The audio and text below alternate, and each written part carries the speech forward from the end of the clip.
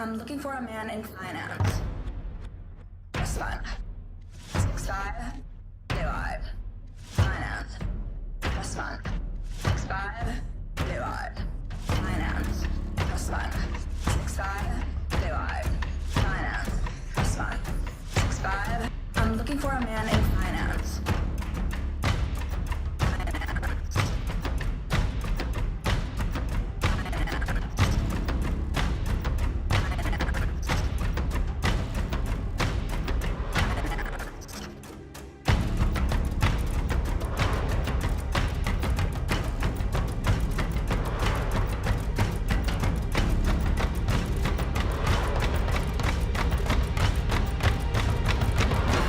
I'm looking for a man in finance. Plus one.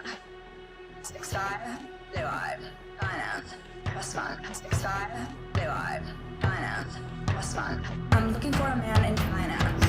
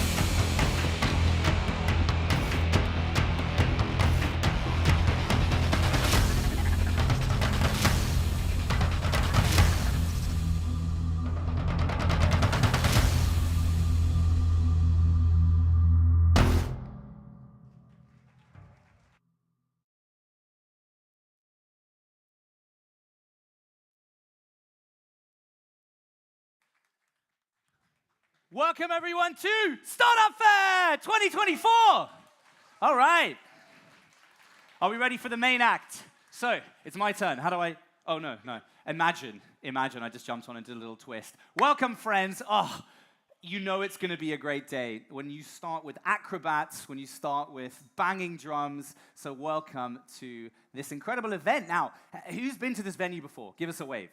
Give us a wave. Okay, a lot of you, you know it. You know where to go. Well, they have used this venue like you've never seen it. I promise you that. There are incredible stages over there. I'll talk you through that in a second. But the one thing we have, which is super unique, is a live audience inside watching and a live audience at home. So I want to give a shout out to our live audience. So on the count of three, I want to hear our loud audience inside. See if we can hear them outside. Ready? So 1, 2, 3. Audience inside. They need to do better, right? Awesome. But nice try. And if you're at home, you can give us a cheer as well. Welcome to an amazing day. Now, this event is really the center of the ecosystem here. It's gathering the pillars of any startup ecosystem, which are investors, which are entrepreneurs, the founders, the innovators, the mentors, the angels, and all of the above. So I want to give a shout out to, are there any investors in the room? Give us a wave, all the investors. Okay. Oh, there's quite a few. Nice one. Ooh. Any founders raising money? Any founders raising money? Raise your hands. Okay, come on, always be raising money. Don't lie to us. All right, investors, put your hands up one more time. Investors, put your hands up, okay? All right, cool. So founders, if you want to do your investment process sped up a little bit, I'm selling a photo of all the investors in the room. That'll save you time and money later on. And give a shout out to the acrobats, Perk Unja, and the acrobats, Konstantin Kosovic. Fantastic way to kick things off here at Startup Fair 2024. Now, the favorite thing that I've learned about this event is the multiple stages, right? So we're going to have an incredible stage here. This is the main stage. A program running all day, back-to-back sessions, thought leaders inciting, interesting, and intriguing us on different topics about homegrown innovation, success stories like Flo and like so many others. We're going to educate all of you. So get your notebooks out, be present, and enjoy. We're going to have a really awesome networking arena just around the corner here. It's super cool. It's hosted by Karma Ventures. Karma Ventures, where are you? Give them a round of applause. Thank you, Karma Ventures. It's super cozy. I live in Oslo, Norway, and we have a word called koselig. We got a big laugh from someone over there. Someone's Norwegian. Thank you for that. There's a beautiful Lithuanian word for cozy. What is it? It's... Shout it out. Yokos. Yeah? Yokos. All right, it's super cozy. Go check it out. Also, we're going to have a pitch battle stage, which is just over there as well. Find it. Pitches happening all through the day at the cinema. That's brought to us and charged by Tech Fusion and powered by Go Vilnius. Give them a round of applause for putting this together. Thank you. And of course, the main partner with all of this, SEB. Give us a wave if you're from SEB. Yes, give them a round of applause right in the center there. Straight hand up. Thank you. Awesome, awesome. But there's so many exciting things happening today, and I want you all to, my question and my ask to all of you is to be present and enjoy yourself. Meet, greet. I've run through the crowd today and got people to sort of make friends, get to know new people. Today is about that. It's about getting to know new friends, meeting and reconnecting as well. And you can do that if you've downloaded the app Pine. So go ahead and download the app if you haven't already. Have you downloaded the app? Put your hand out. Put your hand out. Put your hand out. Naughty, download the app now. There you go. Why not? I could do anything. It's fine. So listen, today is going to be an exciting day. Lots of thought leaders coming at you from every side. Pitch battle this afternoon on this stage. So those pitches that'll be going on repeat throughout the day. Lots of local innovators and some foreign as well. We're going to have the finals tonight at around 4:20 on the stage. You don't want to miss it. And lots of exciting things happening in and throughout that. 3,000 participants. So give yourselves a round of applause for being here. My name is Matt C. Smith, and I am a professional public speaker, an exited founder and former venture capitalist. And today I'm here to sort of talk to you all a little bit, and I'll do a talk in about 3 talks' time about pitching and presenting and how to have presence and how to get the most out of an event like this and also life in general, and how we can conduct ourselves through that. And we're going to have amazing speakers throughout this day. But first, let's bring on the first talk of the morning from the fantastic Romalda Strajena, Head of Innovation Agency, Lithuania. Stage is yours.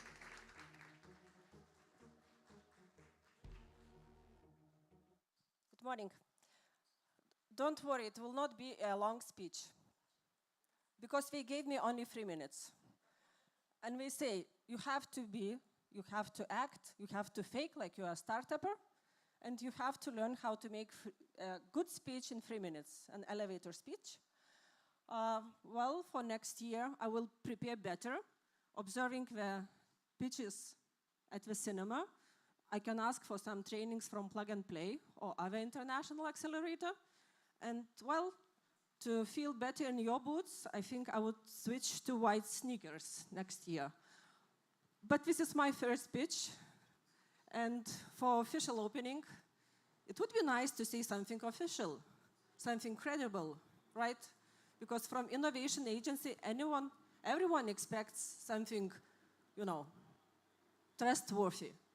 And last week, we just discovered that we are officially, Lithuania is recognized as official land of unicorns.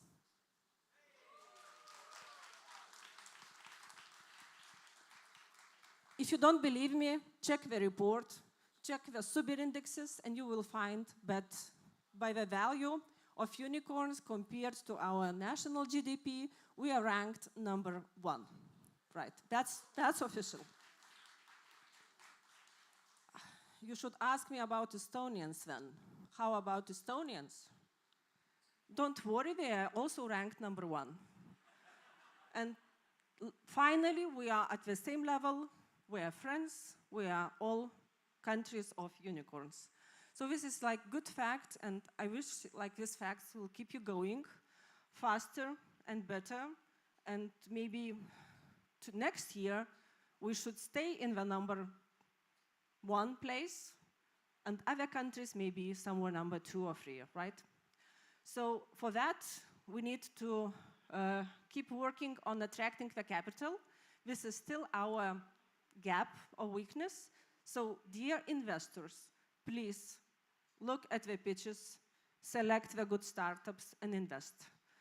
I didn't raise the hand when we got a question about investors, and my colleague Paulus was pushing me like, raise your hand. It's about you. We are the largest investor. We have millions of euro we are just giving away to startups. Well, okay, next year I understand I will be also raising the hand as the investor and looking at our investment objects, how they succeed. Well, so for this year, I just wish you spend a good time, like real Nordic people outside during the rain. Nothing stops us. It's warm, it's cozy, jauku, yes, a good word. It's full of nice people, even standing there. So we have a sold out.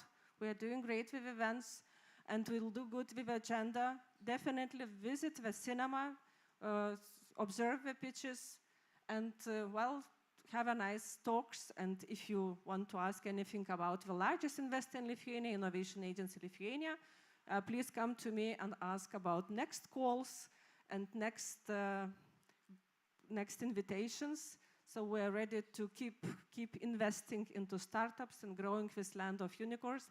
I'm really proud that Innovation Agency is part of the ecosystem. Thank you very much and have a nice day. Thank you, thank you, thank you. One more time, Romilda. She's giving away money. They're giving it away.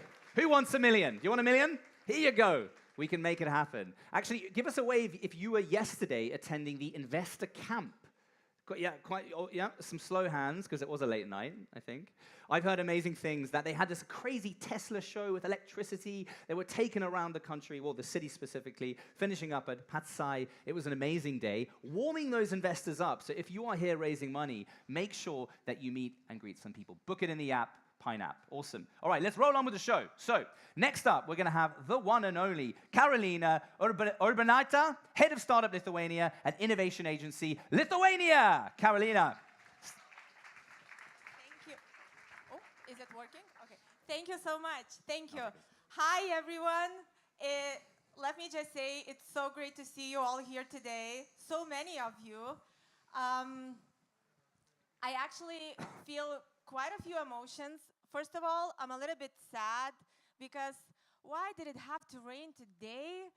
I mean, we were so stressed about it, but I feel like we're very cozy and warm under these heaters, so all good. I'm also kind of relieved because this day finally came. I mean, our team at Startup Lithuania and Innovation Agency, we've been organizing this for almost a year. So thank you so much, team, for putting up this great event. And hopefully, all of you will enjoy it and take something from it. Either it would be, networking opportunities or inspiring stories of our founders, even failure stories. Maybe they will inspire you. But hopefully, everyone will enjoy this event. And we are all actually creating this startup ecosystem, which been thriving and growing up so fast. So we are all responsible for that, and we are all creating it together because we are stronger together. And if someone doesn't believe me when I say that it's been growing and it's been thriving, I think I'm going to use that word a lot today. I have a few numbers that I wanted to show you to prove that I'm right. So let's take a look at some numbers. Every year, Startup Link releases this startup ecosystem report, Global Startup Index, and it evaluates more than 100 countries and more than 1,000 cities.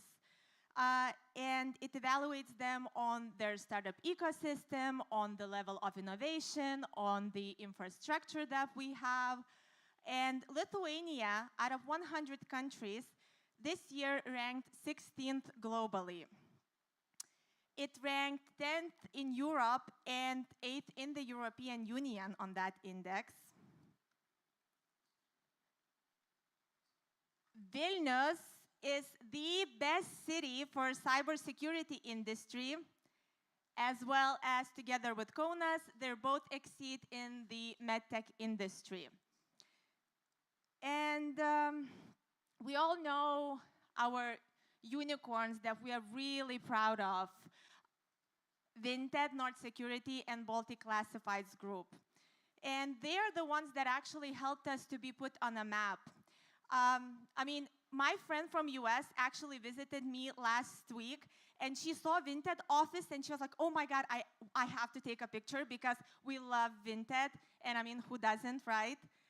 But also, what we can be really proud of is that Lithuania can actually be associated with more unicorns, like Wargaming, Mambu, Kayak, and others.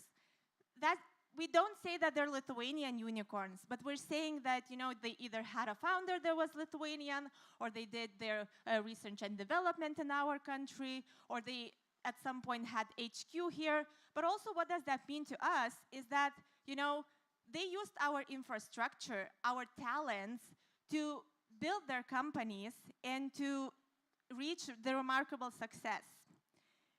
And hopefully we're gonna have more unicorns in the future, because we can see that, you know, the Lithuanian startup ecosystem and the numbers are rising. You can see that the number of startups is rising, the average salary, the employees, and also keep in mind it's not even the end of the year, so these numbers are gonna be even bigger. And talking about growth, our ecosystem value also is growing. And in the past 5 years, Lithuania's enterprise value grew more than 7 times. If that number doesn't sound significant to you, just check Europe, Central and Eastern Europe, and the Baltics. Look at those numbers, how they're growing, and look how Lithuania is growing. That just means that we are a thriving startup ecosystem. And talking about the investments, venture capital, I mean. In the past 5 years, we had VCs investing in enterprise software, fintech, fashion, security, and transportation. And talking about this year so far, fintech is still dominating. We have enterprise software, consumer product and services, security, food, or life sciences. And let's check the top funding rounds in 2024 so far. We have TransferGo that received 10 million USD in April.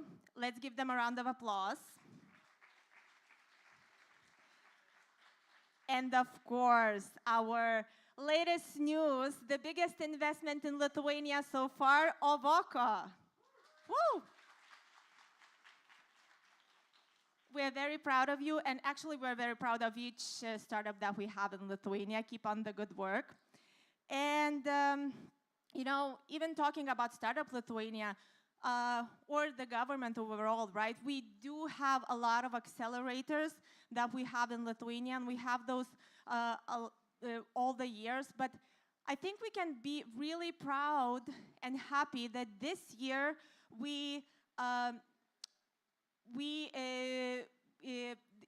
these accelerators, you know, the international accelerator, Plug and Play from Silicon Valley, or the accelerators from Finland or Spain, like GameBCN or Exedu, they actually saw the potential in us, and they came to Lithuania to accelerate our startups, to accelerate our businesses, to invest in them, and we're really looking forward what that will bring to us. And what I said in the beginning, right? We're all creating this startup ecosystem together. We're all stronger together. And Lithuania is actually a thriving, growing startup ecosystem, and it's really a land of opportunities. So with that said, I would like to ask on stage the Minister of Economy and Innovation, Aušrinė Armonaitė, to have a little chat about it.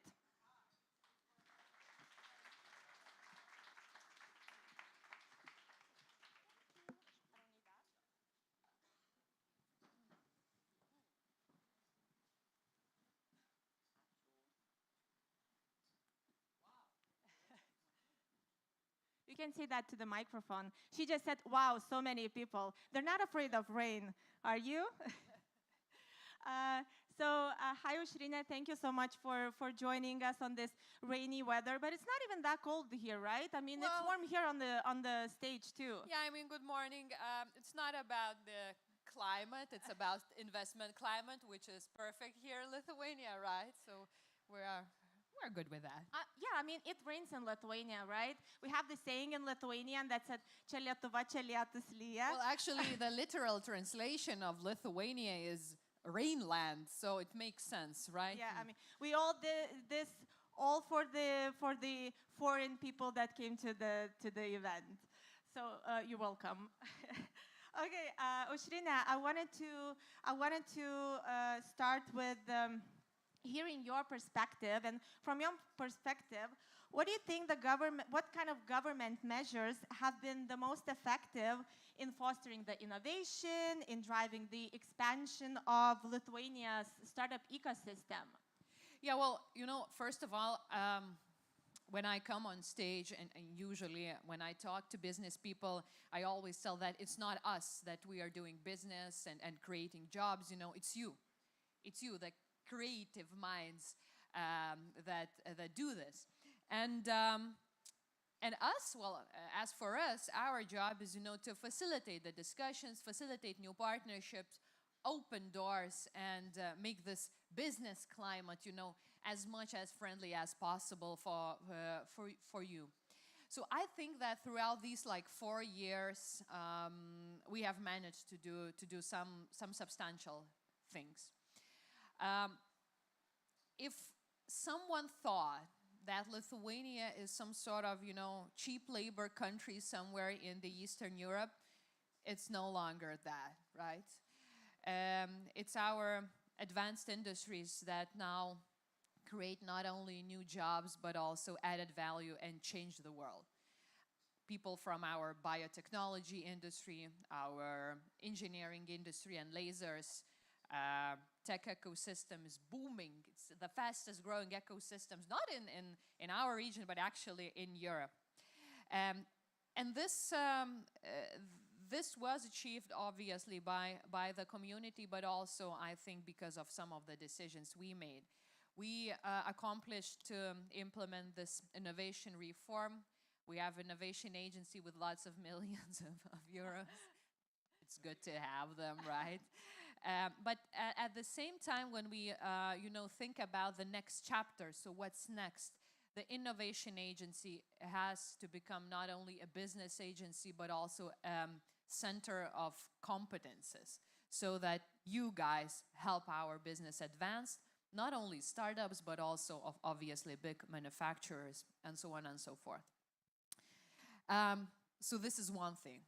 The second thing is that, you know, for a country that, of a size as Lithuania, it is important to be open to the world. And basically, well, we export 90% of what we produce here, and we wanted to expand into new markets. I think we managed that. We have opened our offices from Seoul to Silicon Valley. We have doubled our teams that work throughout the world. I have traveled myself together with businesses, you know, entering new markets like Southeast Asian markets, or our traditional markets like Germany. I mean, we have to deepen our presence there. We have managed to do that. We have accomplished it. And finally, perhaps the third thing, regardless everything else we did together. I think that Lithuania managed to, sort of to implement some moonshot projects, let's call it this way. When I came into the office 4 years ago, people kept telling me that, well, even they were smiling, actually, ironically, when I spoke about semiconductor industry and possibilities of semiconductor industry in Lithuania. Foreigners were curious, but also kind of suspicious. And here we go. We have partnerships with Taiwan when it comes to technology transfer. We have Lithuanian companies that are investing into this very innovative and prominent industry. This is one thing. It's a moonshot, but it has become a reality. The second one is that, well, exactly 4 years ago, people were always like smiling and thinking, okay, we have these financial resources, when it comes to international accelerators, we want to attract them, but nobody is interested in us. We are so good, we are so smart, but no one abroad cares about us. And then we said, no, let's do something about it, Let's go proactively. Let's travel around the world. Let's go to Web Summit. Let's go to Slush. Let's meet CEOs and so on. And here we are. We have plug and play from Silicon Valley. We have specialized acceleration programs. And we have so many names in the pipeline that want to come to Lithuania and actually work with you. So this is also important. So perhaps these sort of 3 pillars, be transforming with the innovation ecosystem, then traveling around the world and being as much as open as possible, and third, having these dreams and moonshot projects that are actually, possible to implement. This is, I think, that brought us here, and we are very proud about what we have. Amazing. And can we come back to the accelerators that you mentioned as well, and like international collaborations and partners, right, that we attracted here to Lithuania? So what kind of role of them do you see, in implementing in the startup ecosystem, of the whole innovation ecosystem here in Lithuania, and helping them grow and scale globally? Yeah, well, I think that one of the most important things is that these are global networks.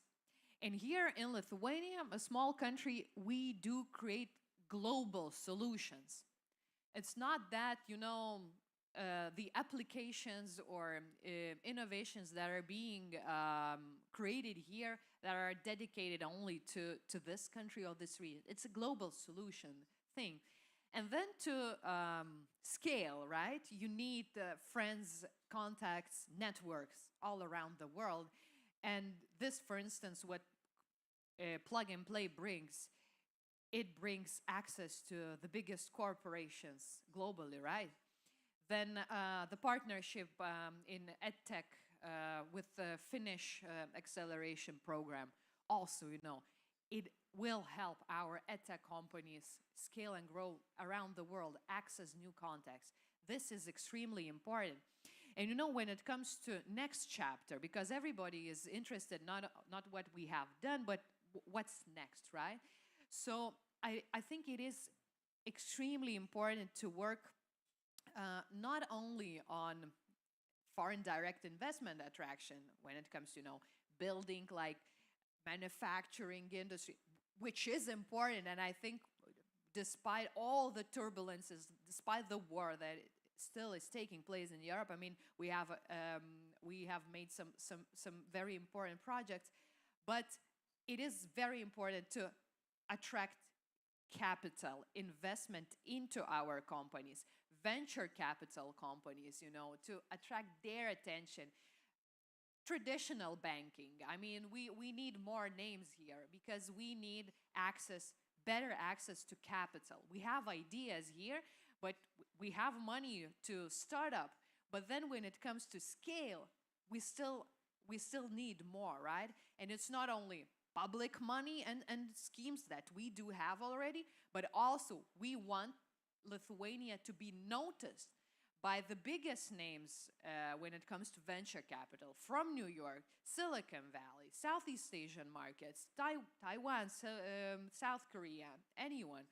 So this is, I believe, the next chapter when it comes to startup ecosystem, because we have lots of startups, we are proud about it, but then we want to scale and to expand. That's great, because I wanted to ask another of my question would have been, from the government perspective, what's next for the startup ecosystem?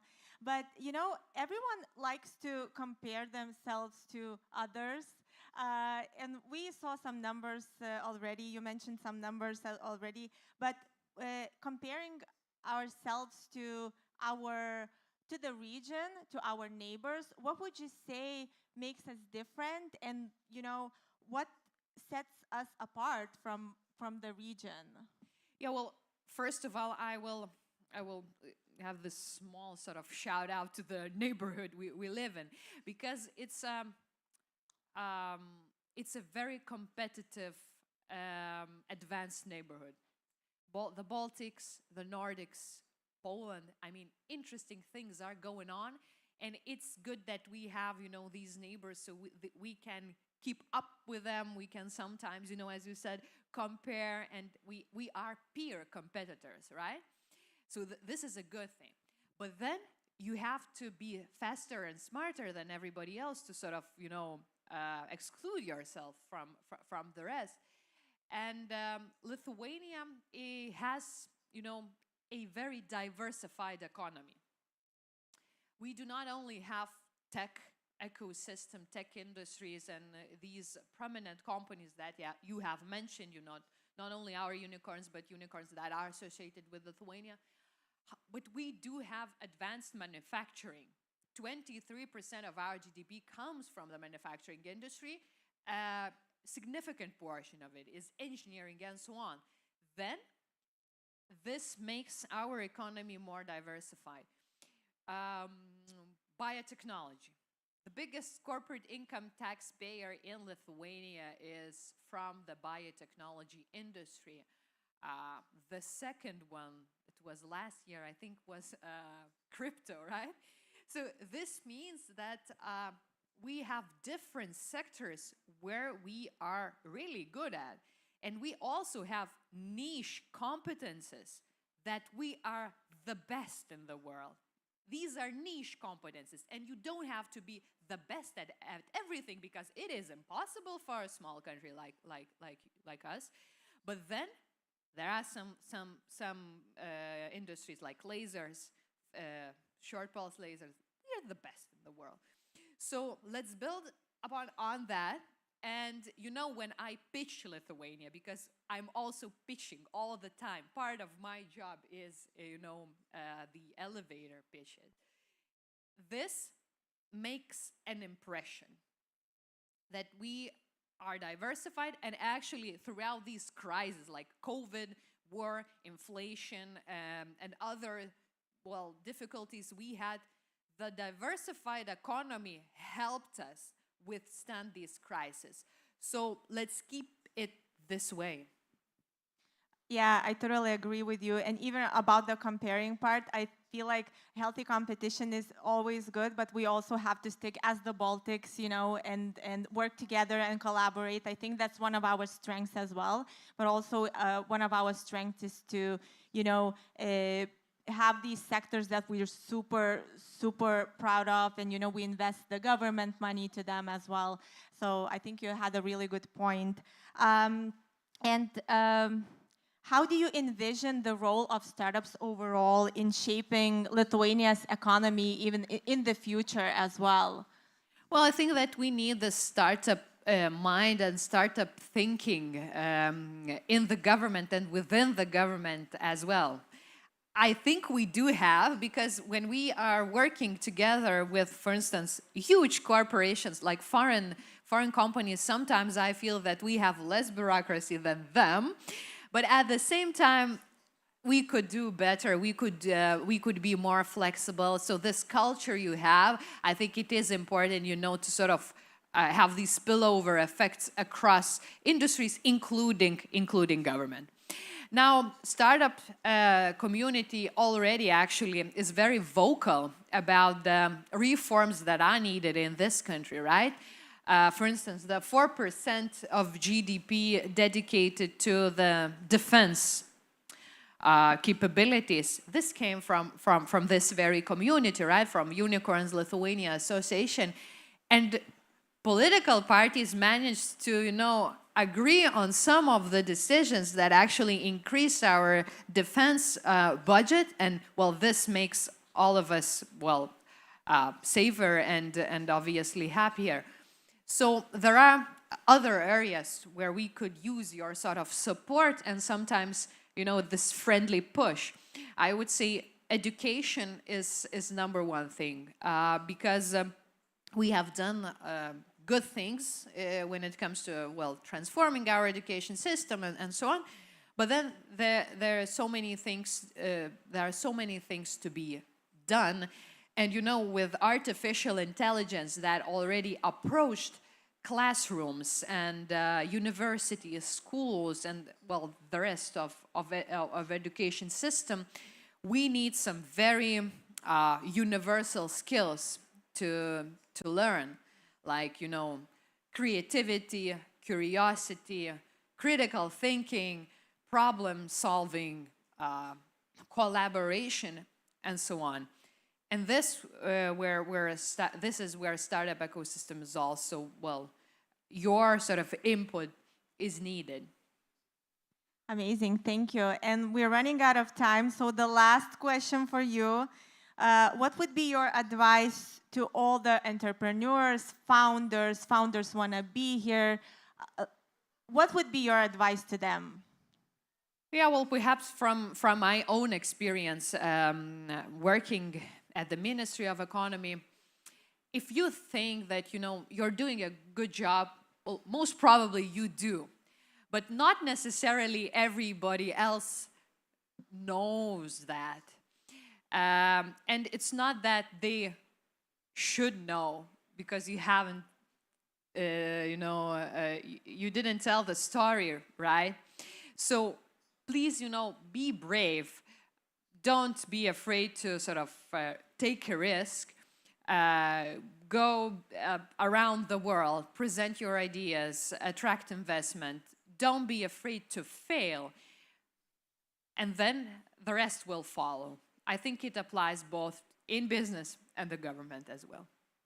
Amazing. And also for startups, use all the opportunities that you get and they're presented to you. Thank you so much, Aušrinė. Thank you for coming here and thank you for this chat. Thank you. Enjoy everything. Thank you. Thank you. Thank you, Carolina. Thank you, Aušrinė. Exciting news. Thank you. Join the crew. Oh, look how so many wonderful people here. Give us a cheer at the back there. 1, 2, 3. Oh, there's a couple of cheers. That's cheers. Nice one. I love this stage setup, nice and long, right? So feel free to flow your way through the front as the day goes on. Now, really interesting to learn about that. I ask you all as well, I'm living in the Nordics, in Oslo, Norway, and our countries, Norway, Sweden, Denmark, Iceland, could collaborate more as well. So I'd be curious to meet some people. Oh, we got any Estonians here? Give us a wave. I know they're here. I saw the Latitude 59 crew here. I've been there. I've hosted that great event as well. And I think I see some Latvians as well. And I look forward to meeting everyone else throughout the day. Now, we're going to move on to some of the logos that you've seen already. Yes, you have. Flo, a brilliant business, the health app. I think it's believed to have over 70 million users, monthly active users. Now, I've got a real story, a true story. I'm going to be a father in May. I know you're not meant to tell people until after the first trimester, and I definitely didn't just tell 3,000 people. But I'm excited. But it's true that my fiancée is using Flo, and damn, that thing is on the point. It's so predictive. Everything. I think I heard some laughs there, because can people relate to that? It's been a fantastic product that we've used. We are now pregnant, so that's exciting. So I guess I can thank you for that, Dimitri. So friends, give it up for your homegrown hero, Dimitri Gursky, CEO and co-founder of Flo Health. Dimitri! Watch out for the rain.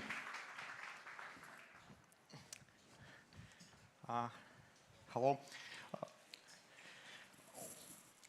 When I arrived to Vilnius 3 days ago, I looked to this weather and said, like, it's a season of high productivity here. Because like it's a super power of this region. Like weather is so terrible for 6 or 7 months per year that you just have nothing to do but like to work. And of course, when you don't have such advantage in Silicon Valley when sun is shining for 270 days. It was a brief intro about my company, but maybe I will share with you a bit more detail and numbers. And I don't have much time, and my pitch probably should be more inspirational than factual, because I got just 15 minutes, but just several numbers to understand the scale. Flo is currently the biggest health and fitness app in the world. We have 70 million monthly active users and more than 200 million in revenue. And recently we raised 230 million from one of the biggest American funds, General Atlantic, by valuation in more than 1 billion. And by that, Flo became the fourth unicorn with presence in Lithuania. And I was asked several times, is it legit to consider Flo as Lithuanian unicorn? And my answer was that definitely, because most of our employees are in Lithuania, maybe 60%, and maybe 80% of our R&D is in Lithuania. And because of that, it's completely legit to consider Flo as Lithuanian unicorn. And but my experience is not limited by Flo. Like together with my brother and my partners, we started or financed, I don't know, maybe 20 companies or so, and we had 6 exits up to this moment. We had access to Facebook, to Google, to Farfetch, and we currently have like not just Flo, but several other companies with revenue 100 million, 50 million, and I think because of that I feel that I understand rather well how to start companies, and I would want to share with you some ideas I got after this 20 years of experience. I would say that like people ask me, what is the most significant to be successful founder?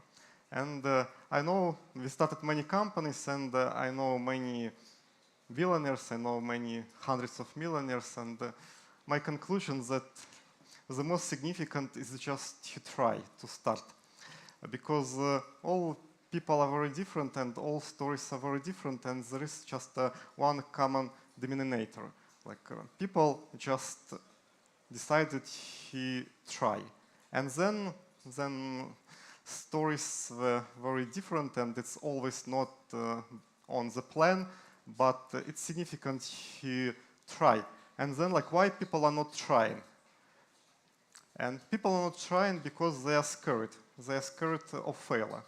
And I always ask people, but why are you scared? What would be in case if you fail? Really, what would be in your life in case if you fail? Okay, so now you are getting your salary, and you will try to make your startup for 1 year or 2. And then if you fail, you will come back to your default state, like, and you will get your salary back, and probably it's the worst what may happen with you. You would not be put to prison because of your debt. Probably your children will not be taken to slavery. Like, what's the worst risk you have? And when you think about this rationally, really you don't have too much risk, honestly. This fear of trying is very irrational. And when you make a rationalization of your fears, then you see that probably you don't have so much risk to try. And in any case, even if you fail, you would get like ton of learning and you would become much stronger. And because of that, like, why not to try? And of course, it's never easy. It's never easy. It's always misery, I would say. Like it's not like a fun. Like it's like 99% of misery. But if you have like right mindset in thinking about that, it will not be easy. Then like you will manage that. It's you should start this journey with the same mindset as if you would start like you're climbing Mount Everest. When you're planning to make your journey to the top of Everest, like do you think that this journey would be very easy? It would be fun? It would be pleasurable? Probably not. Probably you preparing like to have a lot of misery, a lot of difficulties, that you would have bad weather, that you would need to survive. But for some reason, like thousands and thousands of people are trying to be at the top of Everest. And probably the same driving force which like kind of force people to make this like miserable, difficult, dangerous climb to the top of Everest is a driving force behind desire of people to make a startup. But when you're deciding to make both journeys, as journey to top of Everest and journey to start your company, you should have absolutely the same mindset that it will not be easy. You should be prepared for that it will be very, very difficult. But then you need to start, and like first step is the most significant, because then if you're stubborn enough, like then you will just go directly to the top, and like nothing would be impediment for that.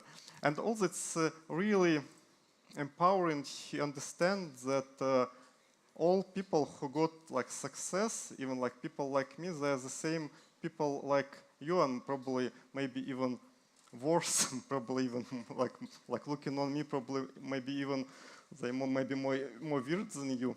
And but it's very empowering way of thinking to understand that all great companies were started by just a normal people. And believe me, I know like maybe 2 dozen of billionaires, and I have never seen any geniuses. Like it's like all of them just are normal people, and most of them didn't have any like significant privilege at the beginning. Like they just started. Like all great things around were started by the same people like we. And some people they think like okay, like why I would start my company from Lithuania? Like of course, like all this like fancy Americans, like privileged, like from Harvard, Stanford, of course they naturally have this advantage to start a company. And I don't think that it's relevant for this moment. I think that, and even our experience with Flo and other companies, and we started all of them from this region, from Belarus, it exemplifies that, again, there is no like problem with your place. It's even advantage that you may be here, because you have advantage of costs and you have advantage of attracting talent, and it would be more difficult in the United States. And no problem to start a company in Lithuania or in Belarus. Belarus probably is a problem. It used to be not a problem. Now it's a problem. But it's again, it's more impediment in your head, like rationalization why you should not start, then it's a real problem. And again, sometimes people say, like, but how would I start if I don't have money? And I may share with you my experience that when you want to get money, you will always get your money. And there are plenty of ways to get money. Maybe my mistake was that I was trying to get fancy money. It means that people may try to get money from tier 1 funds, I don't know, like from Sequoia from the very beginning, and probably it would be a mistake. Like you should talk with angels, you should talk with entrepreneurs who like got success, you should talk with local funds. But then I would say it's not so difficult to get capital. But again, it's what's difficult is, and many people are not prepared for that fundraising, it's a game with like 100 or 200 no's. Even with our success, like with Flo is an extremely successful company for this stage. It's growing 50% year to year. It's profitable. It's the biggest in the world. has tremendously big audience. But even I, like doing fundraising this time, I got 130 no's to get 1 yes. And 130 no's, like having everything, like to get this money. And it's pretty normal. He gets so many no's, and again, you should be prepared for that and start this process like from the very right mindset, that just make a mantra that yeah, I will get 100 no's, and I'm even will put kind of like notes like, okay, up to this moment I got 10 no's and still 90 no's to get, and I'm moving forward, and fundraising it's default no game. It's normal. It's not about me. It's not about my startup. It's just how this game, it's a rule of the game, and you just should move forward. And then, of course, nothing will be on the plan.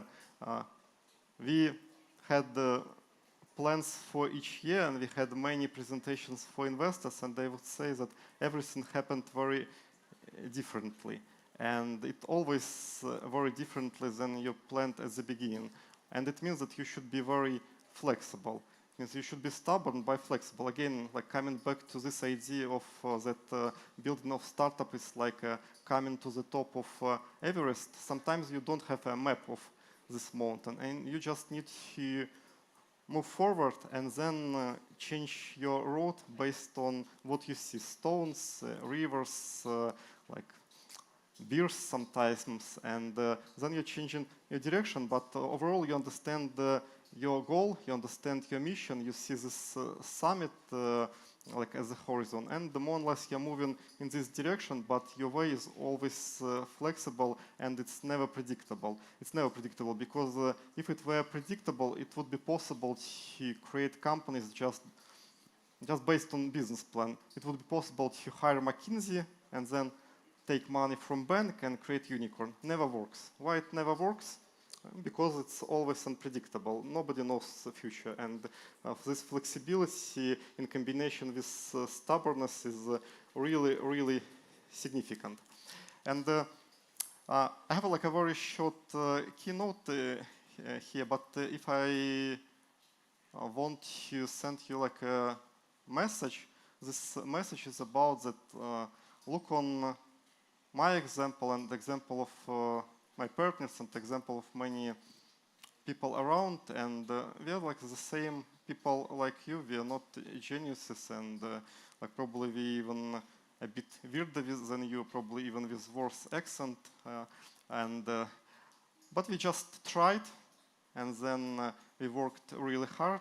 We were flexible and stubborn simultaneously. We had many attempts, and even in case of Flo, we managed to do that from the third attempt.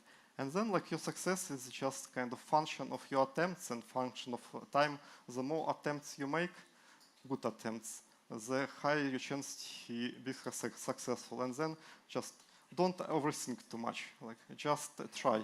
You don't have too much risk. Your biggest risk is just to come back to your salary work and like to be back to your default state. And it means that no real risk. All risk is just in your imagination. Just try. Thank you. Thank you so much. Fantastic. Dimitri, Gursky, everyone.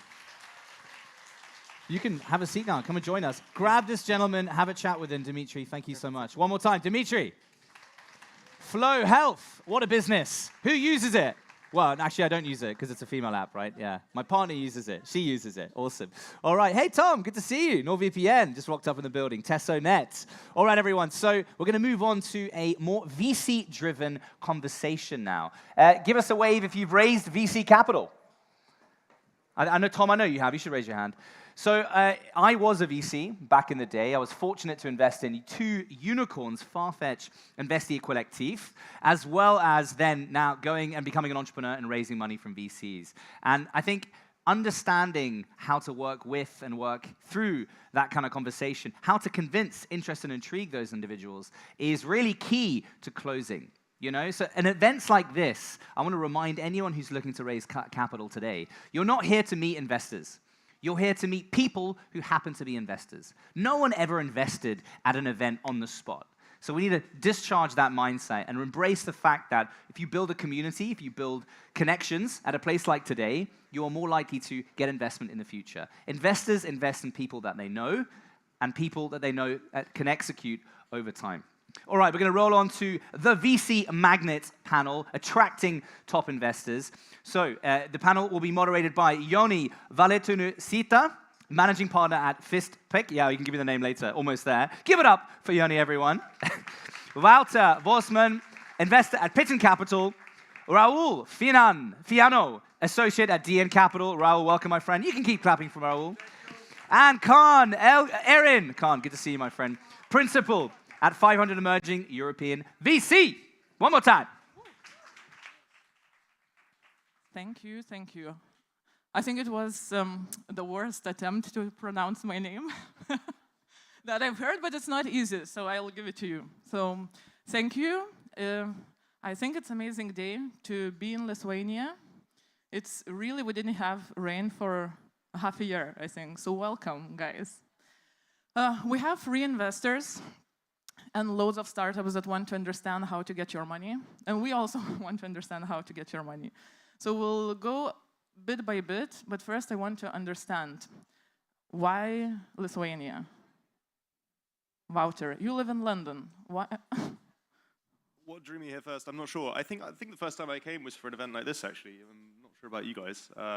And since then, we keep coming back every year. So, you know, I'm back here now every quarter or so. We have a portfolio company here now. Yeah, we think the ecosystem has a huge amount to recommend itself. So, yeah. Just to mention, Wouter is the only one on stage, besides me, that has investment in Lithuanian company, Ovoko. So now let's grill the 2 that don't have investments in Lithuania, and you're here. Once we called one of them a tourist, because they come and they never invest, and they got so pissed, and they actually started making a lot of effort. Kan, why are you in Lithuania? First of all, thank you for motivating me and calling me a tourist. And, you know, that was right, looking back. So us as a fund, we invest at some of the earliest stages like you guys, and we invest in Eastern European founders that want to build global businesses with a focus on the US as an end market. And with our second fund that we're now investing out of, which is a 70 million euro vehicle, we added the Baltics for the first time, right? Like, you know, my partner, Aaron, who had been investing in the Baltics before and had invested in TransferGo. So we had some experience of doing that, but I personally didn't. And as a tourist, you look into the Baltics and you see one country mainly, which is Estonia as the poster boy, right? And that's why, to start out, I spent a lot of time there, did investments there. But now I feel like the real opportunity is here, as I feel like they're in somewhat of a down cycle in the sense that they've had a lot of success, which may have pulled a bit of that hunger and aggressiveness out of the market. And that's why we see less deals, as I'm seeing in Estonia. That's what kind of like pushed me, honestly, to come to Lithuania and spend a lot of time in the past 6 months, which I think has a lot of great companies that will breed a lot of new talent into the market. Perfect. And Raul, for you, you're like seed Series A, right? And you are scouting for those companies here in Lithuania because you feel you've missed on some deals, or? Definitely, I feel I missed on a couple.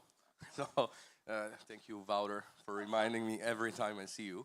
I think for us the strategy is pretty clear, right? We're a Series A investor, so our usual check is like 5-7 million, which means there aren't those many companies in the range and in the scope within a given geography. And what makes it super relevant to be on the ground is that you want to just be there when those kind of like building those relationships with founders that are earlier in their journey, so that when they actually go to raise those Series A's, you're there and they think about you.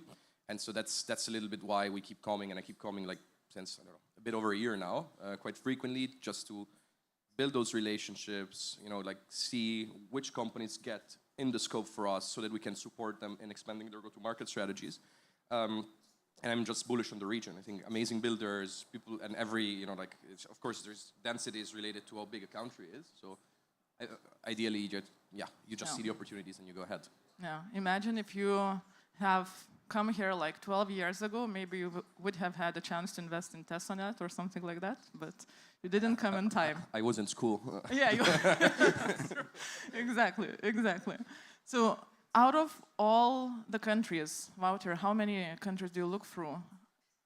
Me personally, or us as a fund? No, you personally. God, we're quite small as a fund operationally. There's only really 4 of us on the permanent investment team, so we don't really split things up that rigidly between us. So we kind of, each of us goes where we want to go, basically. And I happen to like coming here. I like the people here. I like the kind of the culture here. So I come here. I go to Germany quite a lot. I go to Amsterdam quite a lot.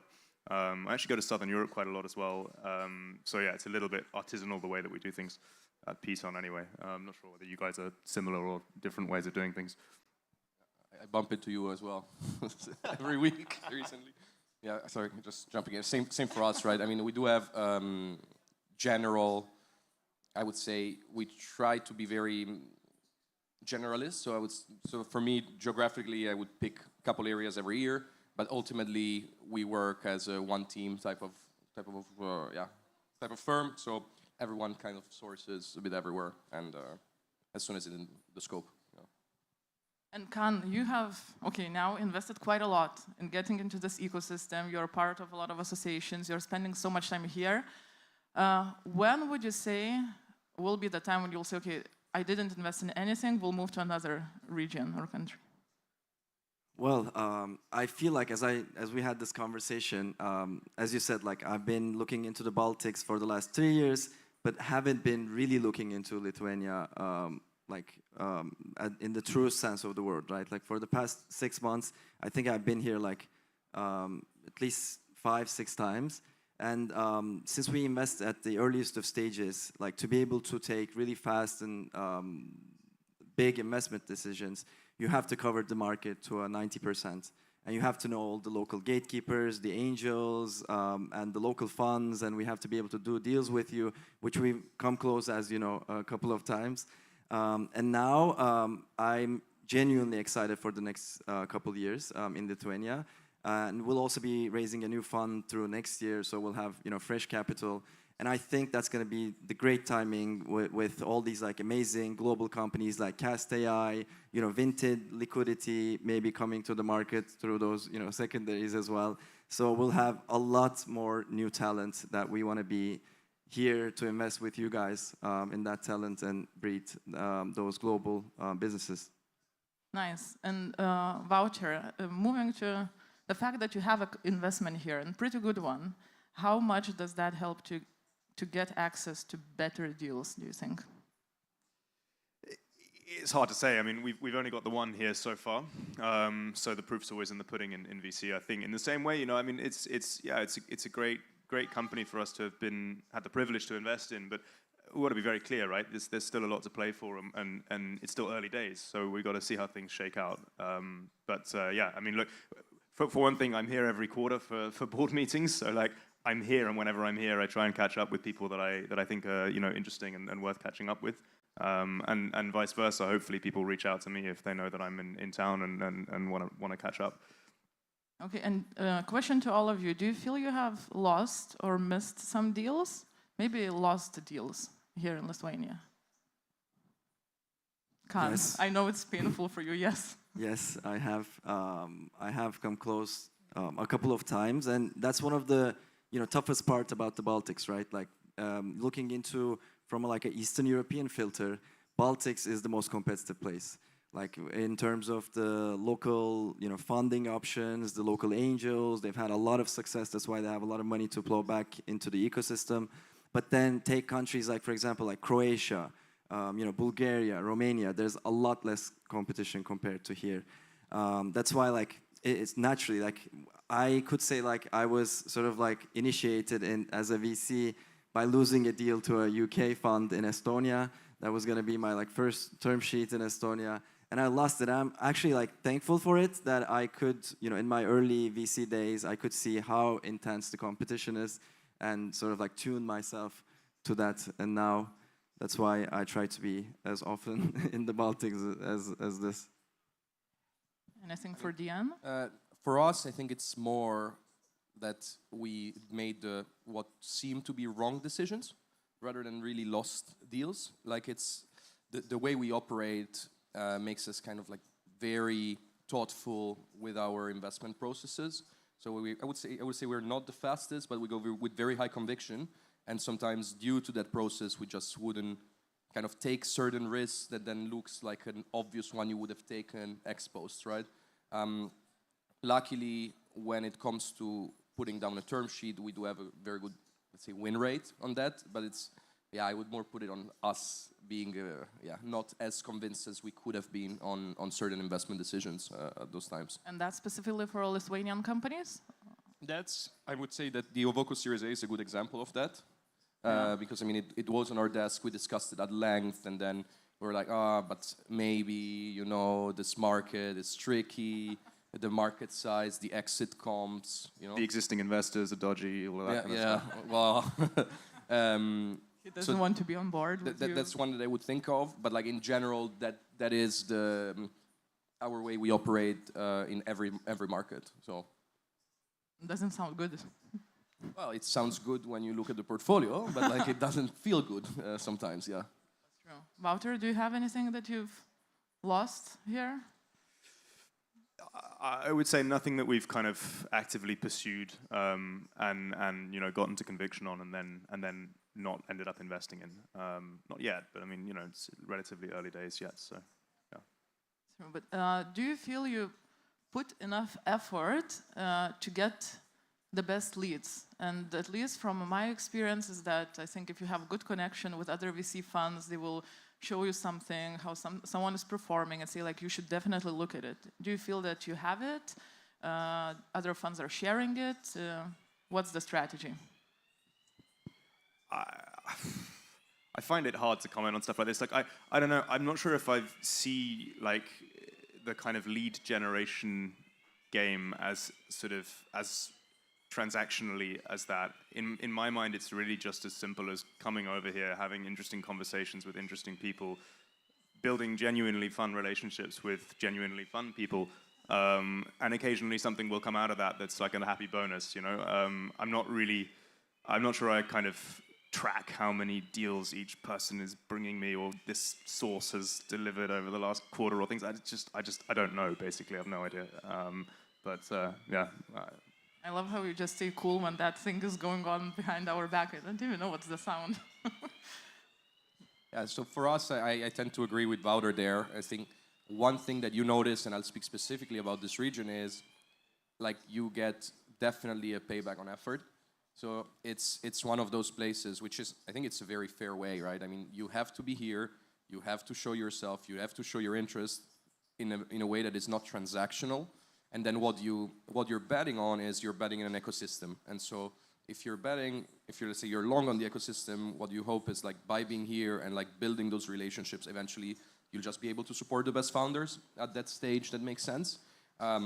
So similar, like I don't really track the KPIs. What I do notice is, you know, the more time I spend here, the more I feel I can build connection with founders via, you know, other investors that help me to introduce me to them, but also just, you know, like working on those relationships, hoping it's going to work out. Like that's really the bet we're making.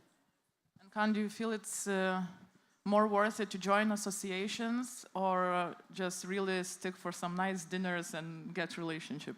I think at, again, the early stage, you have to do everything. Like you can't just go, if you're like a Series A fund or like a Series, you know, growth fund, you can go and meet all these earlier stage funds and, you know, get to know their portfolios and go off of that, basically meet all of them one by one on these trips.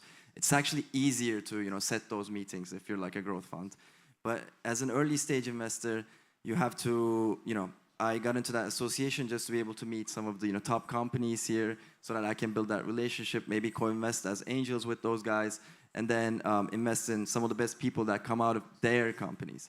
And then I obviously need to be in close contact with you guys to see if there are any live deals.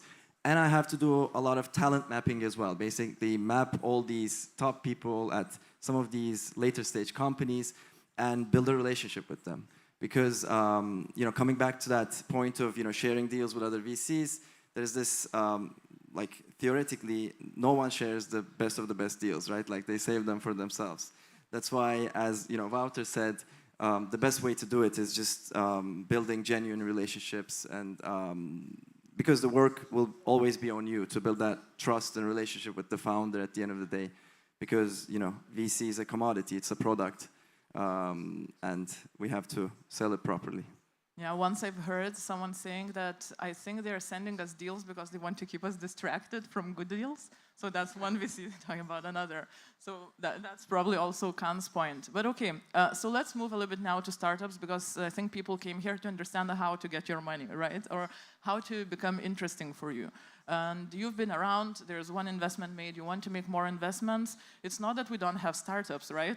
There's a load of startups over here. So maybe first, like really very specifically, you can go one by one as you wish. What are you looking in the startup? So stage-wise, scalability-wise, is local fine, or you already want them to be like scaled to other countries? So go ahead.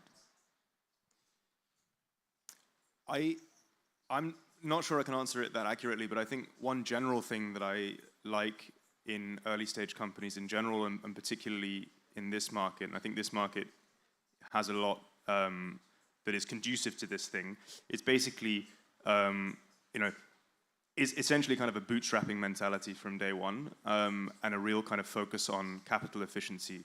And this market is great for that. I mean, you guys have a couple of really excellent pre-seed and seed and early stage funds, but by no means as many or as much capital is available at early stages as there is in like other regions in Western Europe. And I think that plays massively to the advantage of the companies here.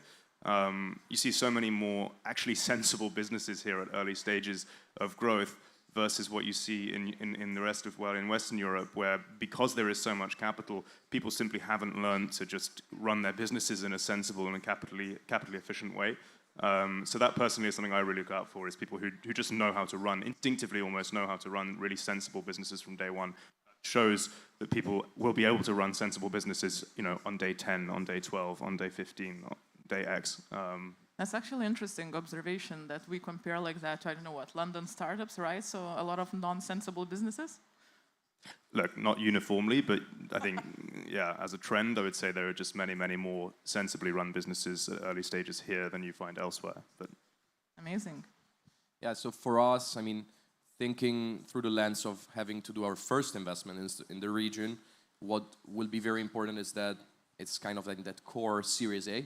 Like I find it, we would invest sometimes at late seed, but it's something we would do more as, like later investments by building into the ecosystem. So practically, core Series A for us means you have a go-to-market motion that starts to work, and that's the point that you need to throw more capital at it and like really scale that go-to-market motion to just leverage that initial product market fit that you found. In practice, it's a company that has, I don't know, 50, 60, 70, 80K MRR onwards.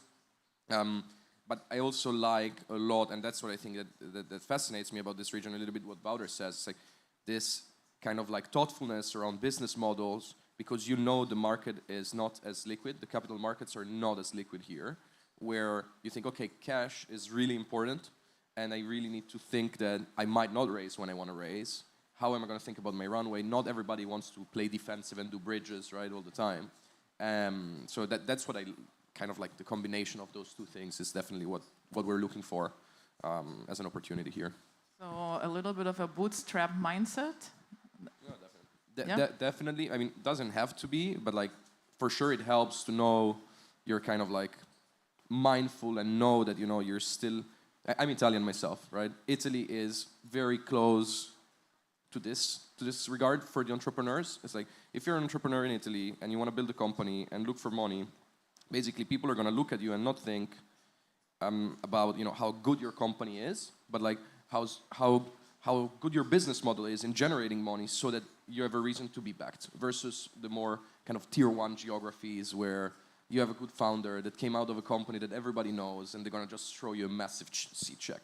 And then something in the back of that, And I think it changes your path almost completely if you start raising from the very early on. Yeah, for sure. But it's a mindset thing as well. Yeah. Khan? Well, for us, I think one of the reasons why I struggled with investing in the Baltics in the first place was, so we as a fund, we're the only active like US investor in Eastern Europe, and we only invest in people that want to take on the US as an end market. And at times, like in the Baltics, there's such a burgeoning ecosystem, especially at the earliest of stages, some great companies that people think that like, as they do in San Francisco, they can go and sell to their entrepreneur friends, like these companies like, you know, Katana, Factory, that made it to Series A and B, and they want to raise their next rounds, their seed rounds, off of those contracts, as opposed to spending that time and trying to sell to a much larger US company, for example.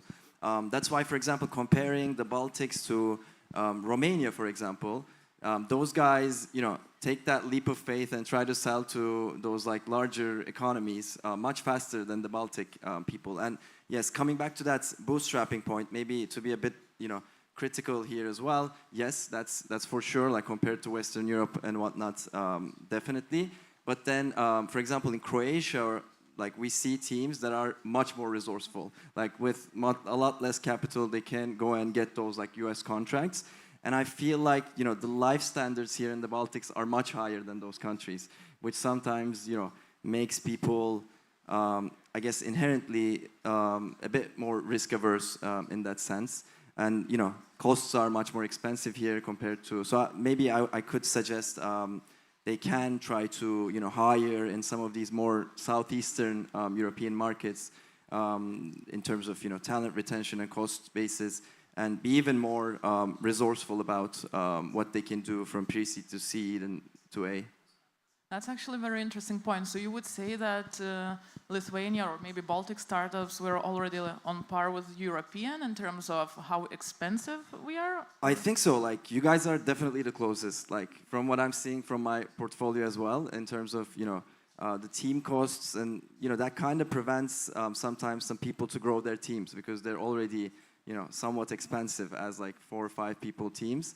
But then, you know, if you're in Turkey, if you're in Greece, if you're in Bulgaria, then that's another story. Like, you can get to a 15, 20 people team like easily, especially if you have some, you know, cash flow coming from your existing like US or UK contracts. And how do you feel about, so some people say that a lot of investors come here because companies are cheap, like valuation-wise or ticket-wise. Would you agree? We haven't invested for whatever it is now, like 2.5 years or so, right? So I wouldn't have a current view necessarily, but back then I wouldn't say it was necessarily cheap versus what we would have expected to pay elsewhere. Pre-seed median is 4 million valuation, and seed 8 million valuation. Okay. Yeah, I mean, that feels cheap, right? These things are always obviously relative to the metrics of each individual company that we're talking about. But in our case, what I can say is it seemed fair at the time and not kind of necessarily a discount to what we would pay in other regions. Yeah. And I think compared to seed, those like median valuations may be closer to, you know, Western standards, whereas at A, there may be a, you know, bigger divide and more opportunities here. Do you guys see that? That's probably true. Yeah, I think so. I mean, I think that we shouldn't think too much about those entry valuation medians, because ultimately in venture we all operate, if we operate successfully, with this power law concept. So you really have to be making your own calculations and like how big do you think the opportunity would ultimately be, because that's gonna change your game. So if you look at like what drives performance is 1 or 2 companies. And like missing a good company because you think, oh, there is a 1 million standard deviation on the entry price, I think it's just stupid. Yeah. No, I completely agree. So I think the point is that maybe the reasoning for some people, they think that you are all coming here because we're like cheap and you can invest early. But I think you don't even come to those conversations if you're not excited about business, right? So it's very little about that. I think you don't invest in a company because it's cheap. Exactly. But you might not invest in a good company because it's too expensive, you know? Which would usually be a mistake, exactly. Which might be a mistake, but you don't know, right? Like, there is an upper boundary for this, right? Yeah. How did you feel about Avoko investment? Was it expensive then or no? This is exactly the one I'm talking about, right? I think we felt at the time that it was a very fair kind of valuation to pay, and I think the team thought the same. Well, apparently the team thought the same, so yeah. Okay, a little bit on the geography side. Yesterday I heard like some rumors that some IPOs are not happening in the Baltics because of borders with some really painful neighbors. How do you feel about investments here? So do you feel there is a risk on the region? Do you view it a bit more conservatively, or you just don't care? Be honest. Honestly, I think we talk about risk in VC, right? There's always risks, there's always kind of manifold risks that you're investing in, and this might be one as well. People might be more sensitive to it than others, or some might be more sensitive to it than others. I would say, look, I mean, one, it's a long-term game, all of this, and I think, 5, 8, 10 years down the line, who knows what the world's going to look like. So I'm not sure whether these are risks that we necessarily consider when we're making kind of investment decisions. I mean, sure, we're probably not going to invest in like China or like actually Russian startups, but stuff in regions like this, it doesn't even enter into the conversation really, I don't think, for us anyway. Yeah, I mean, 100% tend to agree there. I think there is something in Europe that one needs to kind of take into account, that is, again, capital markets are not that liquid. So if you look at like the number of IPOs of tech companies in Europe compared to the US, it's just very liquid markets. There are some big assets that are still private, like Conto in France, a massive company, private for so many years. So it's rather, where are you going to list? If you're doing great, I mean, can you list in the US if you get to that point? And if you're picking a European market, yeah, which one is it going to be? In 10 years, will we have a general Euronext for Europe that has enough liquidity, to actually bring our companies listed here? That would be the exciting, for me, that's an exciting future to think about. But like, you can't think about the ship rocking for 2 years when you have 12 years holding periods. Yeah. Well, you know that I'm from Turkey, right? So like we also have our risks around our country. Like there are wars going on. There's been a coup in 2015, and I'm an ex-investment banker as well. And I worked on the largest IPO of the last 15 years in Turkey. And I remember those risks being quoted for sure. Like the currency risk, like we have 30% devaluation every year, and that company ended up IPOing at the end of the day. So I think that those risks, ebbs and flows, and I think that the markets were really bad, like after the, I guess, hangover from the low interest rates, and there's now a huge backlog of companies that are waiting for that IPO window to open in the US especially. So I think that when we get back to that liquidity mode on, and those IPO bonanza period comes back, then there will be liquidity. So I wouldn't be too beaten down about it. Obviously, I'm not privy to the details, but I'm generally trying to be an optimist in this business, especially. Yeah, and for early stage startups, when you invest, I think especially maybe for UConn, is there anything you ask them to do, like flip the company, move something, hire more outside?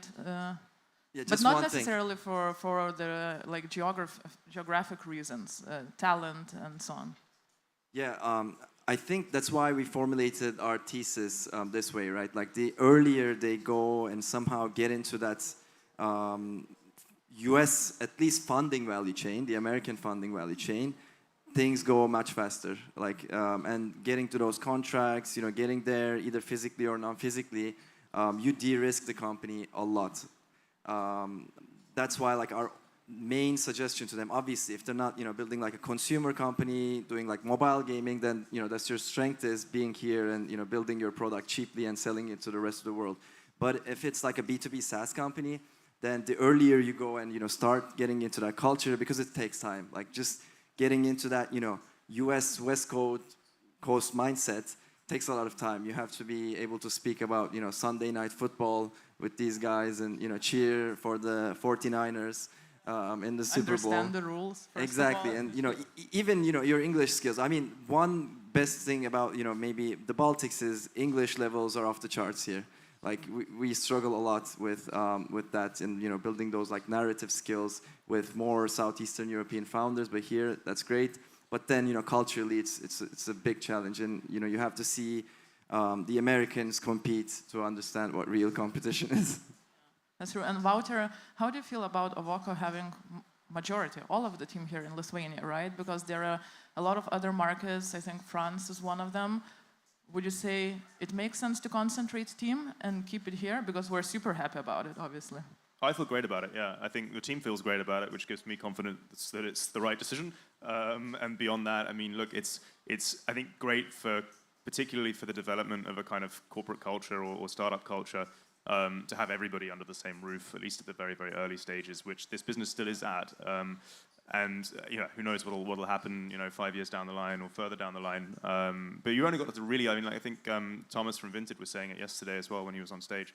That was one of the big kind of strategic changes. He quoted that as one of the handful of, I think, 3 different strategic changes that he made when he moved, when he joined Vinted as CEO, was to relocate the business, refocus headcount kind of around the headquarters in Vilnius. So he seems to think that that's kind of one of the main pivotal changes he made at the early stages, and I think we'll try and keep it this way at Avocco for as long as possible, is what the team wants anyway. So. You mean to scale them to other countries as well, or keep in Lithuania? No, keep them in Lithuania. Keep in Lithuania. Yeah, I think so. That's the plan, apparently. So, do you believe that, if, for example, you're opening French market, founders should go there, or someone should actually live for some time to understand it? They might well have people on the ground there, I think, but it'll be kind of a minority, kind of a sales, let's call them a sales envoy or something like that, that'll be out there. But the main headquarters will always be here, I think. I mean, I'm speaking for the founders here. It's really not my decision ultimately. So. Yeah, that's true. But you're on the board, no? You can push it. Okay, I think we are running out of time, and it's actually cold. So for those who will be going on stage, I was asked not to wear a jacket, and actually it's a little bit cold. How many meetings do you have planned with startups? How many startups are you meeting? Just shoot a number. Less than 10, more than 5. Okay. Today? Yeah, today I think I have 5. Okay. I couldn't tell you. I think a few more than that, but somewhere in that region, yeah. Always good to answer with a range. Do you really have meetings? Okay, Kan, how many do you have? I think with the more casual ones, I would say like 15 to 20. It's usually higher than that for me, but I flew here from Bits and Pretzels in Munich, and I've been doing this since Saturday, so my batteries are running out a bit. Yeah, but then it's always fun to be here, so I'm re-energized. Yeah. But you see, early stage investors, they hustle like 15, 20 meetings in series. They are like maybe 2.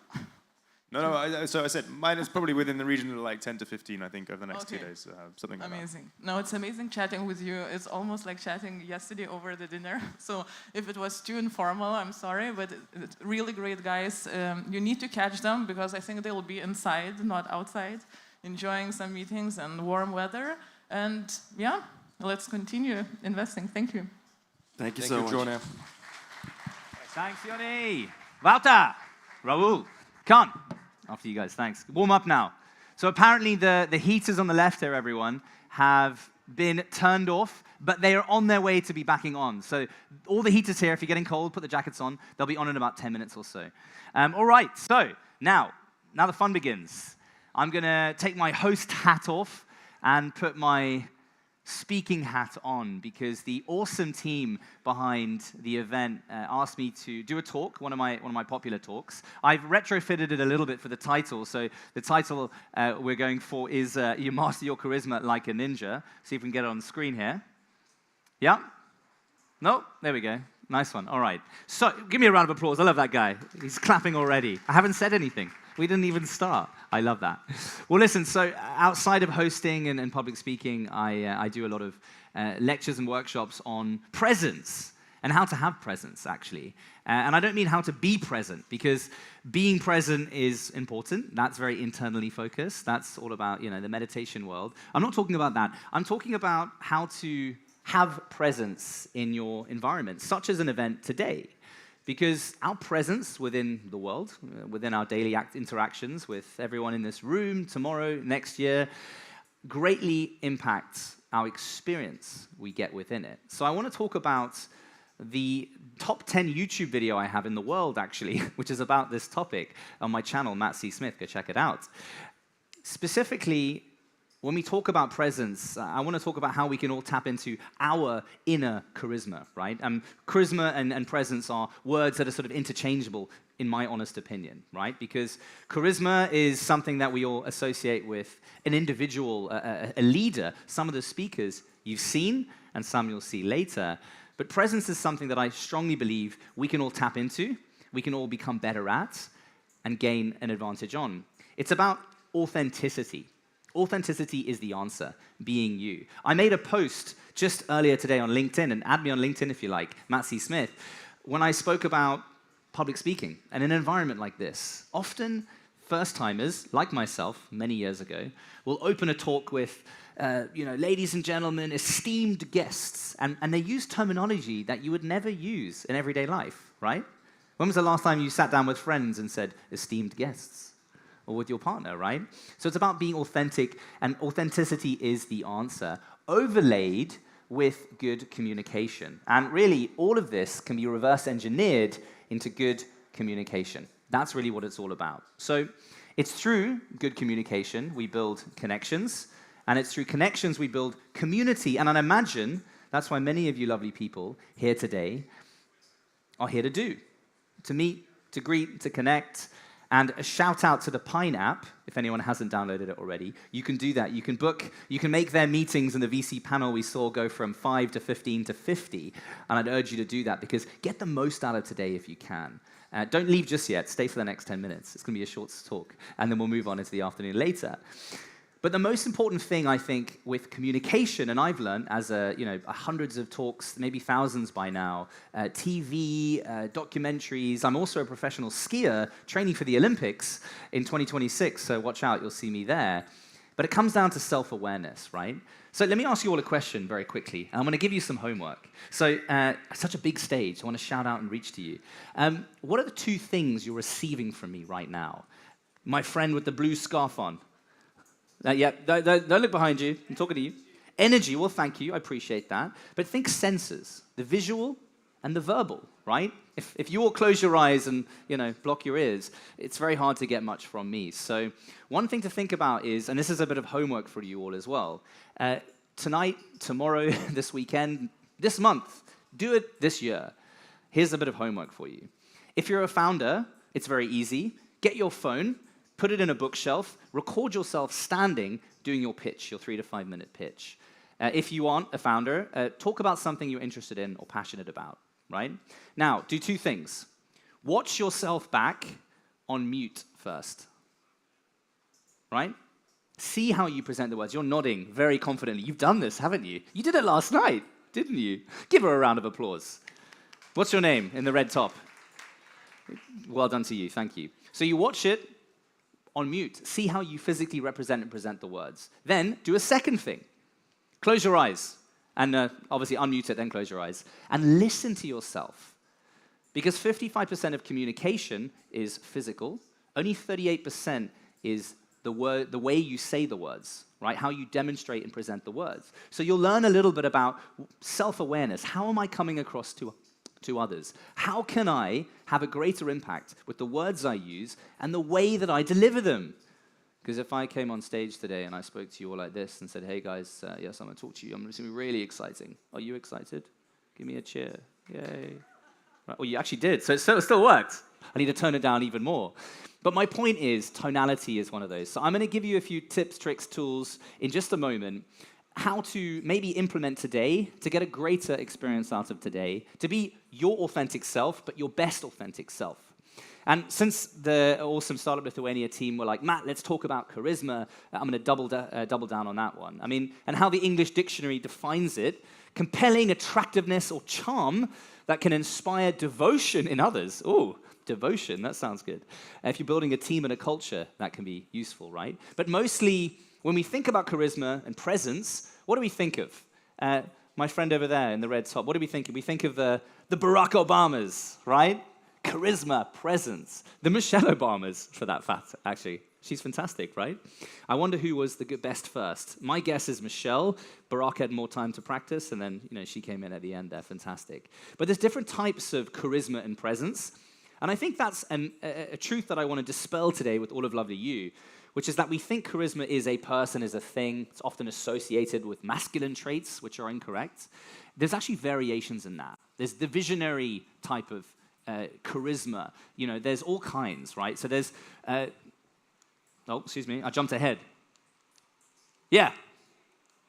Anyway, there's authority, which is the kind you get from a leader a general, someone who has a domain expertise and knowledge, right? There's that visionary kind, the young entrepreneur who believes they're going to change the world. We all know those characters. We've seen them before in the movies and different types of things like that. Focus. Queen Elizabeth apparently had amazing focus. She made people feel very special, right? These are different variations, and you can all fit into a different box of your own charisma, your own presence, as opposed to trying to copy the Baracks and the Michelles. Find your own route. Like all powers, it can go wrong. Some of you might know some of these characters, right? You know, you have your Adam Newmans from WeWork who used that visionary and authority type of charisma, maybe too far, still raised billions of dollars and did a great job, but maybe took it a bit far. You know, your Elizabeth Holmes from Theranos, maybe she just went way too out, right? And of course, Kalakanis from Uber. But like I said, there are 4 variations: visionary, authority, focus, and kindness. There's a charisma that comes with kindness. That's very associated to the motherly instinct of things, someone who's caring, right? That's a unique one. Now, charisma isn't who you are, it's really the things that you do. So I wanted to talk about some small things that we can all do and implement in our daily life, which anyone can do. And they're just communication tips and tricks. They're not trying to present to be better in any other context. It's just about you presenting yourself as a better communicator. Because once you become a better communicator, you connect more, you build more community. And I live in Oslo, Norway, and they need a lot of this. And I can say that, right? I think the Baltics aren't too dissimilar. You know, we like to sort of, you know, in Nordics at least, work in silos. People were living in fjords only 50 years ago, right? So trying to capture this in its essence, right? It's a learnt behavior. So reverse engineering it can be done. And I just want to leave a few sort of nuggets with you all here today to see if you can think about this when you're walking around today and in the future as well. I work a lot with entrepreneurs pitching, and these are some tips and tricks which work to sort of build a bit more rapport with others, especially the VCs you met just a moment ago. So one of the lowest hanging fruit ways to be immediately interesting and engageable with anyone without doing anything or saying anything is talking through a smile, right? You don't have to overdo it all the time. Smile with your eyes as well. But that's so simple. If you just walk onto a stage and say, hello, I'm happy to be here. Even if you're terrified, even if this is not something that's natural to you, talk through a smile. Something, I think we can all agree, the world would be a better place if people would greet people with smiles as opposed to this. Because in that exercise you might all do, I hope, when you watch yourself and listen to yourself back and gain some self-awareness of how you come across to others. What are they seeing, right? You might also realize that when I did that I have a resting bitch face. You know what that is? Like my face, when it's in its natural position, maybe looks grumpy, maybe looks unsatisfied, maybe I look hangry, right? That's my natural face structure. So I've learned to put myself into a positive trait because how we project often engineers how we feel. An audience will mirror how you feel. So if I project myself out like this, do you feel you're nodding along with a smile? Look at that. Obedient audience. High five to you, right? Pauses. The power of the pause. It's awkward, isn't it? Silence. We don't know what to do with it, right? But when you're presenting on a stage specifically, this is more relevant to those situations, pausing for effect can really be powerful to have an audience have a moment to rest, to reset, to think about what you've said, right? The power of the pause. Use it in a conversation, slowing things down. We've all had someone who speaks like this in front of a conversation. It's tiring to listen to, right? I've definitely been there. One of my still bad habits, even though I've done hundreds, if not thousands of talks, is slowing things down, man. I get excited. I get passionate about what I'm talking about, right? Super simple. Tonality. Excuse me. I gave you an example of that already. Using peaks and troughs and slowing things down. Bass in your voice. This is what politicians do a good job of. The Baracks, the Nelson Mandelas, the Martin Luther Kings. But also tone matching. Tone matching is about noticing the environment you're in, right? Right now, I'm in a stage in front of, there's 3,000 people here, probably, I don't know, a couple of hundred here already.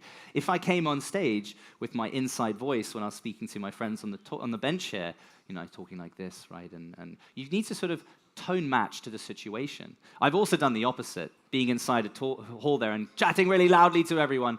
It takes a bit of self-awareness to realize when to turn those gears on and turn those gears off. You can use tonality to your strengths. So practice it a little bit, right? Monotone is usually not welcome, and monotone turns people off, as I'm sure you've all experienced, right? Now, I get asked this question all the time. Matt, I hate public speaking, and let's do an experiment here. Raise your hands if you can honestly say you love speaking in front of people. It's just us, huh?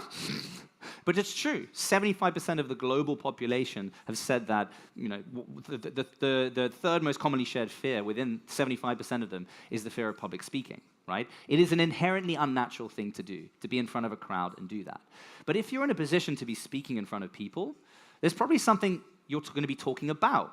There's a reason for you to be talking to them. So don't talk about the public speaking, forget about that. Find the passion in the thing that you've been asked to speak about and let that come through.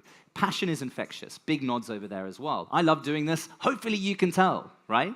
Let your passion come through for what you're talking about, whether it's domain knowledge or something. Is CTO talking about tech? Let those GitHub, things come through and talk about it passionately. It's not what you say, it's how you say it, right? 55% of all communication is nonverbal, it's physical, it's your mannerisms, it's how you present. But 38% of it is in the way that you say the words. Present it. A pitch is a performance, in my opinion. Perform the words. If you're talking to people and you're trying to make them feel emotion, add emotion to the words. Super simple.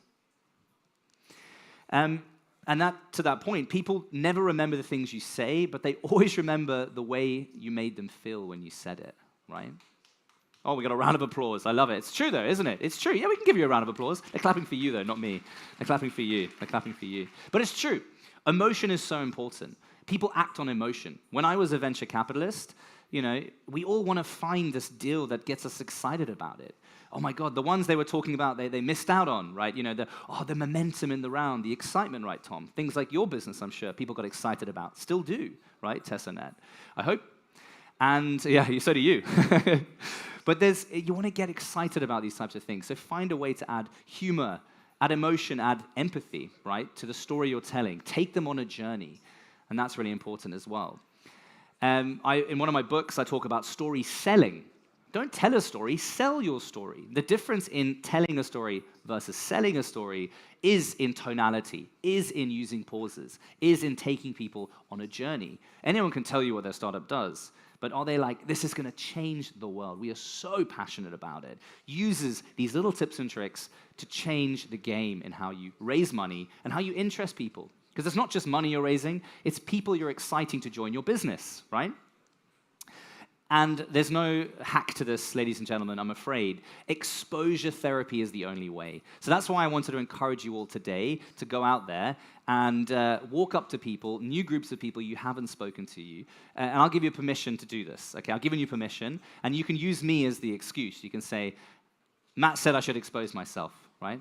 That could also be misinterpreted, I guess, right? So maybe leave your jacket on when you do it. But go around today, meet and greet people, and use me. Hey, Matt said I should try this. I'm Matt, nice to meet you, or whatever it is, okay? I want to see more of you doing that.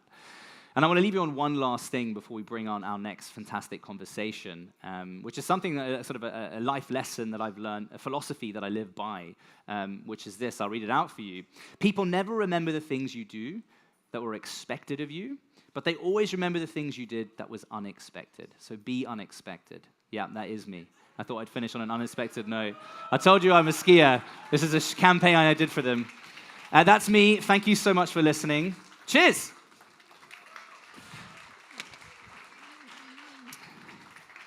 All right, let's get our next speakers on. I'll take the speaker hat off and I'll put my other hat on. Let me pull my notes up. So, how are you enjoying the day? Yeah, we are. Okay. So, hey, if you haven't checked it out already, I mean, there's an amazing food court in there, right? So I'm going to go have some lunch there in a little bit. This stage will be here. Come back and forth as much as you please. You're so welcome. There is the pitch battles happening in the cinema over there throughout the day. Go and check out those founders. They'll be back here later for the finale at about 4:20. 10 finalists back-to-back pitching who will win an award, and we'll have that given at about an hour after that. But first, we're going to roll on with an interesting conversation, a very interesting one. And I would like to give a shout out to the title designers for all the talks today. They came up with some fantastic titles. They rewrote everyone's, apparently. I think the content team have done a really good job there at Startup Lithuania. We're going to have a fireside chat, empowering the ecosystem, scale-ups becoming the next generation of investors. Oh, I like that. Wonderful narrative. Gintara, the CEO at Unicorns Lithuania. We heard this is the place of unicorns, right? And Elge, head of corporate development at Tesonet.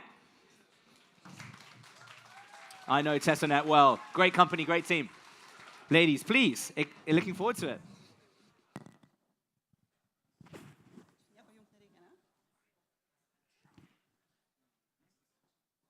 Thank you. So first, let's get the names right. So Egle, I'm very, very excited to have you on the stage today. Really the idea of this talk is to peek behind the curtains. What is the story? How do startups grow to scale-ups to become investors? And what are the risks, challenges, perhaps some advantages that you have in the sector when you compete with other traditional investors? So your title is Head of Corporate Development, which sounds quite corporate. But please sort of share a little bit what does that entail and what is your daily job? So good to be you. Thank you, everyone. So my name is Agla. Yeah, I work in Tesonet. I actually started my career in economic policy. After that, I spent less than a year in European Parliament working for Antanas Guoga, who was an entrepreneur at that time, elected as a member of European Parliament. I spent less than a year then, and he told me to come back to Lithuania and start working for his business. So I didn't have a direct, connection, my education versus what I did. But he was my first teacher, and I worked in his gambling company, taking care of development. And the title, when came then, it wasn't a very specific thing, I should do there, but I was just taking care of everything. And at the side, I was also taking responsibility for his direct investments as angel investor. So I spent 3 years working there. Then I went for 2 years out of work. I gave birth to 2 kids. And then in 2020, I started my work at Tesonet. And I had the same title, actually, the same I did working at the other company for Antanas. So I really started at Nord Security and a finance team. At that time, our team were responsible for making the organization ready for the first fundraise, because the company was bootstrapped for 10 years, growing rapidly in terms of people as well as revenue. So nobody actually had time to look at the organization itself. So our team was, just preparing the package. And maybe because of my history with Antanas, Thomas and Imanta started sending me forwarding emails and pitches that they would receive. First asking what I think, then asking to meet the founders, and finally just structuring the deals. And yes, since 2021, I'm running the corporate development at Tesonet. So do you still get pitches from startups that want Tesonet to invest? Yeah, we do receive a lot of startup pitches, but we don't do so many investments. So it's just like maybe 2 a year as average. Okay, so take us through the journey. Was there some sort of a strategy set out on the outset when you started to invest in companies? Was it sort of, because now you have 30 plus projects that you've invested, and some of them clearly are passion projects, others are more strategic. So was there a strategy on the outset, and has it evolved as time went by? So the first external investments were done in 2017. It was done without the team being in place. All 3 startups actually failed, the ones that were did then. So in 2021, when the team actually started, gathering around with investments, we decided, that now what's the biggest power we have in this house? And till today, we still think that the biggest power we have at Tesonet is the founder's mindset and the talent that we have. In the group, we have around 3,000 people working. So we really believe we have the best specialists in every field. So we decided at that time that let's increase the minimum ticket. Let's get a bit, higher skin in the game, and let's start spending some time with the startups that we invest. What we faced, the challenge then, was that there was the gap between our in-house team and the founders, the startups, the founders and their team, the gap was just too wide. Nordsec's marketing team would already invest like hundreds of millions into marketing rather, than the pre-seed or seed startups wouldn't have such budgets. So we saw that the motivation for the in-house team to start helping, and spending time with the startup founders was just fading away.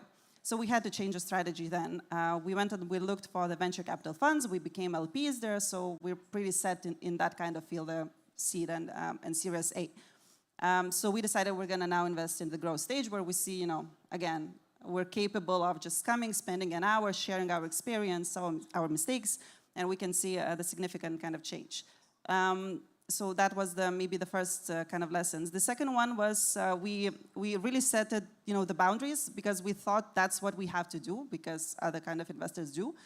After long discussions, we decided we're going to be investing into meaningful tech, but then we made investments into Žalgiris and Šiaulių Bankas at the same year. So we decided, okay, let's not give the boundaries to ourselves. Let's just go and do investments in any kind of fields. Let's just pick the best players in the field. So that was the second part. And I think the latest one that we just decided recently, we don't have to be an active investor actually. It's okay if we don't do an investment in a year. As you mentioned, we have 30 plus products in the portfolio. So let's be now a bit more active, but not in terms telling, what your product should look like, rather than let's think, a bit more ambitious. You can be a bit more ambitious and aggressive. So this year, that's how, London Lions came for Žalgiris, or yesterday's news, Martinas, the co-founder of Trafi, joining one of our portfolio companies, Flanco. So I think the strategy did adjust during the period, but it didn't change the whole idea and the core ideas is there. I feel that, from what you described, that in the investment journey, you were also sort of, acting a little bit startup-y. So, trying things and seeing what works, what doesn't work for you as an investor, as a group that invests in other brands. And I think it's interesting that you picked up the need to balance the resources that Tesonet employees can actually, the time that they can spend adjusting, helping, mentoring companies that you invest in with other responsibilities that you have in the group, and how that sort of really pushed your thinking towards later stage, growth stage companies. So you touched a little bit on that sharing of the experiences, and maybe we could expand a little bit more in terms of how you think, let's say, Tesonet Group as an investor gives an edge to a company compared to a traditional, let's say, VC. First, I think it's time. So what really differs us as an investor is that, the venture capital funds or PE funds or whatever, they're really constrained in manner of time. We don't. I mean, we have founded companies in our portfolio as well. None of them have exited. In terms of our investments, we recently, last year, had the first exit as well. So we can really stay there, and this is a bit of our mindset as well, So we're staying there, we can stay there forever, and we don't have any kind of rush in that way. The second thing that differs us, I would say, the hands-free approach, right? So we've really been through the journey, we've been through all the lessons, so we can be there for you if you need us. If you don't, I mean, we have plenty of things to do of our own, right? So we're not kind of bragging, and asking things. Sometimes we're fine with just an annual report sent to us. So yeah, I think that's the biggest two differences that separates us. So, so just to expand a little bit on that, do you sort of set? You mentioned that you can be there forever, but do you still set certain objectives for your investments, or certain timelines, or certain, I don't know, how many X the value has to grow before you decide to exit, or? Yeah, I shouldn't be saying that, but no, we don't. We're really flexible on structure. I think there's two investments that we would do in the same way. We do it every time really differently. And like a few days ago, we had a meeting with one of our portfolio founders, And we told them, I mean, we're fine with, just paying dividends every year till, whatever. We're fine with an IPO or the strategic exit, but you have to look at your cap table. And in that particular case, it was, venture capital funds in there. So we were saying, like, you have to figure out and balance the things. So, yeah. Yeah, so I guess much more flexibility, a bit less pressure than in traditional VC type of investment, and mentorship by the people who have been through the journey. And but not only founders, because everyone thinks that the founders are the core thing. Of course they are, but what I really try to say is we have the best specialists in every field. So our meetings with our portfolio companies, sometimes they go really, really deep. And okay, sometimes they meet the founders for a more ambitious thing, but they also meet for pricing, for, I don't know, sales, for payments. We do so many different things. So sometimes it gets really operational, but again, just where they ask and where we can help. So can you share some of the fails, some things that didn't work in this journey? Fails. We have one failed investment, but that was the lesson, I would say, not a failure. I don't know. I don't think we have any yet. I mean, all of our companies are growing really nicely. It's different kind of pace. But yeah, it's going well. That's very positive answer. So we have some startups in the audience, and having heard your story, are there any specific tips or suggestions that you could recommend to the startups, which may be in the earlier stage still, perhaps not in the growth stage where you're looking to invest, but how, from your experience, how can they get to that sort of being considered investable by your group? You mean the startups, for us to invest into the startups, or for startups start doing No, for startups in the earlier stage, like what do they have to achieve to be considered investable? I mean, again, we're looking at all kinds of fields. We're looking for the best in the fields. What we really look at when we decide on investment is the product, again, because I think we have a pretty strong know-how on that. So you really have to have a good product. You definitely have to have some revenue because, again, we stopped investing into the seed and pre-seed stages. So we really like to see us coming into the cap table and then boosting it pretty quickly. What about the founders team?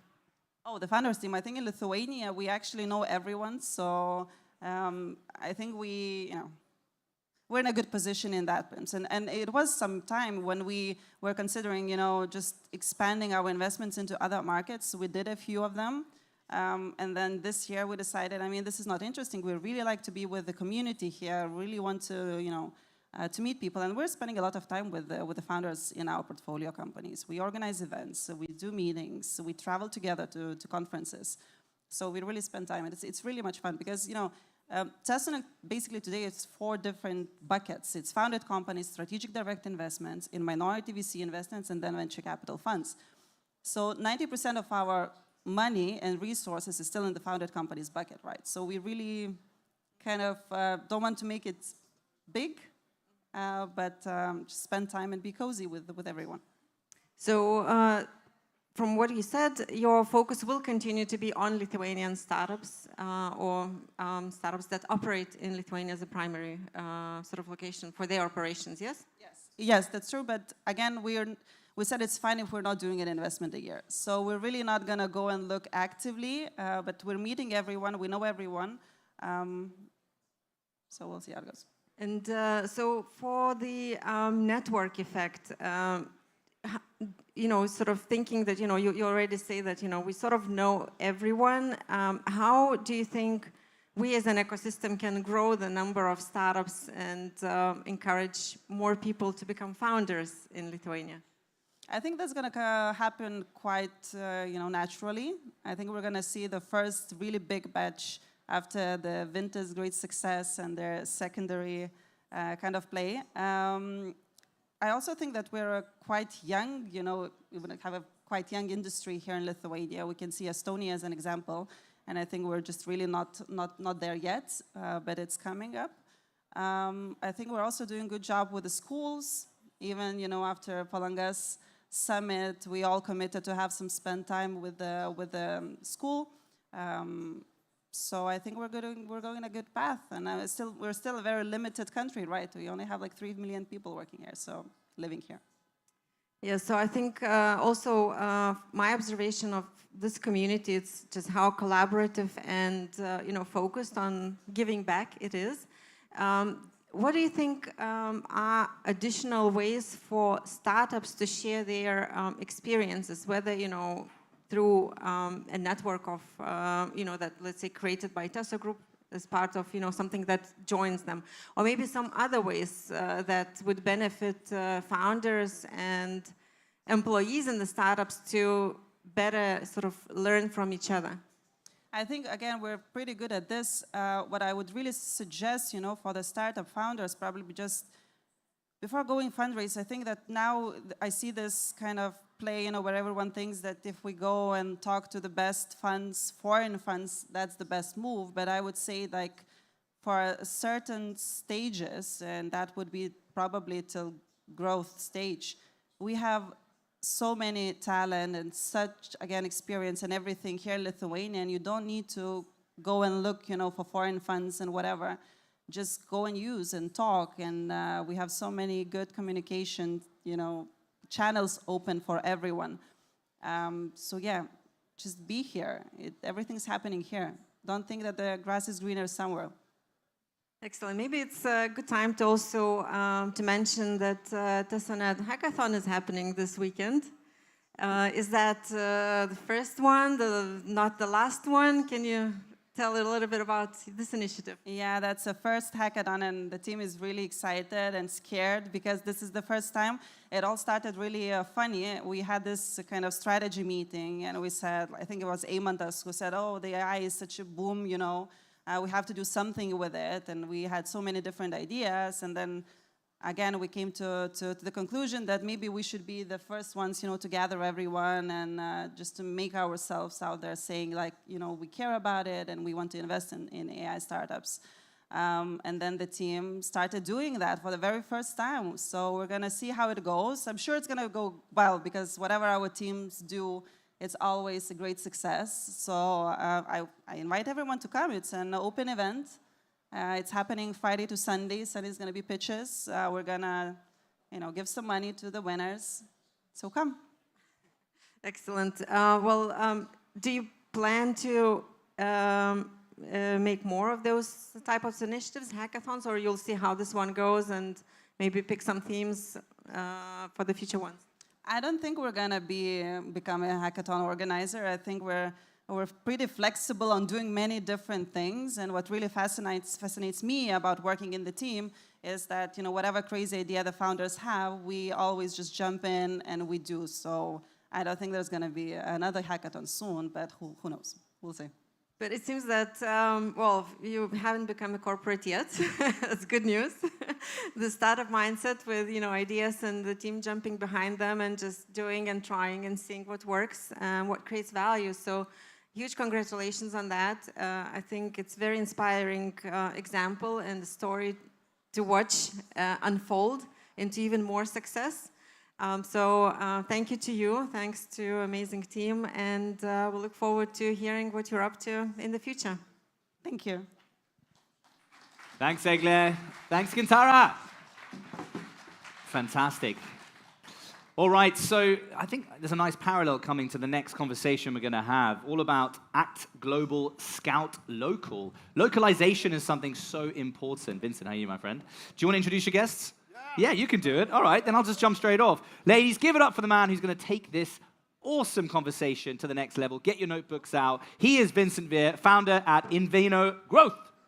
Hey guys, thank you so much. And with me on this panel to talk about a topic that's near and dear to my heart is my friend Antti Korhonen, who's the global lead on the future of education. He's the co-founder of Spark EDU, SparkMind VC, and XEDU. XEDU is an accelerator that has taken 80 companies from 18 countries focused on education.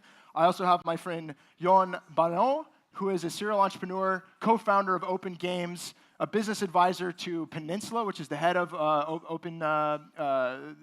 Barcelona Game BCN, And you guys have a super fascinating success rate as an accelerator and an incubator. You've taken 50% of the companies that have come through your program to publishing arrangements, which is fascinating. We're going to talk about that. And finally, Katrina Kurt, you're an entrepreneur.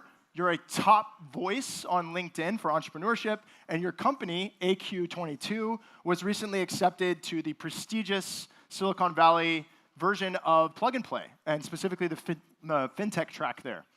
So we're going to keep this panel moving fast because this might be the most interesting panel I've ever led. We have Joan has to leave in like a few minutes, so we're gonna keep the pace up here. Guys, I'm going to start with an analogy, which I hope we can get up here on the screen. The analogy is that the global startup accelerator network is like the farm leagues of professional sports. And that basically you start at a certain level and you keep migrating up until you get to the very peak of this competitive ecosystem. We're getting more and more competitive with each year. Each new accelerator is increasing the standards on the companies. We have someone from Spain, and not just Spain, Barcelona. Joan, what do you think of this analogy? First of all, thank you. Thanks to invite me, and thanks to come here.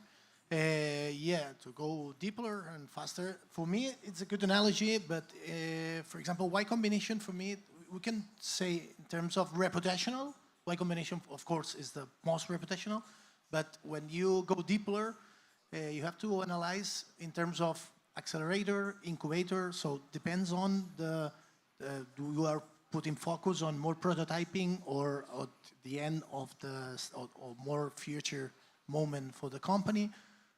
And go deeper depends on the area that you are focused on it. For example, we do video game, we are put effort all on video game industry, so we are not we are not like for the startups, we are creating teams and companies for content creators more than problem solution startups. Let me take that point. So what you're saying is that the market is getting more and more competitive, and these days, I think all three of us, I'm actually also representing a life science incubator in Stockholm. We've got life science, we've got video games, we've got education. These are more specific, more competitive niches that accelerators are catering to because, I could argue, we have increasing competition in the startup ecosystem. We're all competing to get to these top spots. For example, Katrina, you're going to Silicon Valley soon. You've just been accepted to the prestigious Silicon Valley version of Plug and Play Accelerator. How many companies from the batch that you did here in Lithuania got into that program? What % of what number? Yeah, so hello everybody. So nice to see all of you here at Startup Fair. So out of the 11, 12 startups that we started, 2 startups are going to the Silicon Valley's Gold program. And then also for the FinTech batch, where we also got in, we had around 1,000 companies and 18 got in, and we're one of them. Okay, super interesting. And Antti, I know you guys are also part of a big global network of accelerators at XEDU. Tell us about how many companies apply to your accelerator and how many of them get in. How many are you dealing with from a competitive standpoint? Yes, thank you. First of all, I want to say ačiū to Innovation Lithuania because of Innovation Lithuania support for Lithuanian edtech startups and startups from around the world. We, together with Civita, are starting the first education-focused accelerator, Edu Challenger here. So if there are any edtech startups here who have not applied to the program yet, so educhallenger.com. So coming now to your question, around 100 to 200 apply to one of our cohorts, and we take in approximately 10.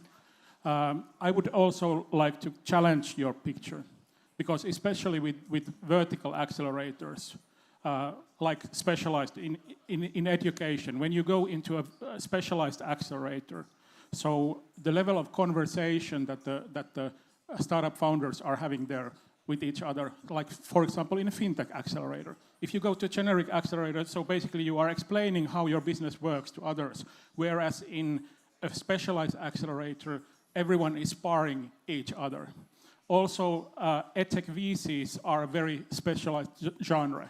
So we introduce the companies to every edtech VC that there is in the world. So kind of like the level of conversation, the level of networking, the level of ecosystem, kind of like we work with Civita here to build the local ecosystem with the Lithuanian government in education. And okay, so you said 10 are accepted out of 100. That's about 10% acceptance rate.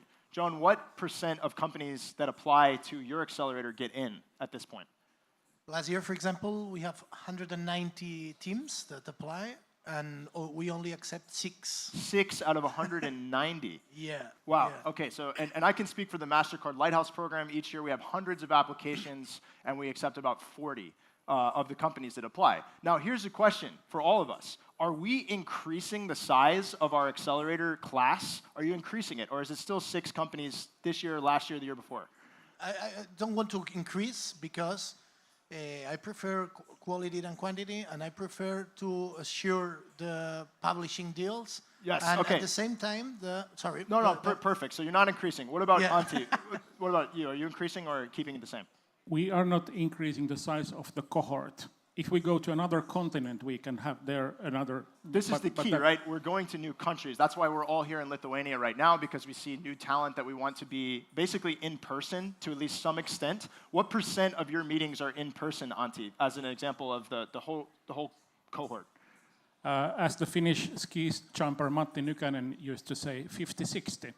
So we do believe to kind of like personal touch in the program and the personal sparring that happens and the personal networking that happens. Especially the first 2.5 weeks are very important.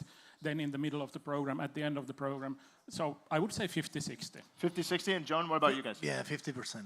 In the MasterCard Lighthouse program, we have about 30% of our meetings are in person. Now, Katrina, you are going to Silicon Valley for the plug-and-play accelerator. We all know YC is famously an in-person version of these sort of training grounds for startups. Is your program required to be in person? So actually 90% of the program will be online, but people will be still coming to the office. That's where the whole ecosystem is growing very fast, so you want to be there. Yeah, and that's where the VCs are. So if you want to be close to a fintech VC, why not go to Silicon Valley when you have the opportunity? And I just want to reflect, like zoom out and think about these answers so far. We've been saying that we're keeping our class sizes the same. Is it fair to say the applications are growing each year? Like there's more and more companies applying to our programs. I know that's the case with the MasterCard Lighthouse program.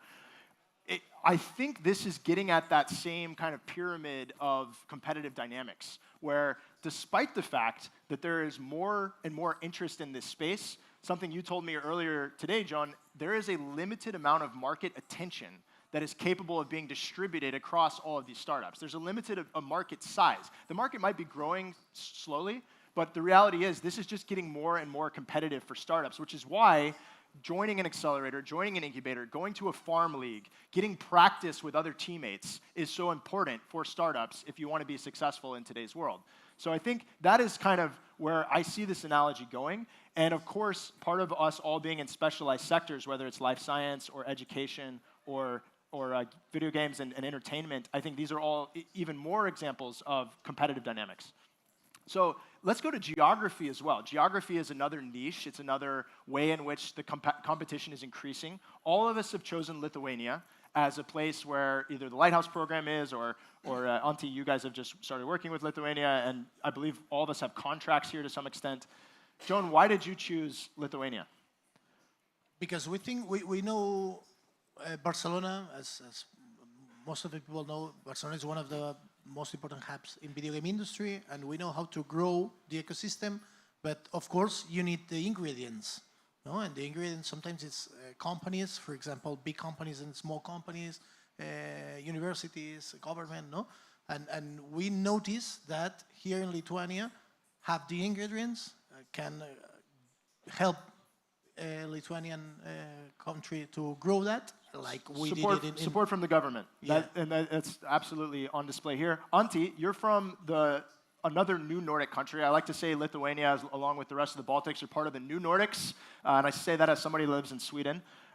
When you think about Lithuania in comparison to other European countries, how do you think the startups or the ecosystem here is different? Well, first of all, we have been running the XEDU accelerator in Finland as the only accelerator of EdTech in the Nordics. And now we are bringing the kind of like accelerator also to the new Nordics together with Civitta. The kind of like the startups that are coming from this region, so they need to be born global. So if we are also running an accelerator in Italy. So in Italy you can kind of like build an EdTech startup, kind of like focusing to first 5 years only to Italian market. But you can't really do it if you want to build a startup, kind of like scale up here. You need to start thinking being global from day one.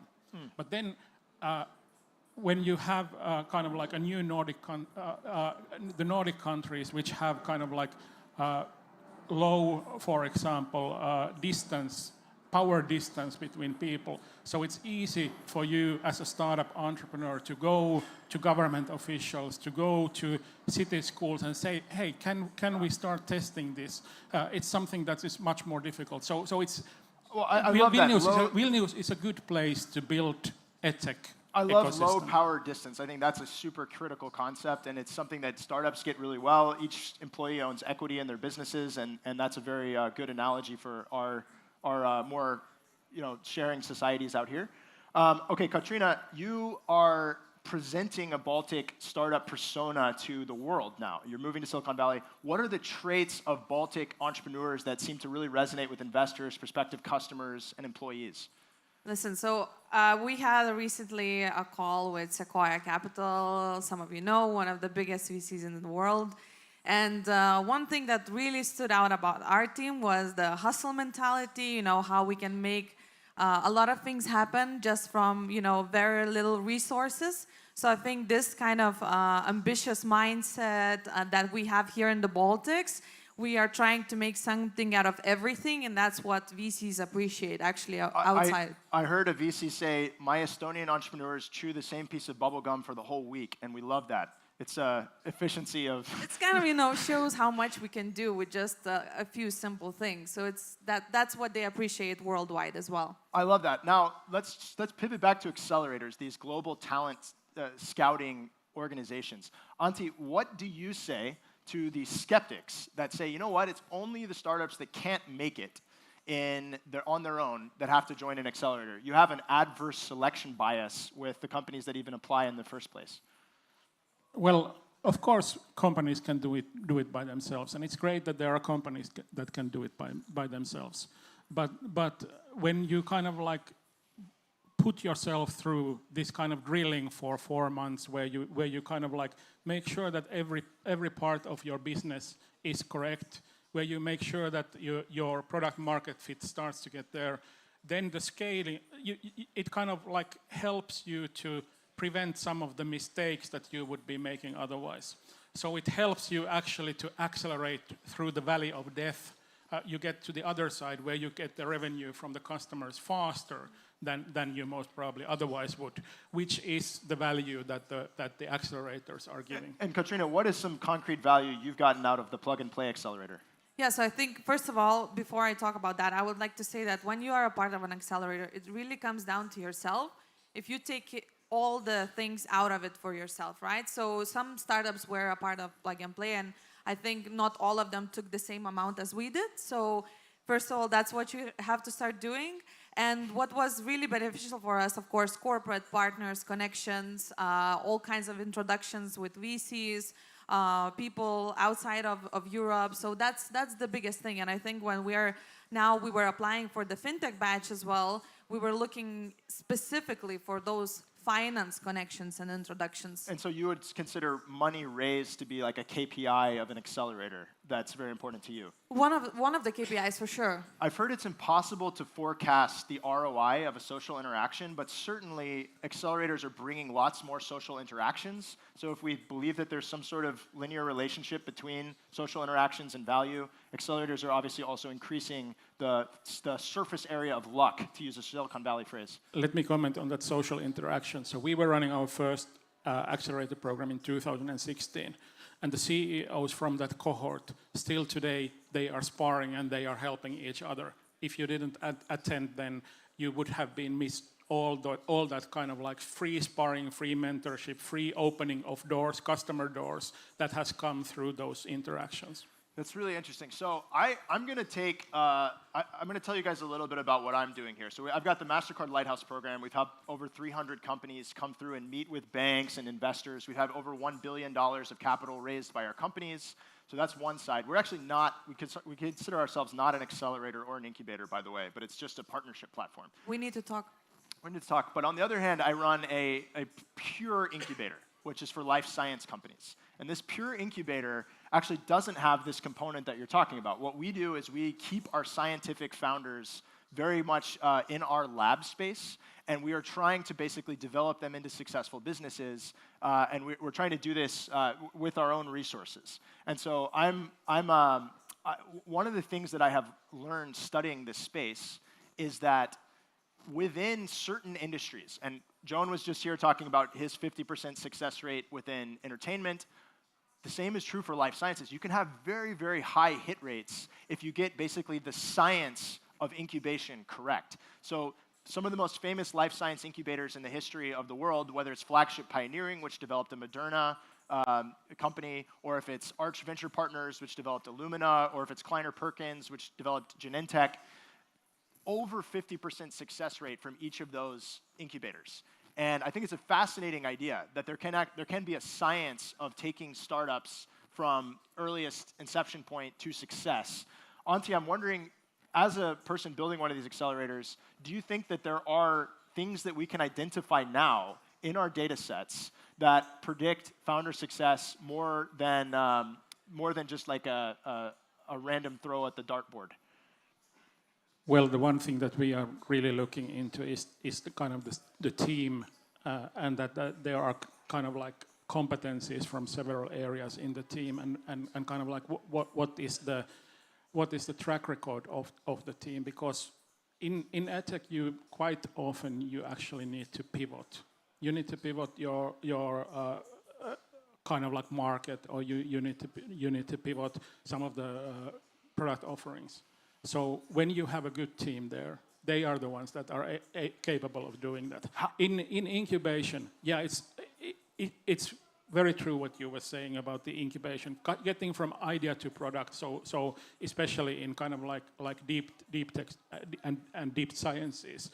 So kind of like working in the lab so far when the product is ready to hit the market, but then it goes to scaling, and then once again the accelerators come in. Let me just ask you real quick, how many data points are you guys evaluating when a startup applies? Like, of your questions, how many data points are they filling in? 25 approximately, yeah. But I would say that 5 of those are the ones that we are. And that's related to team, like you were saying. One of them is the team, yeah. Yeah, so at Nordic Science Capital, we're actually evaluating 48 different dimensions of the science that we're backing, and I think that's where you can see the really rigorous science of incubation at play. We have 6 different risk parameters. We're evaluating every opportunity on a very quantitative scale on these basically 50 different categories. And I think Joan was telling us earlier that his team uses something like 15 dimensions that they're evaluating. I think we're going to get, as an industry, better and better at identifying the quantitative predictors of success. Think back to the sports analogy. You know, whether it's how fast can you run 100 meters, how high can you jump, we're going to start applying those same general principles of athletics to startups. And as we get more mature, as we develop our industry more, that will be a clearer and clearer indication of success. But kind of going toward, I call this the science of talent, right?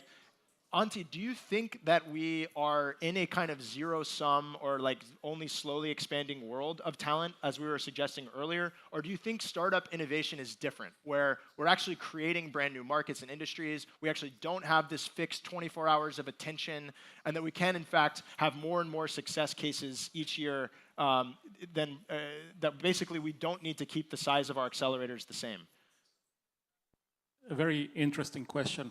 So, I would say that in general, kind of like the growth of the market, if there is kind of like growth in that market segment, that gives you an indication, is that a zero-sum game. even in shrinking markets, you can still have great teams, but how many can you have them there? That is really another question. And then when it comes to talent, so actually good edtech companies can speed up also the talent creation. Okay, I want to ask Katrina a question about when you think about a good accelerator versus a great accelerator, or a good program versus a great program, what are some of the defining characteristics? I would imagine that a good accelerator has all the same things as a great one, but the great one is always the one which can give you more contacts, more connections. So we already talked about that, the connectivity within the ecosystem that you're trying to build.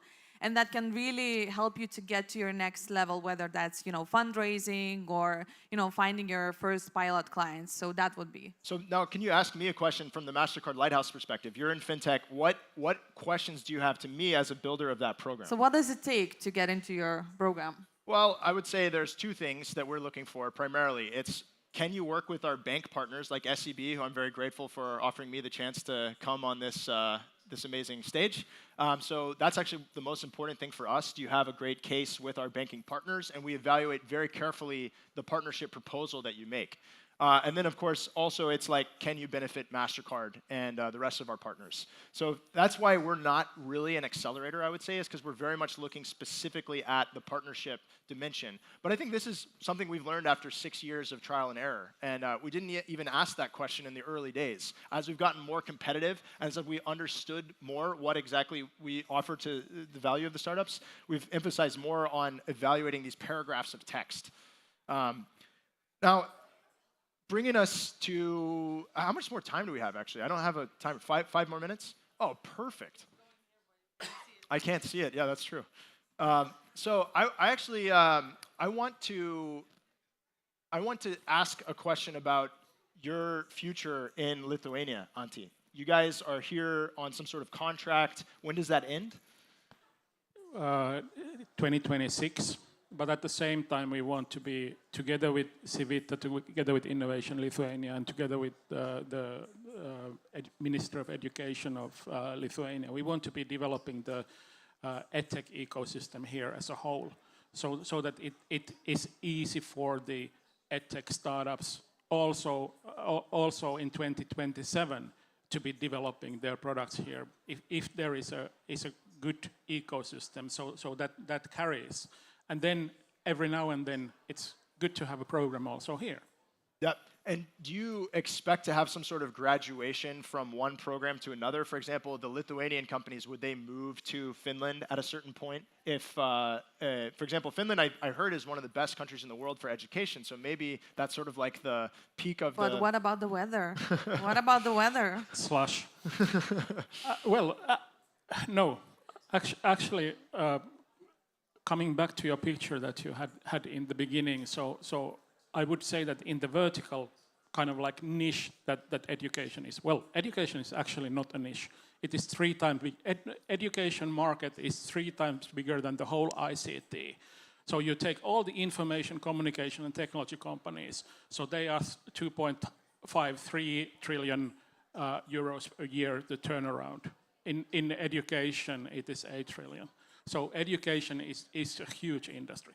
And I would say but in this accelerating education and having the contacts and having the links, so the accelerator program that we are running in Finland, the companies that are joining Edu Challenger here that we are running together with Civita, so the contacts and even the coaches, mentors will be for good deal the same. So I would say that in the field of education, we are there at the Champions League. We are the ex-educator, not Y Combinator, but ex-educator of edtech startups. Yes, and I think geographies do develop specific competences, like we talk about Finland with education, but of course the King Kong of all ecosystems is Silicon Valley. So Katrina, you're going there for how long, and then would you like to move there permanently with your company? Tell us a little bit about your thoughts there.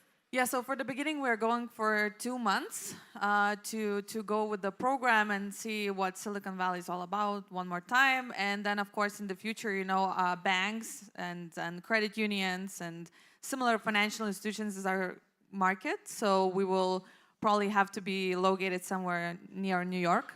on the other side. So. Yep. Actually, we have had 3 companies from Silicon Valley EdTech companies applying to our accelerator, and we accepted 2 of those. Yeah, and I will say from the Nordic Science Capital standpoint, our best companies are destined for the US. We just have to take them there. The capital is 10 times cheaper. That's where all the customers are of our best and most innovative companies. And we just have to respect the Champions League dynamics here. That is where the Champions League is from our perspective. One final question, though. I think an area where Europe clearly has an edge over the US is when it comes to impact and thinking more broadly. So Antti, you guys are obviously in the education space. Are you looking for different things when you look at impact founders and impact impact companies than just a normal for-profit founder? Well, actually, we make every one of our companies to develop their own impact metrics. And also we are seeing in the applications that there are some of the founding teams have a very strong kind of like impact focus from the beginning. Education is one of those places where it's good and quite easy actually to find the positive impact metrics, except you are educating for gaming, kind of like betting, for example. There might be some negative social impacts. But yeah, social impact. And we are also seeing kind of like founders who have made an exit, and now they are thinking that what they want to do with their living. So then actually building an education company is a good way to make a mark for the future.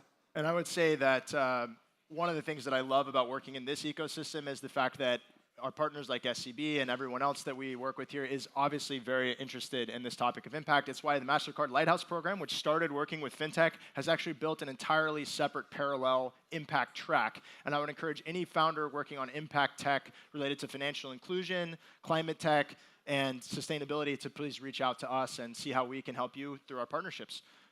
That's it for us. Thank you guys so much for your attention, and talk to you soon. Achoo. Thank you. Thank you, Vincent. Fantastic job. Thank you so much, guys. Excellent. Yeah, you can leave this on the stage. How was that one? Did we enjoy it? Yes, we did. And there's going to be amazing conversations continuing throughout this afternoon, and we'll finish up at 4:20. With that, go for it. Jump on.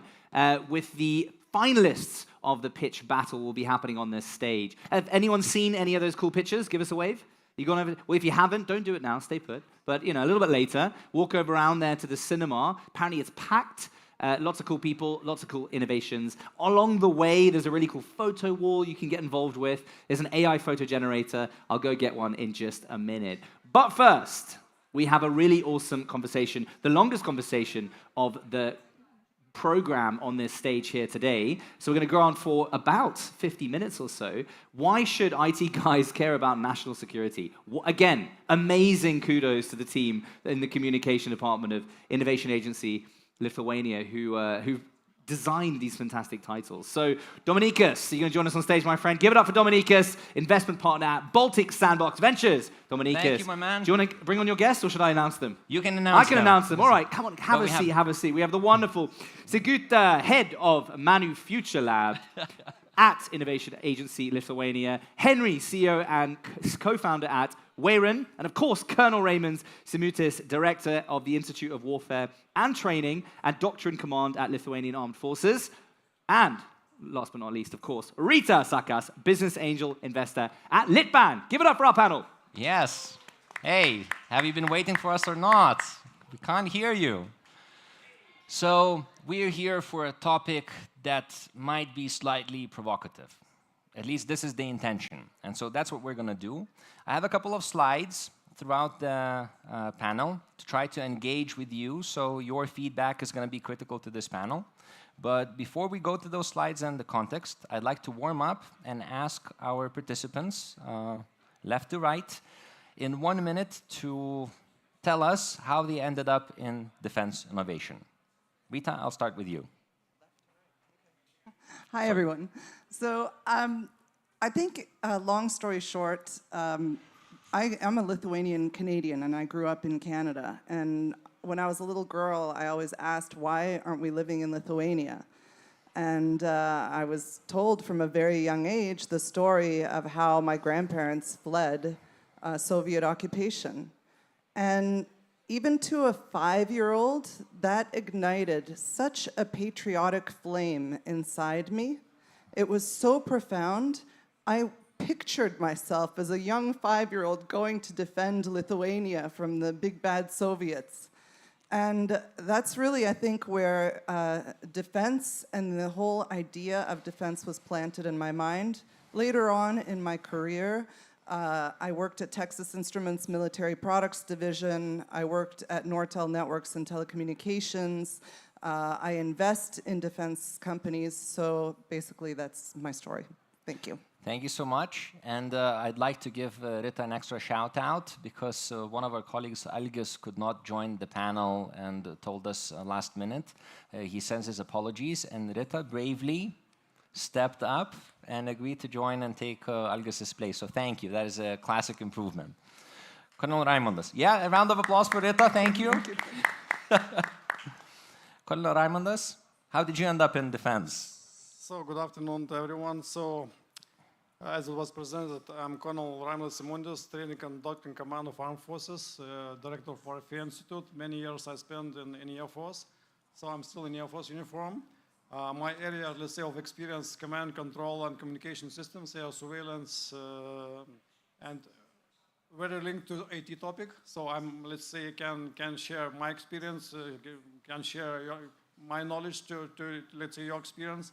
So I'm here on the stage, so together we are all, with the Innovation Agency, we will try to connect, let's say, your ideas to the practical things, and probably a certain crazy idea can become in our real body and can be used in our armed forces. Thanks.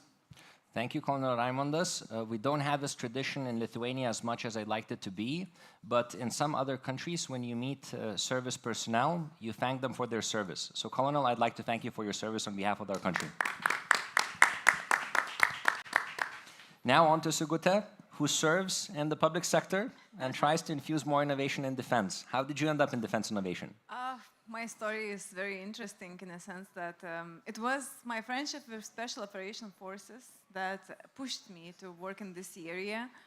But I think it started way before. As a child, I was always also very much patriotic. I grew up in a family who was always with a spirit of Lithuania, of restoration of Lithuania, of keeping up, on growing, and everything starts in the childhood, of course, but then Special Operations Forces, then my PhD was in electronic surveillance, so everything was followed, and here I am now working together with Raimondas and whole Lithuanian military for your and our safety. Thank you. And Sigute is spearheading the development of MilTech Sandbox, which we're going to talk about in a second. But I turn to Henry now, who is our international guest from Estonia. And you've both served and are building a military product. How did you end up in that? Thank you for the intro. So, Henry, CEO and co-founder of Veyren. And my story started being conscripted to the Estonian Defense Forces. So I was forced into it. I didn't want to serve in the beginning. Of course, I was in the university doing my bachelor's degree in IT. And I thought that why waste time serving in the armed forces where I could study and do my career. But when I arrived to the armed forces, I got the chance to join the Estonian Cyber Command as a cyber conscript. And there I was working with our command and control system. And after which, I decided to continue with the project because it was very interesting. And I wanted to, let's say, give my help with my efforts to deploy this system and help it grow. And when I was working in the Defense Forces, later on as head of research development, we were very excited about this C2 system that we are building, basically to digitize everything, have more insights about what's happening on the battlefield. But we went to deploy the system on the biggest exercise, Spring Storm, and everything failed. And this is where we found out that what works in a controlled environment, like our R&D lab or in a HQ environment, doesn't work on the battlefield. And that's our kick to build our company with a bunch of colleagues that we had in Cyber Command and provide something that is extremely reliable and also extremely available. So thank you for the story. When in the face of failure, you did not give up, you persevered, and you actually built a company out of it. So thank you, and a round of applause to Henry from Estonia. So the reason I wanted to start with the round of intros is because we have an interdisciplinary panel here, which I'm really proud of. And so anyone who's looking for a person who's built a business in dual use and defense, a person who is working in the public sector and could support with initiatives, a person who serves and could become the person for deploying more innovation within the armed forces, and an investor who's actually worked in the industry, right? So I encourage you all to approach these people after the panel and have B2B conversations. How many people in the room complained about the weather today? Let's be honest. Let's be honest. So only this many? Okay, come on, you're lying. You're lying. Everyone complained about the weather. I like my panels to be experiential and interactive, so I'm going to tell you that the men and women who stand on the borders of our country and who serve in missions, Iraq, Afghanistan, and elsewhere, do not get to complain about the weather. So while you are complaining about this weather today, just think about the people who are doing something good for us to be here, right?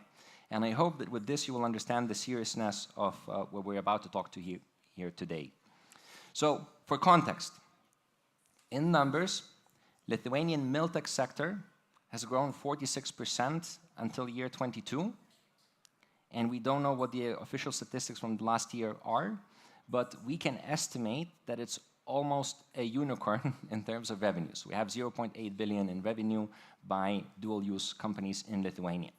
And the companies are mushrooming. We have over 100 companies, and they're getting opened up every day. Just today, for the first time at the pitch battle, a drone company opened the pitching session for everybody. So we are becoming a MilTech country. So we don't have the statistics, but we have success stories. We have Lithuanian electronic warfare systems integrated with American infantry fighting vehicles. We have Lithuanian drones responding to both the acquisitions and raising capital, to which we're going to talk about with Rita in a second. And we have Lithuanian companies signing strategic deals with major US primes. So the sector is booming at the first hand. And so we gathered you here today because 2 years ago, during the NATO summit in Vilnius, the venture capitalists started a small tradition and started convening different parts of the ecosystem more to talk about this stuff and to raise awareness and to make sure that our country is protected with better tech that is homegrown. So the part one of the panel, I'd like you all to pull out your phones and join us on the Slido platform. And if you can't screen the QR code for some reason, the hashtag is SF for Startup Fair _ national security. And I'll see how many of you are logging in just a second. No, wait, actually this is here. And I hope that you've done this because the first question I'm turning to you is, should we all care about national security or should we only leave it to the professionals? This is my first attempt at provocation, and dear panelists, I will come to you with this question in just a second. But before that, let's do what a democratic country should do and ask people for their opinions. I'll give you just a second. I see. Okay. Got a couple of respondents, all of them 12 votes in the building. Thank you so much for people who are trying to be interactive. Most of you, 92% of you, say that it's all of our responsibility. Allow me to follow that up with a second question, which is, would you defend your country in a conflict scenario? Let's give it a minute. I hope you can access the question on the Slido. I've given you 4 options there. Yes, I would pick up a gun. Yes, I would contribute with other skill sets, for example, cyber command or anything else. No, I'd leave it to the professionals. And the 4th option, I'm undecided.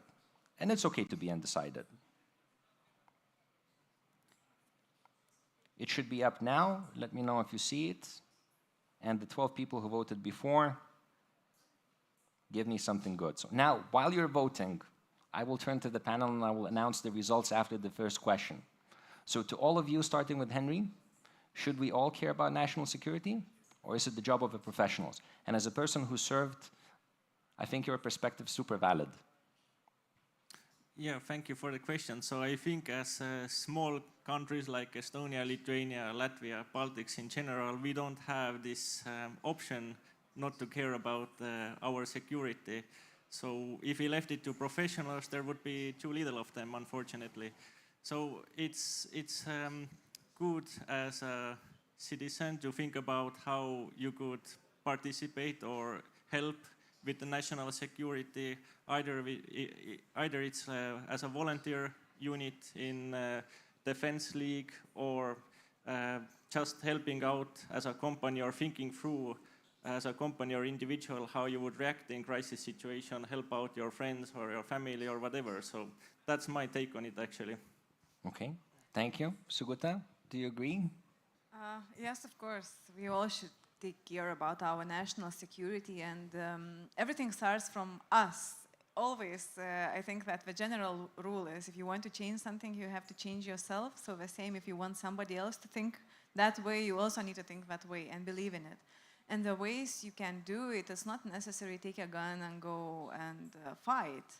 You can do it even now. For example, even we together with Raimundas are developing services to promote defense innovation, to improve our capability to fight. So it's already caring about national security and defending our country indirectly, even now. Thank you. Colonel? So probably I would scale this question to the smaller pieces. Let's say if we are talking about, let's say, defend, and if we keep in mind, let's say, patriots or fighters, probably I would say that yes, leave it for the professionals. When we speak about security, and probably it's the very important word, resilience of, let's say, critical infrastructure, probably we can do all together. And for example, we all are able to fight with bureaucracy. So I would say, depending, let's say, on the question, if it's related to our topic like IT, I would say cyber defense, one of the, let's say, key, let's say, elements important for defending our country. So I would say, depending on the question, on the assets, it will be in your hands, but I guess it depends on all of us. Thank you. Okay, thank you. So you're welcome our help. Rita? So let's think about defense, and starting with defense of ourselves. Each and every one of us. The medical profession, I think, doesn't do enough to teach about prevention, how to prevent disease from ourselves. What are we doing about teaching our society about how to defend ourselves? So if it does start from each and every one of us, where are we getting the tools in order to understand what it is and how we can actually defend and align ourselves to the call to action? I think that's a very important aspect to think about, because everyone can say, yes, I want to defend, but how do we defend? You know, in an airplane, when they teach you again and again the safety procedures and how to put on your seatbelt and how to take it off, it's not because they think that we're all a bunch of morons and we forgot from the last time we were flying, but it's because when we're in a crisis situation, your mind goes somewhere else. And you don't know, you don't even remember. Will you remember how to take off the seatbelt as you're heading for the door? Fair enough. I saw Sigutė has a follow-up. Yes, just very shortly. Raimundas mentioned cybersecurity. Another very important part is information security and our ability to understand that sometimes our enemy manipulates us and our will to fight and will to defend our country by information that we can see every day on newspapers, in social media, on newsletters, even what we share with our colleagues at the office. So it's always very important to keep critical thinking, always to think if that article says, especially if it is extremely important, touchy news, what is the reason, what is behind it, and always trust the official sources, our government, because we have to trust our government and our military in order to feel safe, in order to be safe, and in order to be able to defend. Thank you for those points. And I think Sugutta and Colonel mentioned two super important and critical aspects and concepts. One is resilience, which is how strong are we before any sort of like threat materializes, and will to fight. How strong are we when the threat materializes and is on our front door? So with this, let me turn to the answers. So for all of the 22 people who responded to the poll, I'm thankful. Most say that they would contribute with other skill sets. Some say that they would pick up a gun, and only a minority say that they are either undecided or they'd leave it to the professionals. So this is where my attempt to provoke you further comes in. We move to the second part of the panel, which is national security in the tech sector. Does the tech sector have a role in defending our country, in national security, and in helping with these concepts, resilience and will to fight? So now let me turn and ask you a question. Let me activate it on Slido. That gets asked a lot if you are a Silicon Valley tech company. Would you be comfortable if your company worked with national security institutions? Department of Defense, the Armed Forces, anyone in between? All right, most of you are saying yes. Oh my God, it's 11 answers and only yes. Can someone give me a no? Just like for the point of view. All right, thank you for that one person who just gave me a no. Cheers.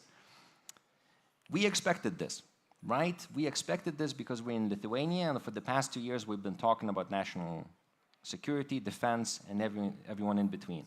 And the key role models in our ecosystem are considered national patrons for all they're doing to Ukraine. And this is not just a story of one particular company that I pulled up on the slide. It's pretty much every company, and then Rita's not gonna let me lie, that stood up and helped when the time came. But let's look at another headline, another article from a month ago. Workers at Google DeepMind push company to drop military contracts. And it's an ongoing debate in Silicon Valley, believe it or not, for the past 10 years, whether the big tech companies could work with the military or not. And when I travel, one of my jobs is to travel and go to other conferences. I've recently came back from Copenhagen and Oslo, Tech Barbecue in Copenhagen, Oslo Innovation Week in Oslo. Defense, national security topics do not get 50 minutes on the main stage of the tech agenda. So the reason we're setting this up this way is to think about our allies who might be thinking differently and who might not be mobilized up to the point in which we agree to mobilize ourselves. So the question to all of you, my dear panelists, thank you for sitting and waiting quietly while I mumble on, is what is the role of the tech sector, and how can we ensure that more innovation ends up in the hands of our servicemen, if that is needed? And what's your general view? Is the tech sector a force for good, and should it play a geopolitical role? And this one, I will let you raise your hands if you'd like to start your answers first. Otherwise, I'll go to Rita. Henry, thank you for volunteering. Okay. I think everybody has a perspective here, but from my point of view, the tech industry has a critical role in defense because they are delivering those technologies and capabilities that the defense forces is using.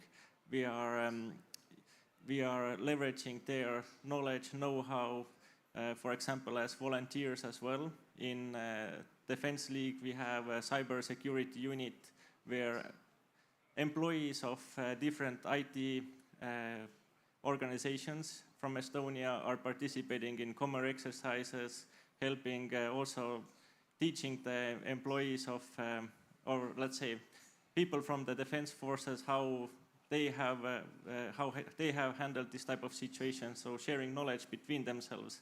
And of course, those products and the solutions that they're using in the end, like software, hardware, all of those type of things today are even connected. Even, let's say, even armored vehicles today are more or less sensor platforms in the end.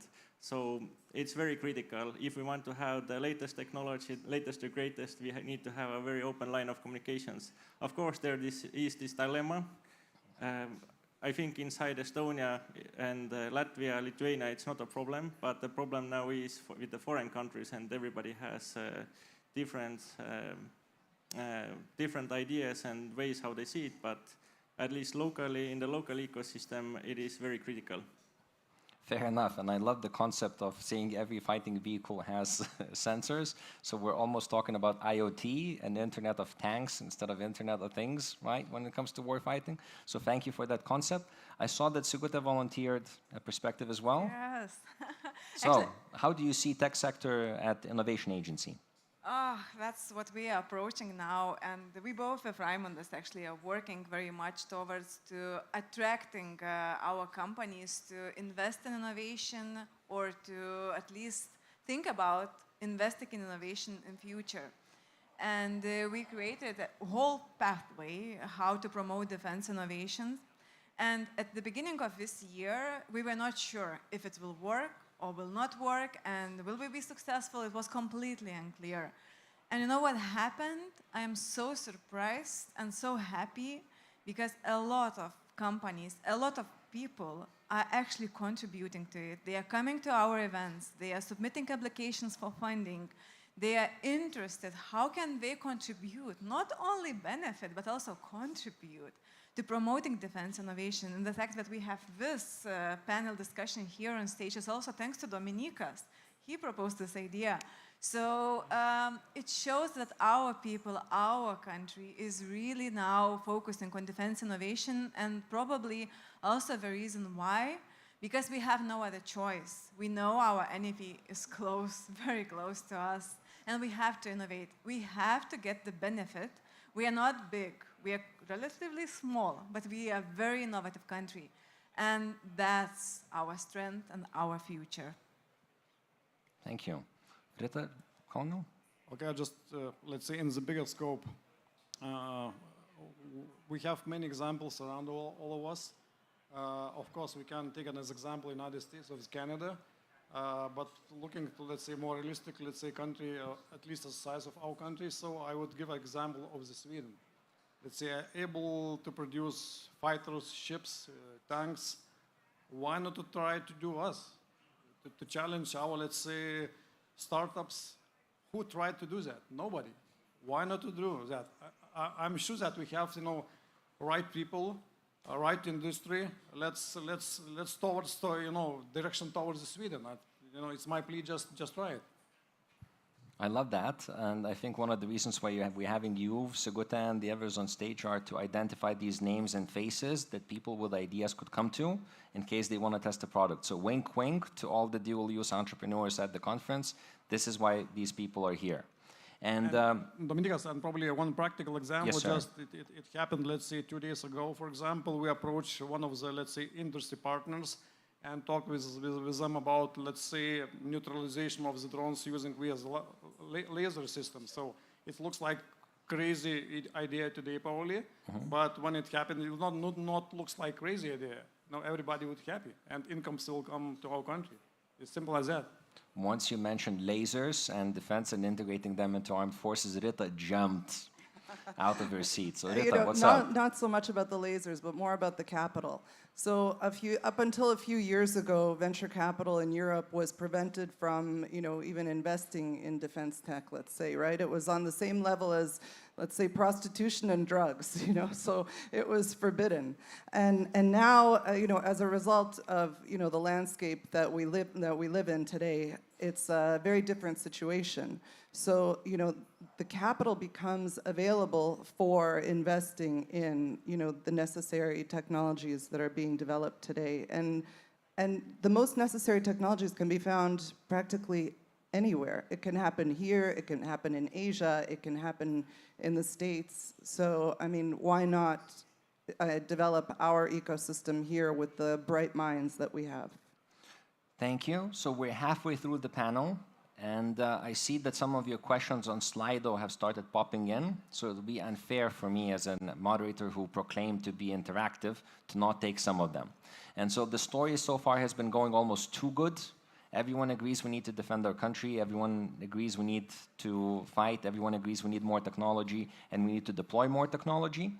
The question from the audience: When talking about technological innovation, what are the key regulatory barriers that you face? And would you wish some of them to be removed, changed?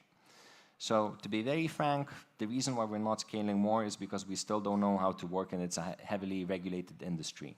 Henry, I'll start with you because you're an entrepreneur who's navigating these regulations and these barriers. What's your recipe of success? So the problem that we are facing is the fact that when you're building something innovative, there might not be any regulations in that specific area, and that also brings a lot of other problems about how can we use this system, how can we trust this system, how we ensure that it is safe or whatever. So it is also, if those regulations are there, let's say, they need to be explained and introduced to the companies as, let's say, simply and understandably as possible, what they are about, how they can be tested for, how they can be, where the documentation is actually able to get, because a lot of these NATO standards are also not publicly available. So Stanags, right? Stanags, exactly. It's a swear word. So there is actually, as a company, you have maybe hundreds of standards that you potentially need to look for. You're not sure what they are, which are actually the ones that are applicable to you, and you don't have those access to those original documents. So that's just the, let's say, information exchange is key there. And what else? Besides the standards, there's always a problem that defense forces might not be willing to talk with companies in a way that is necessary. Before even the standards come in, there is a need for open dialogue about what are the issues that we are facing, what are the problems, where is let's say, innovation lacking, so that the industry can come in and provide a solution. But it's not always the case that every company has this line of communication to verify their ideas or get an understanding where they would be most helpful in. So that's the second part. There's also, let's say, cultural barrier, or let's say a barrier of trust between the companies and the defense industry. Okay, thank you. So you're diplomatically pointing to the fact that the armed forces do not always want to talk to entrepreneurs. One of the reasons why we have Colonel here is to try to change that in Lithuania. So can I turn our attention to you? Can you talk about some of the mechanisms that you started implementing to talk to more entrepreneurs, and perhaps anecdotes from personal experience in testing with some of the Lithuanian products? You know, my colleague from Estonia mentioned the Stanags. I can mention interface control, documents, Link 16, and many other magic things. But in the purpose, I mentioned bureaucracy. And I guess at least what we are willing to do, let's say, to shorten this way from, let's say, a simple idea to commercial production. Of course, it's production of something which comes to armed forces use. So I guess we can scale in smaller pieces, as I mentioned, Stanags, bureaucracy, and et cetera, et cetera. So, but I guess it's not the case for Lithuanian armed forces. I'm personally, let's say, fighting with bureaucracy in my organization. We have many, let's say, legal issues. I'm just fighting with the legal personnel. I'm fighting with a good way, and my simple plea, listen, there is 30 years as we do something, let's change something that, for example, companies can come to us and, let's say, to try their equipment in our military range and etc. So I guess it's not the case. So I guess we're moving forward direction, and my plea in each meeting, let's come and talk with us. Can you talk about some of the examples of companies testing with you, perhaps in an anonymized way? I guess it's one of the, let's say, famous company which was mentioned in your slide, like UDS. I guess it's like a few weeks ago they approached us. They needed help to use our range. They did what they want, took a movie. Everybody's happy.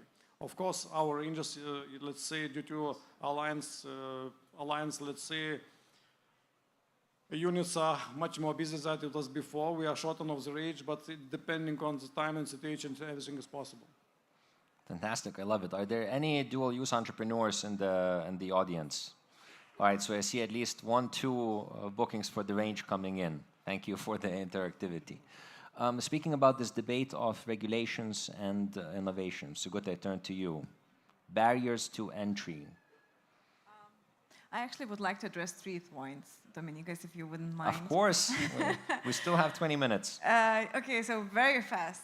I think that because majority of the people that work in defense innovation or defense sector industry, they're not lawyers themselves. And the fact that law and laws and regulations, it's scary in general. And they don't even sometimes read properly. They just think that it's difficult and there is nothing to do with it. But we want to change this point of view. That's why a week ago, we organized MilTech Academy. And some of the lectures were directed basically on the legal issues. And we found some great teachers and great lawyers who shared their ideas how to overcome legal barriers. So how actually to read the law in simple, understandable words for the company. So that's one thing. We are providing some training and some expertise on this too. The second thing is, yes, I agree, it's very difficult regulation and sometimes all the strictness is not necessary. That's why we are initiating some legal amendments or new laws in Lithuania. For example, very recently it was a law announced on defense and security industry as such, and that law made offset procurement possible in Lithuania. It was not possible before. So, or another example now, because we want to promote defense innovation and we want to give an ability for our Lithuanian military to buy the products that are developed jointly with some exemptions from public procurement laws. So we are now initiating another proposal for our government on green corridor for defense innovation. And finally, we are developing MilTech Sandbox initiative. Dominikas will speak about it, but I just want to mention that shortly that legal and exemptions from legal regulation will also be part of our MilTech Sandbox. So it will help our new companies or startups or even advanced companies to tackle with legal issues while they are just developing the product. So this is what we are doing, and this is how we plan to help you with legal issues. Okay, so I hope that answers the question from the audience. Rita, do you have a point about how some of the companies in your portfolio navigate regulations and testing and prototyping? You know, it's very similar to what the other 3 panelists brought up. And to be honest with you, I'm a generalist, so I'm not just a defense tech investor. And there are many other, verticals that come across, heavy regulations. MedTech, for example, I started out talking about prevention and preventative medicine because I see a lot of parallels between, defense technology and, let's say, medtech technology, especially when looking at, regulations and how to go about, certain requirements and so on and so forth. So I think it's, there are some parallels that can be drawn, and yeah, the portfolio companies are learning as they go along because you can't anticipate all the regulatory requirements that you're going to be meeting along the way. It's a total learning process for a lot of the companies. And it's because it's novel technology. It's new. It's innovation. It hasn't been around before. So, there is no real playbook. So it sounds to me that you're saying that founders shouldn't complain. There are a lot of industries that have regulatory barriers, and it's a job of a founder to go navigate them. You learn how to deal, yeah, absolutely. All right. Yeah. So suck it up and go build a company is what Rita is saying. I love it. So another question I got on Slido before we move to the next part is about the sales cycle in the defense sector. It tends to be long, tends to be complicated. Henry is laughing. Rita is laughing. Just like MedTech, yeah. Just like MedTech, right? So suck it up, go deal with the clients. Henry, what's your take? I'm not sure what the question was. That was a correct fact, but... How to best tackle that from both defense institutions and investors' perspectives? Okay. I think here is a good example from US Army side, which we haven't really used in Europe before. So And in Estonia and Latvia, Lithuania, I think we have this problem that we try to procure as much value for our money as possible, which means that we are only looking at off-the-shelf solutions. So that's already excluding all local startups, basically, unfortunately. So it's very difficult to get started. And secondly, it's also very difficult to test anything. Of course, there are these options to test out. We also are working with defense forces, deploying solutions for them. But this is all on our own cost. So that means that it's very expensive to do so. And the example from US I wanted to maybe put out there is that they are more or less buying things just to try them out. Like a small batch, let's try it out. If it works, very good. If it doesn't work, we give you a report what's wrong. And then you have opportunity to continue with the relationship.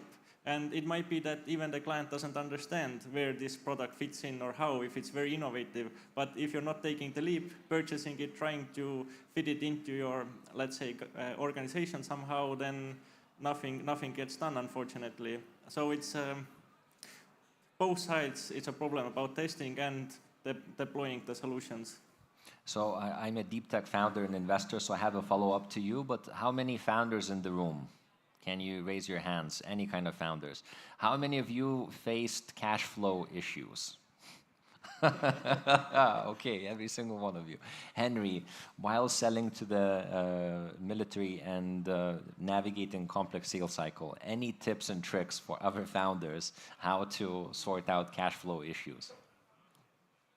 Well, there are different type of grants that you can go for, which certainly help. In Estonia, we have a national defense industry grant program, and we have the European Defense Fund. Of course, European Defense Fund, it's a 3-year process to get anything successful there, but there are different options. So you need to not only leverage the VC funding or angel funding, but also as much as possible the grants. And we have been so far funding the testing through the grants. So, but other than that, I don't have any good recommendations either than trying to work with as many clients as possible.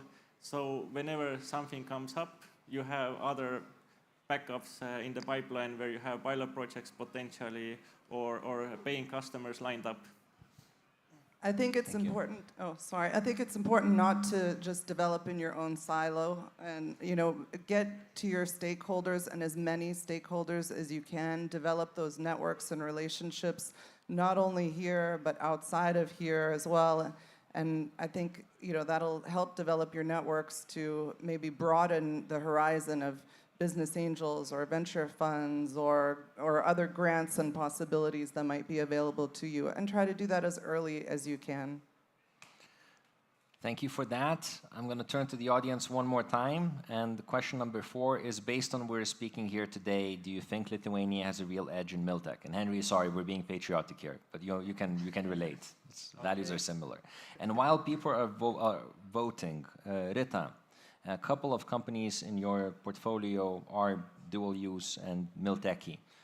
Would you like to talk about any of them and any of the innovations that could really be major breakthroughs in the years to come on the battlefield and in the command center? So, yeah, I've invested in a new propeller company called AirVolve just Baltic Sandbox. a few weeks ago. Unmanned drone systems, another one, and then a very interesting one called Astrolight that is free space optical communication.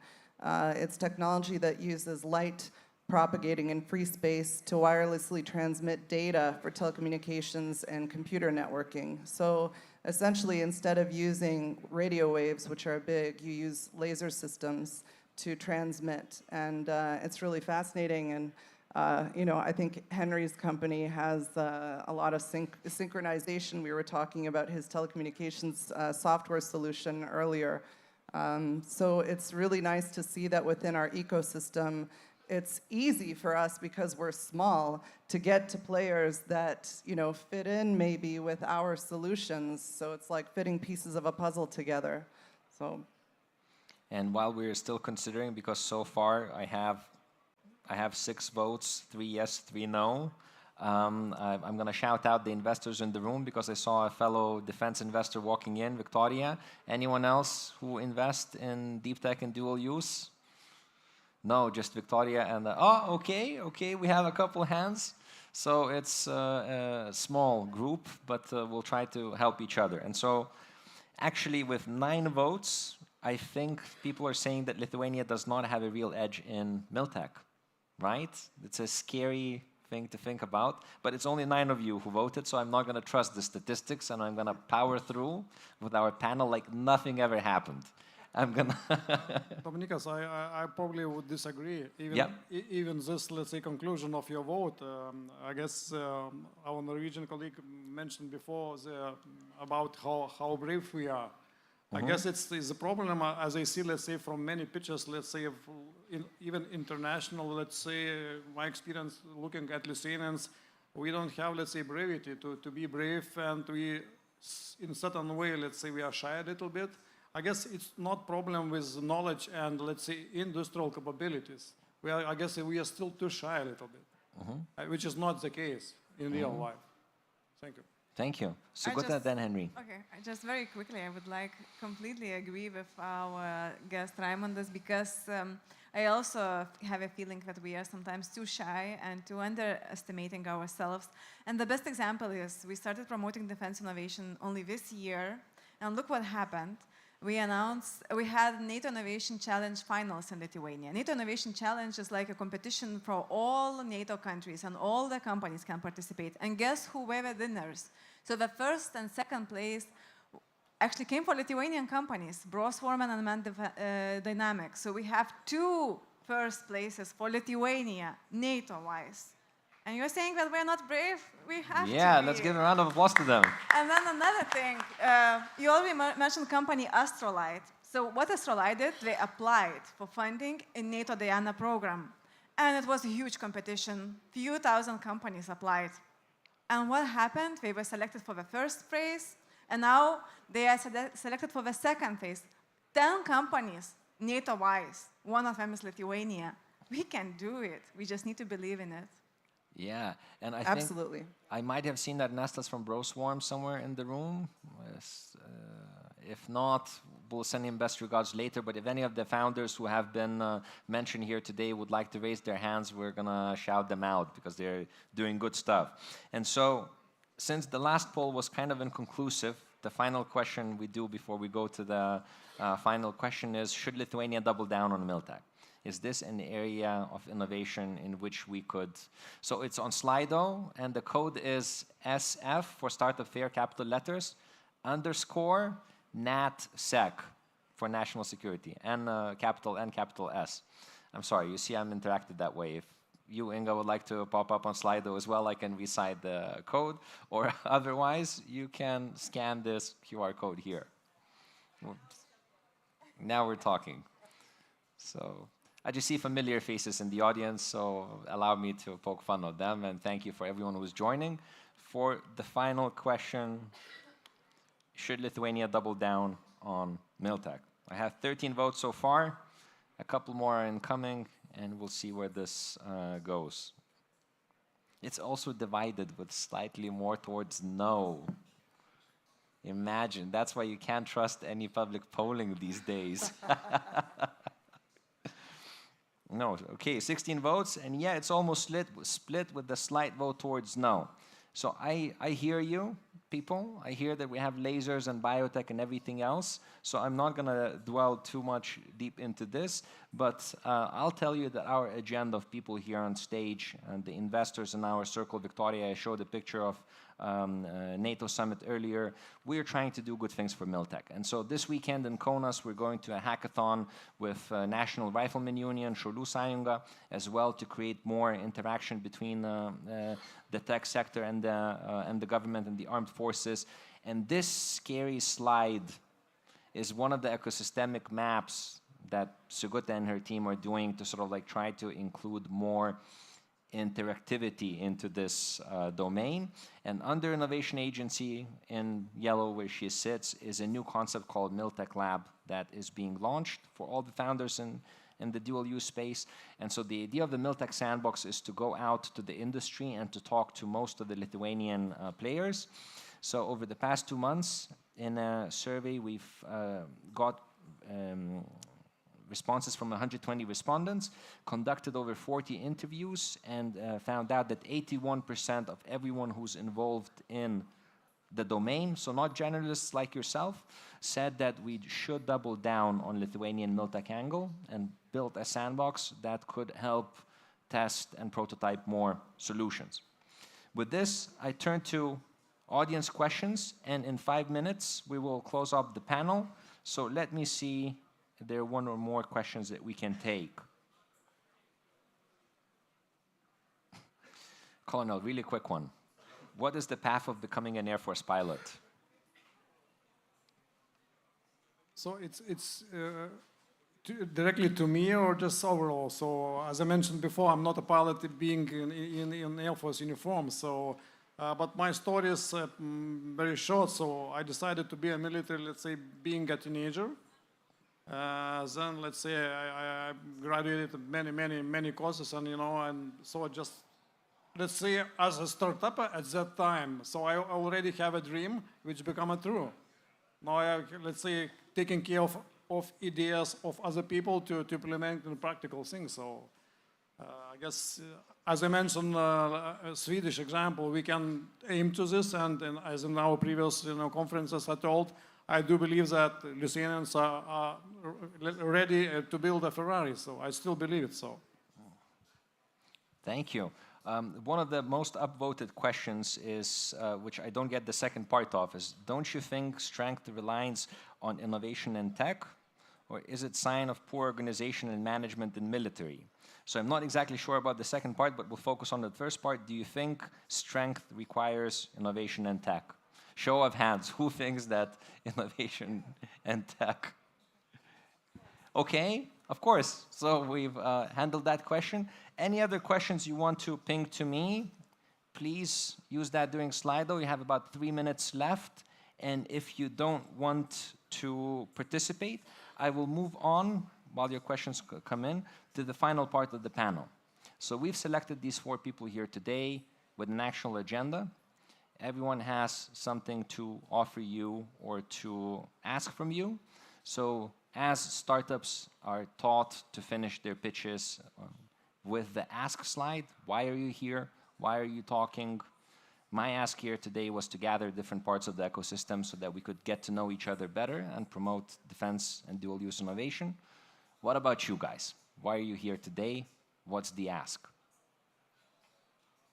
Rita? Yeah, so I mean, I've just recently been to, a bunch of conferences and so on, and there's a perspective from outside of Lithuania that, oh, you guys, all you do is you invest in defense tech. You don't do any other investing. So I was actually quite proud of that perspective, I have to say, though it's totally not true, because we do invest as business angels, and because I'm on the board of the Lithuanian Business Angel Network, I could tell you we invest in a ton of other verticals outside of defense tech.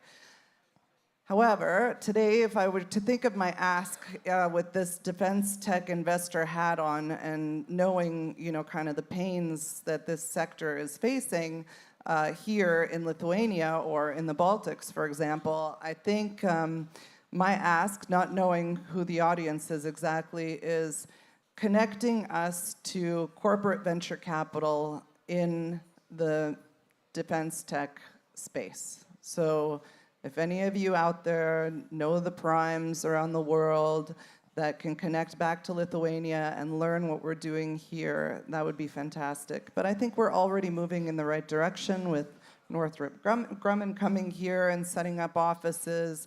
I think more and more people are learning about what it is that we do in this part of the world. So that's great already, but just spread the word. Thank you. So the ask for more corporate venture capital. Colonel? Just a few ideas, let's say, to be more attractive to the investors, let's think not only about defense sector, let's say, things, but dual use things. Like, for example, if we just talk, let's say, secure and, let's say, undetectable communication. We can use it in, let's say, both ways, for the military purpose, for security services, even for the, I don't know, for the sports. So let's think about things like that. Approach us, let's talk, we give advice, to continue with such an idea or not to continue. So approach me personally. I'm available not 24/7, but at least 5 hours per day. So we are serving not for myself, not for our kingdom, just we're serving for you. Thank you. Thank you, sir. We now have a phase for military innovations and more testing, which was the final question on Slido. Sigute, what's your ask? Actually, I always say thank you to begin with, because what we saw this year, it was only thanks to you. You showed great interest, great support, and I'm extremely grateful for that.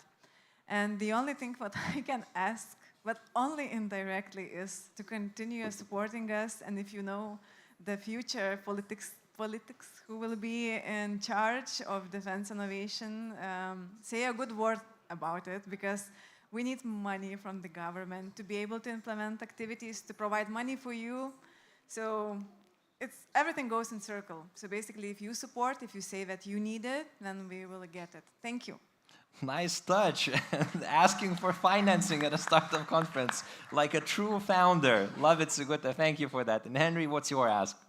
So my ask is for organizations and industry primes to be more open, because everybody is too worried about potential pricing, can the startup deliver, so on and so on. There's 100 different worries, but nobody is willing to take the first step to try new things out.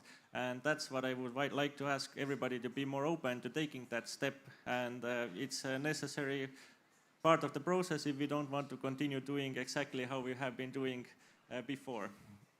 Thank you.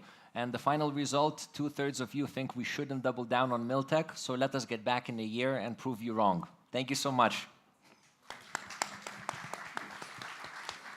We're back. Thank you so much. You can go join everyone. Grab some lunch. Enjoy yourselves. Who's had lunch? Give us a wave. Yes, you have. You look satisfied. Lots of nice options. I ran off and had a little chicken Kiev on that stand there. Delicious. But we got some cool things before we move on with the next part of the conversation. The next panel chat, the fireside that's happening in just a second.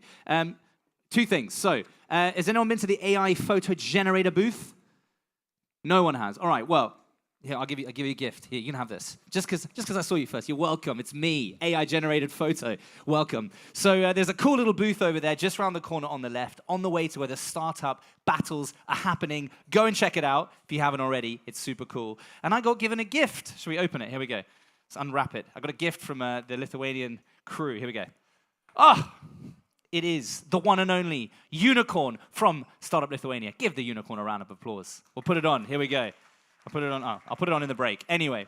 All right, everyone. We're going to cruise on. We have an awesome afternoon planned for you. Come back, grab a coffee, and come back. Don't go anywhere, because this is the place to be. So, kicking things off in the next part of the conversation, we have Beyond the Pitch, raising capital in today's environment, which is an interesting question because things change week to week, month to month, year to year. Things can't plan, markets change, systemic risks come in. But one thing that stays constant is the pitch, the story that you're selling. So we're going to hear from an entrepreneur that's raised 20 million Series B, I believe. Most recently, you know them. So give it up for Arvidas, partner at Praktika Capital, and Justinas, co-founder at Ovoko. Guys, jump on. Looking forward to hearing from you. Thank you. Hello, everyone. Is it working?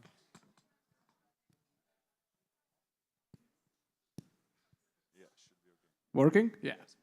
Yeah. So we received some applauses, but it's not how the life goes actually. We're gonna share something about it. Hopefully you will appreciate this. And I'll start with saying what's the best time to plant a tree. It's 20 years ago. So right now we have a avocado tree growing, but it was planted quite some time ago. I don't know if we're going to go that deep into that story, like how it started. We have only 20 minutes. So only 20 minutes, yeah. I cannot push into 10 years in that 20 minutes. Yeah, you can't push, yeah. And we cannot tell the truth here because it's big commercial secrets. So let's keep it entertaining and let's kick off with saying the environment in 2024, venture capital stopped investment, repositioning to AI. AI fees is kind of posing some threats to vertical SaaS, to enterprise SaaS, and so on. And the investments were halting, but not for Avoko, of course. That was quite an amazing moment. So the first question to kick it off is like, why did you raise and why now? Okay. So the first thing that I want to mention, like raising in 2024 is much easier than raising in 2022 when we had to raise the Series A. But coming back, why now? Like we started everything but almost 7 or 8 years ago, and we didn't have a big vision then, but we wanted to make a quite big business from that. So when we started that, everything was working quite good. And what we see now that if you think about how big this market is, everybody tries to calculate it. All the VCs, we tried a few times, but in reality, nobody knows because it's so untransparent. There is no data how many parts guys are selling, but we're trying to find it like somewhere between 30 and 100 billions in Europe alone. So we have 250 millions of passenger cars driving around Europe. So think very easy. If we were able to sell 25 euros for each of that car, our company could be evaluated more than 1 billion. So just need to do that. And coming back to the why, think like this. So about 10 years, or even more years, European Union established end-of-life vehicles directive. And it was really shitty. So we just took a car, crashed it, and everything, it looks like, oh, we are recycling and reusing and super, everything is working. But now European Union is changing everything, and they are pushing 3 main things. So every country, member of European Union, will have to find a way how to incentivize dismantlers to take more parts from the car. They will have to find a way how to incentivize repair jobs to use more parts to repair the cars after crashes or even in wear and tear. And the third thing, all the parts will have to be traceable to the VIN number and the dismantler. So it looks like sometimes that this law is created for us. So that's why we decided to raise now, because in this year, in the beginning of this year, we reached the profitability level. For sure, it's a management decision to be profitable, but we had a chance to show for everybody, to ourselves, to our investors, that our customers are coming back. We have quite good unit economics. We can grow even without outsourced, money that we are attracting to the company. But now is the right timing to make a fundamentals right, to go from sales-driven company to product-driven company. But what do you need then? You need quite a lot of money to build 3 products. We're running 3 products, like software as a service for dismantlers, marketplace to buy parts, and shipping as the Vinted goes. So 3 products requires quite a lot of capital. Yeah, so I think it's pretty interesting how you build things, unit economy is working, but at the same time, market suddenly evolves in a direction to create some tailwinds. And that's kind of does not happen very often, that you have kind of regulatory push, sustainability, ESG, anything like that happening for you, actually. So that's super cool. Yeah, it could be that we are lucky, but I think it's only the right timing. For sure, we started very many years ago, but nice when government is helping to you and the tailwinds are helping to you, everything is easier because main thing is create the value for customer, then for investors and for the people that work in the company. So it helps to deliver that we promised on the pitching. Yeah, and I think how this fundamental positioning of Avoko evolved over time, right? Circular economy marketplace for you could probably pack 25 AI assisted, you could write whatever you want, in your punchline. How was it? As Avoko, we are not using a lot of that. For sure, if you're talking with the sustainability fund, highlight the angle of sustainability that you have, but in the end of the day, everybody will be talking about the unit economics, the business that you're making, and how it can be a big, moat is very important. the price that you're paying for the growth is very important. You can try to say that everything is like AI and like all the buzzwords to use, but in the end of the day, in our case, is Series B, so unit economics is most important thing. Can you create a sustainable business that customer loves and pays for your services? That's, I think, most important part. Yes, using the buzzwords sometimes helps, but you have to be aware and check what kind of VC is in front of you. If he is like truly into the details, truly thinking about how to find a unicorn, he will be asking about unit economics. You will not be able to say like, hey, we have sustainability angle, or we just implement a few AI solutions. But if the customer is not paying for that, so what's good from there? That's true. It's, as Practica, I told this many times, we're not looking for unicorns, we're looking for cockroaches. To invest in someone that lives without a head for a month, can live in outer space and outlive all the competition. So that's, and then one day, bam, and it's a unicorn, right? So that's... Thank you that you're invested. Yeah, exactly. So, it was the hardest round. This first investment from Practica was, I think, the hardest. Yeah, the story that we have with Arvidas is insane. Like, I was not trusting him a lot because, like, who gives 1 million euros for the, like, promise to build something? It's not a loan. And, something is dodgy there. So my experience with VCs was not really the best one in the beginning, but I had quite good coaches, Arvidas and Mantas. They explained how this world works. So, yeah.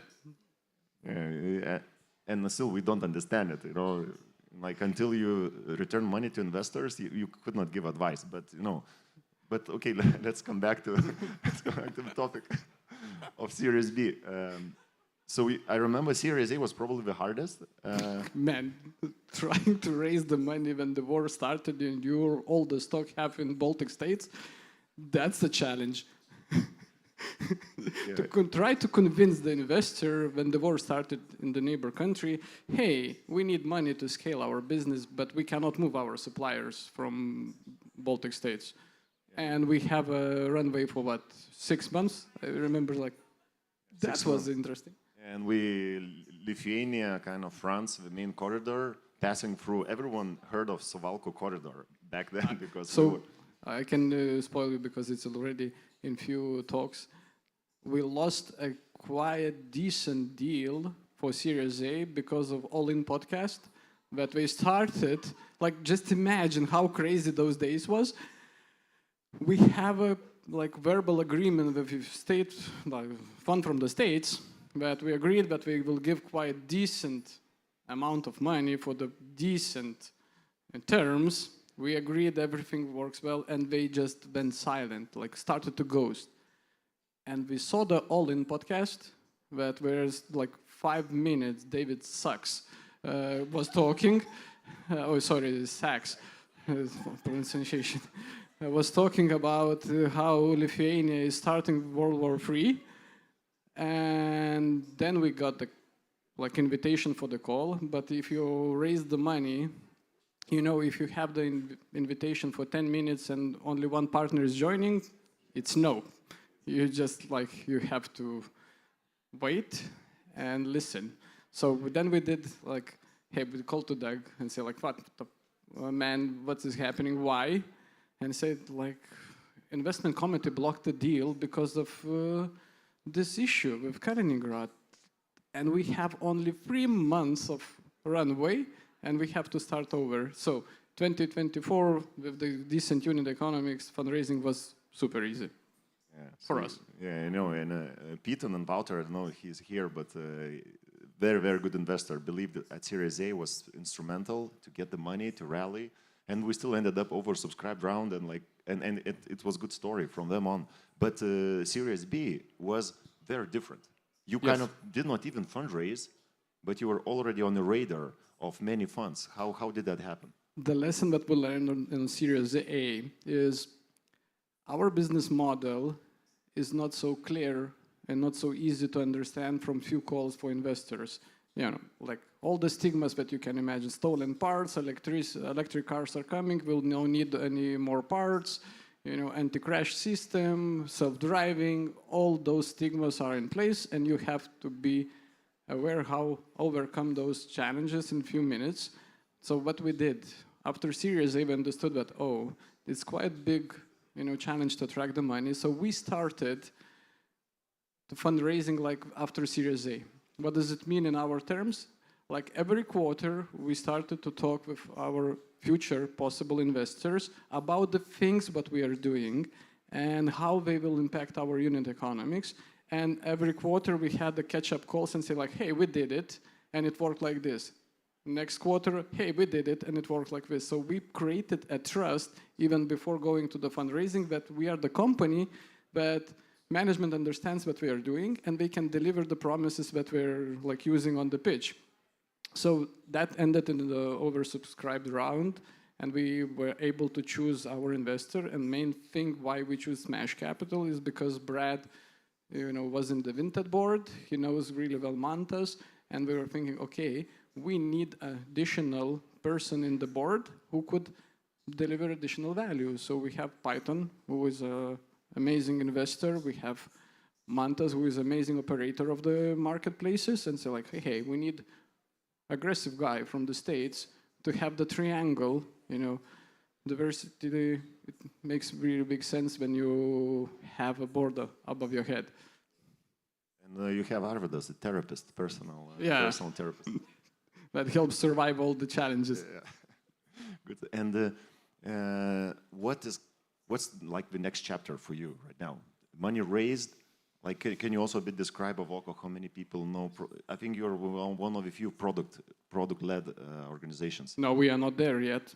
But the biggest challenge that we didn't have quite a lot of money all the time, and we were running free products. So yes, we did some shortcuts, quite big ones, and we want to change because the opportunity is huge, and we see our competitors, how they are doing. So we decided to become a product-led company, and that's, you can read many like articles and etc. But so what we did in different way. Our industry is really, really different, and you have to have people that understands it. But how can you take the person from the street and make it, used part professional in 3 or 4 months? It's insane. I tried to do it. Like I had a tremendous arguments with my product teams about the features that we are building and the problems that we are trying to solve. And we ended in that, how come 2 guys that do not know anything about the product were able to overcome, dominance of classified with the product solution that we built. And the super, super smart people that are joining now are struggling with that challenge. And we understood our experience in the scrapyard, my experience in the scrapyard, and the feedback loop that we had then, like 2 hours feedback loop about the feature that you released, how it solves the customer problem, was the main thing. So what we did? So we established a local lab in Vilnius. We have 1,000 square meters, and our product teams buying cars, dismantling them, and making a business from that. And just imagine how crazy it is. The last example, we launched app like 3 or 4 days ago, and the team the next day had a huge backlog, but they have to fix in different way. It wouldn't be like, okay, we need to give for the test, users. Okay, we need to create a form of feedback. Okay, we need to wait till the guys will fill in everything. Then we will analyze everything. And okay, after 3 months, we know what we should do, or we think we know. And now it's 1 day. And the guys are doing insanely good job there. So I think that approach will increase our ability to become the fastest company, at least in Lithuania, in the product side. And that's what we're trying to fix. So also in that lab, we are running competitor software that gives knowledge how they are solving those problems. And that's an amazing thing that investors let us to do. Yeah, investors, you did it yourself. Investors were just clueless most of the time. But I think we have like 1.5 minutes left. Yeah. So like the maybe shifting a bit to the personal side, like, you know, what's Sovoko for you as a founder, and do you have a life? Yes, I have a life. You exist, I see. Yeah. So, you know, all the people are asking you a simple question: how you manage your personal life and professional life? I don't. like my advice is to start, or start up a family earlier. Choose by your, own values, because to manage that kind of load that you get, and it's not a workload, it's more mental load. Everybody's coming with expectations. Like, just you take 20 million from the Series B round investor, what do you think he thinks? Oh, how you will make me, 5x in next 3 months, maybe 3 months, 3 years. Yeah, then, many employees are joining the company with their own expectations. So then you have to manage everything. And the main lesson that we learned as a founders, when you take the money from the investor, everybody's celebrating. Like, something great happened to your company. Yes, we convinced 3 dudes from the States that we will be big and we will make the money.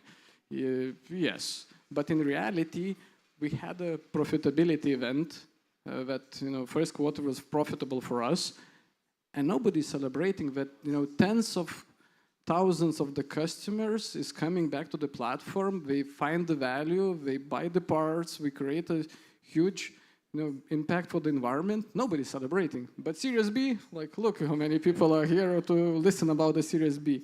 The Series B is only the tool to achieve the success, but it's a loan that investors giving from your customers that we will have to pay in the future, because with that Series B came many expectations to earn a lot of money. For everything, will pay my customers. So, choose wisely. Choose wisely. Okay, and I think we're out of time. Amazing, it seems like doing a startup is like getting married. You solve problems that you wouldn't have alone. For sure, for sure. Okay, thank you. Thanks, Arvidas.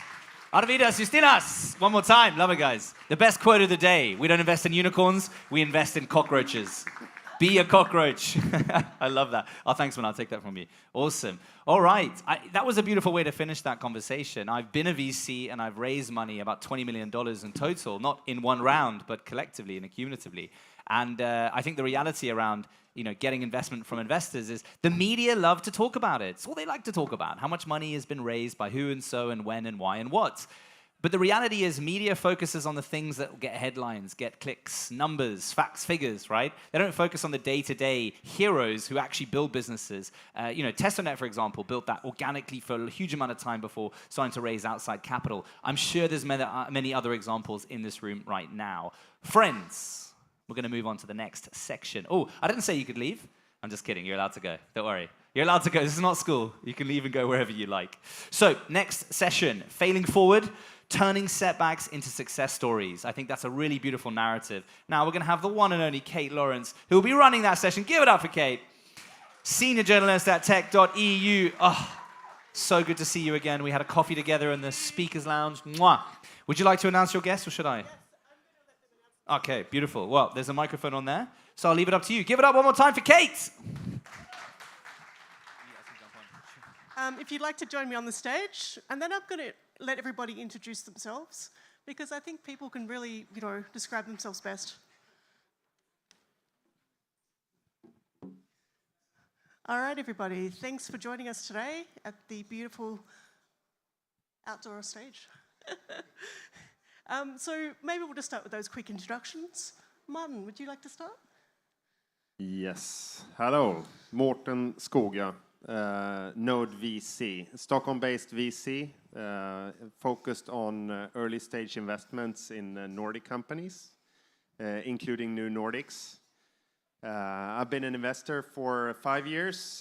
Before that, I was a deep tech entrepreneur for 20 years. And with Node, we've tried to build the investor we wanted as founders. So we have a team with a lot of operational experience, quite a few ex-founders. And we're also backed by 60 tech entrepreneurs. And we claim to know a bit of tech ourselves. We've built products and technology and scaled it internationally and brought them to IPO and so. So that's my background. Fantastic. Mindaugas. Yeah. Hey, my name is Mindaugas. I'm CEO and co-founder at Lea AI. And actually, we are on the mission to give access to personal AI coaching to everyone on the planet. So if you could imagine, probably every one of you have, one item in your New Year's resolution wish list, right? And probably it is improve yourself in like personal or professional skills. And usually what you do, you hire a tutor, coach, or any other expert to get the results just faster, right? It's expensive, it's hard to find them, and at the end it's really people judging you, right? So with Lea, actually you can get access to all that, and it speaks with you real time. It's AI, it's artificial, and it helps to reach any of your goals. And right now we're focusing actually on the English learning and English speaking part of English learning. And yeah, doing quite well, and looking to raise another round next year to reach our other milestones. Besides that, I'm also a seasonal CEO, and in a startup world, more than 10 years as investor and board member. And yeah, really like the space, and would glad to share with the community what we learned so far. Yeah. Fantastic. And I'll have to teach you some Australian slang that you can add to your English tuition. I think that might be fun. Suhas. Hi, everyone. I'm Suhas Gante. I'm from San Francisco, where I spent 8 years building, founding, operating, and eventually advising and consulting for several startups all across the US in different spaces. And then I moved to Madrid, Spain about 3 years ago, where I currently live.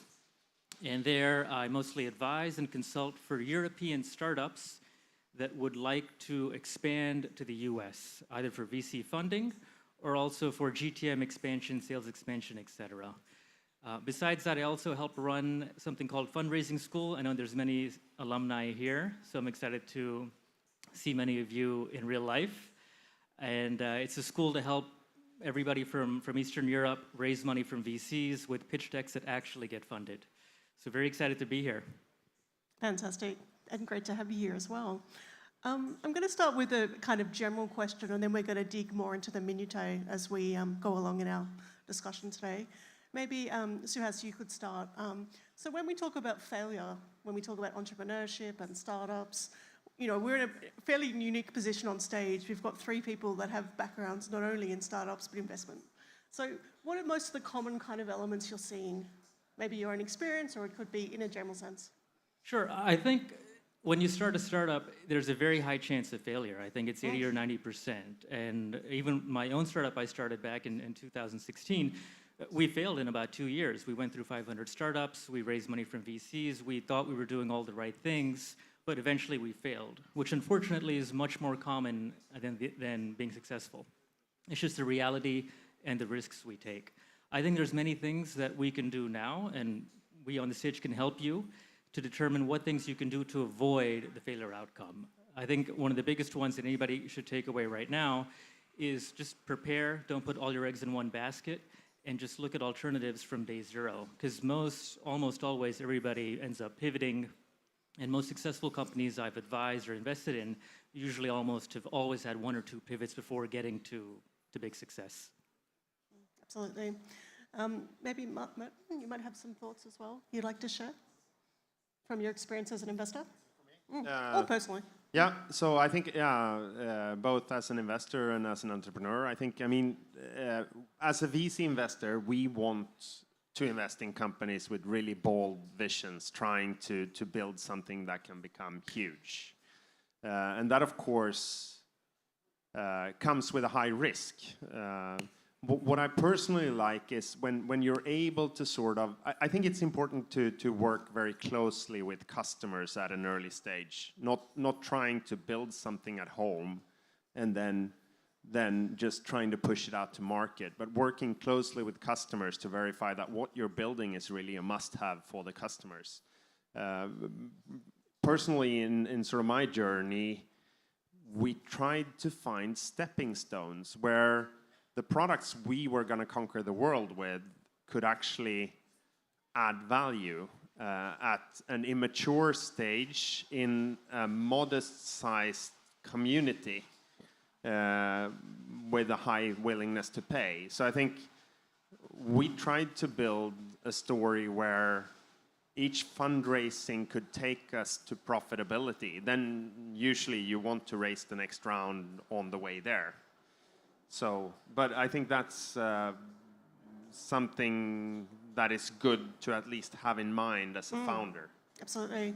I think you've both raised some really good points around being able to pivot, having customers throughout your journey, testing your products as you develop.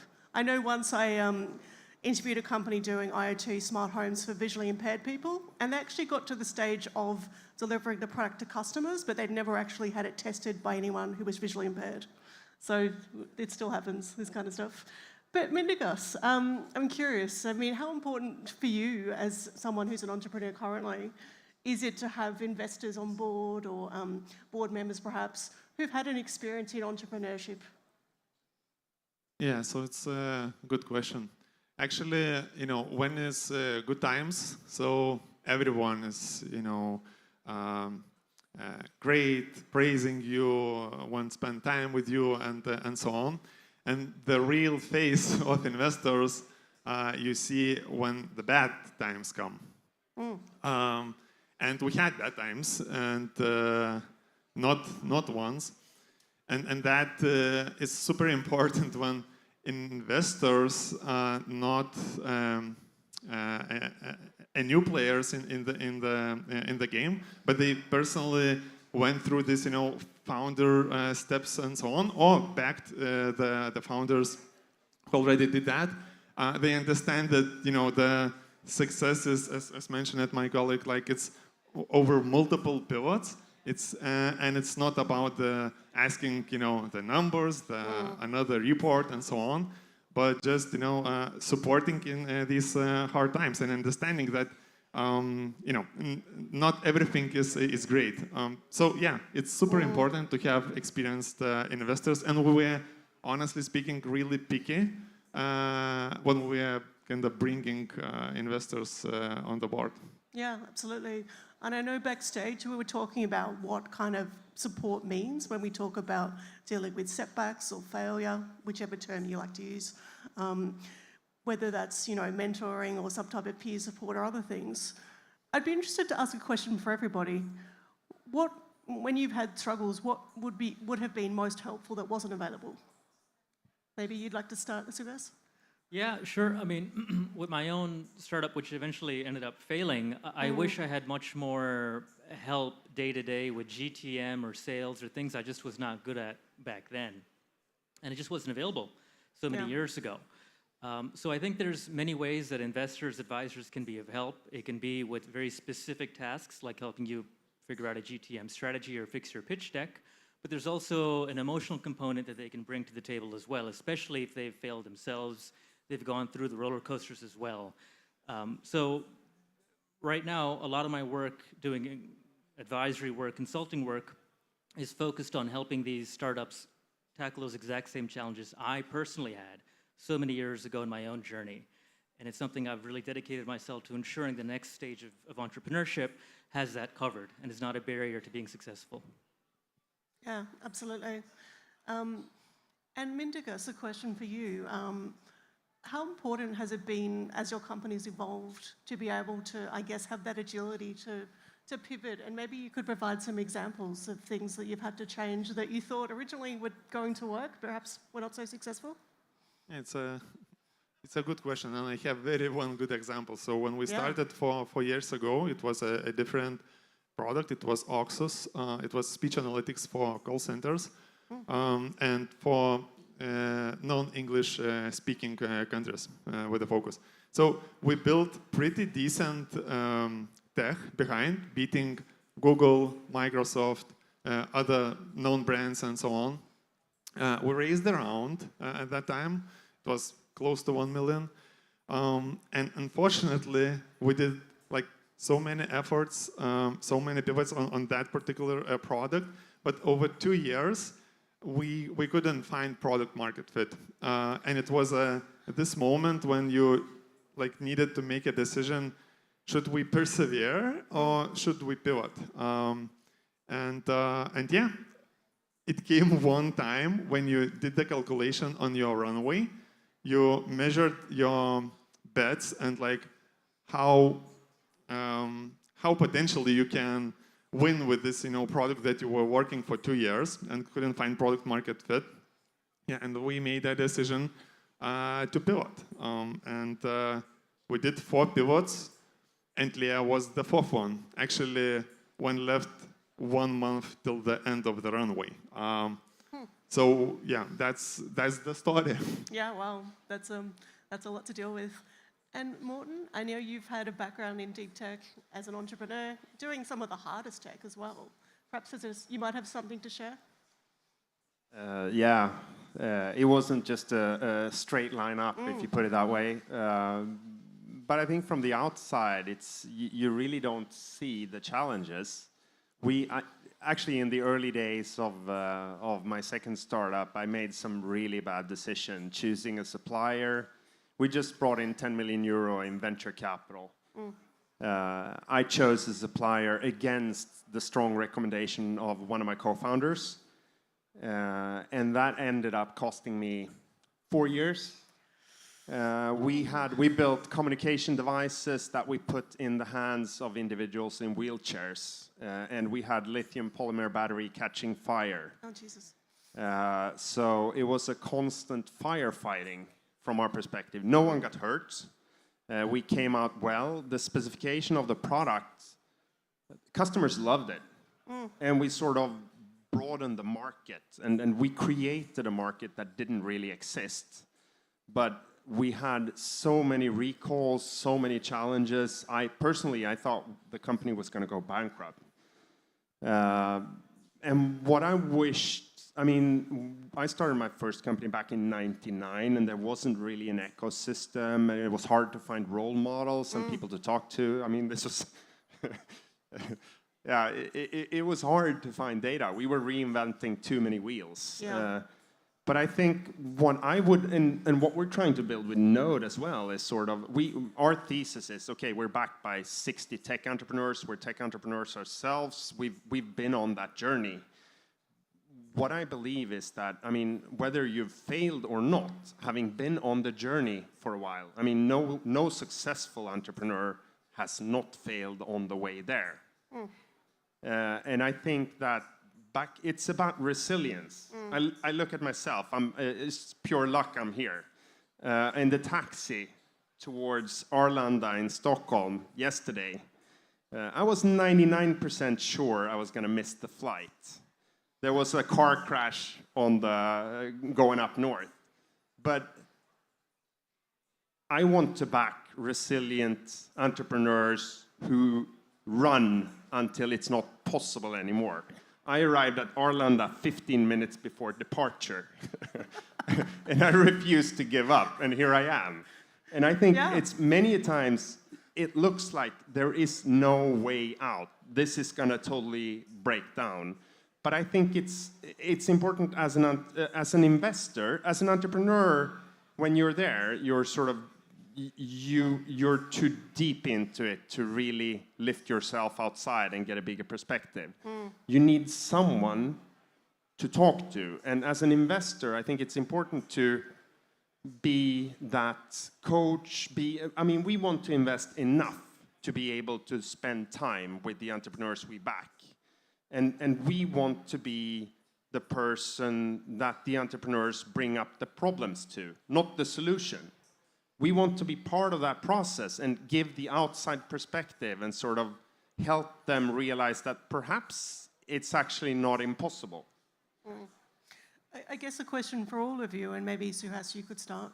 How important is early intervention, identifying there's a problem and then knowing who to talk to and so on? The earlier the better. I think if there's founders in the audience listening, the one thing I would urge you to do actionably, you can even do it today, is in your next investor update, make sure there's a section called challenges and just list all the things that are not going well with the company and just publicize it with your trusted investors. If they are truly value-add investors, if they're truly value-add advisors, they'll pick up the phone or email you right back and help you talk through those challenges. So that earlier you surface that challenge, the more time we have to help figure it out with you, not after it becomes a really big issue that we can't tackle together. What about you, Mindegos? Do you have some thoughts around speed here when we're talking about challenges? Yeah, so you have challenge when you're a founder, so it's like it's obvious. It's always the challenge to choose not what not to do, but which important things not to do, because there are even more important things, and you're constantly juggling between the priorities. But good point about sharing with the investors, also bad things. We constantly, it's from my own experience, from very early days, like how we build the relationships with the investors. When I meet the investor and we see a fit, like today or maybe in the future, and we have a good vibe, so we just agreed to put him on our newsletter, monthly newsletter. And we constantly sharing, like on monthly basis, our lowlights, highlights, challenges, the focus items, and the help that we're looking for. And guess what? Like right now in our newsletter, probably there are more than 200 investors, and the ones who really walk the talk about helping founders, etc. So they respond and they help. But the vast majority, you don't get anything from them, right? So that's how you can, I don't know, pretty early spot and see which investors really walk the talk, as I said. Yeah. Sounds like that could almost be a criteria for startups choosing investors, right? Yeah. And Morten? Yeah, and I would recommend picking up the phone, having someone to actually talk to. I think another thing, sort of what I saw on my journey, was the tighter it was, the faster you iterated and the closer the customer you were. I mean, the more money we had, the lower precision it was. So it's super hard. I think now, I mean, these times we've seen now, so many companies are bootstrapping, which is not only a bad thing. It means you have to find the real value for your customer, or you're out of business. And I think it's super important to really find that product market fit at an early stage before you scale. Then of course, I'm not saying you should always have too little money. That's not ideal either. But it's really hard to keep that precision, and it's super hard to build a culture of scarcity where you really, I mean, you always want to feel like, okay, I only could prioritize 1/3 of what I want to achieve. Otherwise, you didn't really have to choose. So we had a mentality of, in the early days, we were always saying that, okay, we need to run really, really, really fast. And as long as we make more good decisions than bad decisions, we will move forward, and we will move forward fast. And I think making decisions and iterating quickly is the important thing. You don't have all the answers, so you need to try a lot of things. And you shouldn't be scared of, I mean, if you get quick no's, that's super good. You want to sort of kill the concepts as early as possible to really understand how you can create value for your customers, and the same with the business model and all these aspects. I mean, I'm curious. I mean, we've spoken about, things that startups should look at in investors. But really, when we talk about this idea of, I guess, falling forward, how do you cultivate that in the teams or the companies you invest in? How do you kind of make sure that's something that they are able to do with confidence? I think you've kind of alluded to it, Morten, but maybe Suhas, you might like to start with some thoughts? Sure. I think falling forward is a cultural concept that should be embedded at the earliest stages of a company. I think day to day, I propose something that's called growth experimentation through data-driven methods. So basically from the earliest days of a company, you pick 20 ideas to just try. 90% of them will fail, guaranteed. And it's a way to encourage failure from the earliest days, which is trying to grow your market share, we're trying to grow anything that you're trying to do with your company, knowing that most of the ideas will likely fail. This is just something that has to come intrinsically to a company and is just best done through just trying and failing and moving forward. There's not much better way to do it than just doing it and failing it and keep picking up and going. As was mentioned, resilience is probably the single most important characteristic an investor looks for, especially at the earliest stages, because we realize how many failures or lessons learned a founder has to go through before they eventually take off on a unicorn journey.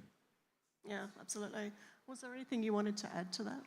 I think an important part of that is, it of course depends on what you're building, but I too often see companies charging too little. I mean, finding a product market fit, I think an important part of that is charging a lot of money from the customer to sort of, is this, and that's a challenge when you're iterating, but finding a few customers where this pain point is so big, so you can sort of give them the product, but iterate more or less. It can be a project towards them initially.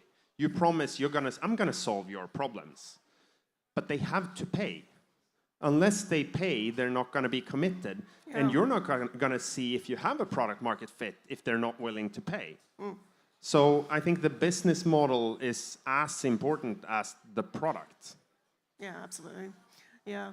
And Mindaugas, in your experience finding investors, what impact has investor rejection, I guess, had on your company in terms of maybe shaping your business model or shaping your product development, etc.? I mean, rejecting? Yeah, like when you tried to get money from people. Yeah. So, you know, when you start like early, you get like multiple rejections because vast majority of investors, they look at the traction. You grow, you know, to 1 million ARR like in half a year. Great, I want to invest you. What about if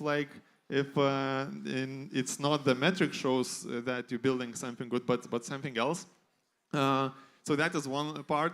But another part is that what I discovered is kind of sales to enterprise sales, right? So when we raised the first round, so probably we reached out to more than 2,000-3,000 investors, and it's numbers game. You just, you know, out of 3,000, 500 maybe respond. Out of these 500, 100 agree to look deeper.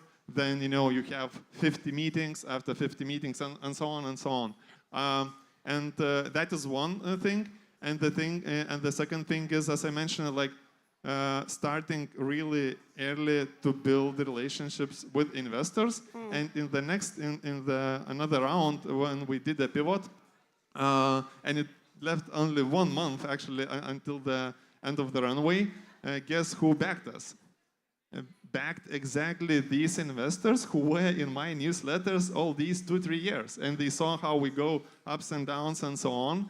And yeah, they backed us. Of course, some of existing investors also backed, but that's, I think, the main aspect, how to build a long-term relationships with the investors and make sure that they're gonna invest in you in future. Yeah. Absolutely. Okay, we've just got just under 2 minutes, if my eyes are correct. Question maybe for everybody. What's as your experience as investors, either previously or currently, what have you learned from a failed investment? Maybe Morten, do you have any insights there? Well, in the last few years, I guess we've all seen companies not being able to earn money, have had a hard time raising money. So I guess it's good to go through a few cycles to see yeah, how the trends shift. All of a sudden, money is expensive. I've seen some really good concepts not being able to raise funding. Yeah. Quite a few now. And that's, of course, not ideal, if you put it that way. And I think it was hard to predict because the sentiment back when they started was totally different. But I think agility and speed and those who actually hit the handbrake early on are the ones who have survived and managed to come through this. I think, again, speed and agility is sort of, and resilience, finding ways to, we see quite a few of those companies who sort of survived COVID and then came all of this other stuff. And the ones who iterate really quickly and adapt are the ones who survive. Yeah, I think that's been a consistent theme throughout our discussion, that agility, that adaptability, getting in with the customer from the get-go, testing your iterations, really important. Sadly, we're out of time. Probably we could have spoken for an hour. It's such an interesting topic. Thank you so much, everybody, for being with me on the stage today, and thanks for having us. Absolute pleasure to be here. Yeah. Thank you. Thank you. Thank you. And thank you, Kate Lawrence. She is a shining star in our beautiful ecosystem. Kate, you're bringing the sun. Give me a hug. Good to see you. Thank you so much. One more round of applause for our guests today. We promised you homegrown heroes, and we've definitely given you that. And you know what? While we're at it, give it up for the team here who are bringing the chairs on and off, the mics left, right, and center. Give it up for these guys over here. They're doing a great job throughout the day. So, we've learned about falling forward. Next up, we're mastering the global game, hacking market entry, and overcoming challenges. Who has entered an additional market? Here, give us a wave. If your startup has entered a new market. Okay, there's a few. Yeah, you have as well. Well, maybe we should get you up in a minute. Maybe we could do that. We could make it happen. One of the unique things about doing that is the requirement for localization, the need to have people to understand how you do that. Now, I'm from South Africa, and there's sort of 54 countries on the continent of Africa. Localization is so key. You can't just scale into one as you did another. So mastering the global game, hacking market entry, we're going to hear from that in a minute. Moderated by the one and only Domus, co-founder and CEO at Growtech. Domus, my friend, how are you? Do you want to welcome your guests on, or should I? I should. All right, I can do that. Oh, yes, sir. Yes, sir. As an Amit Goldman Associate Venture Fellow, lead at Digital DX Ventures and Head of Partnerships at Lapsi Health. And of course, Gytis, Fractional CGO Growth Advisor at Cyber Upgrade. Give it up for our wonderful panel.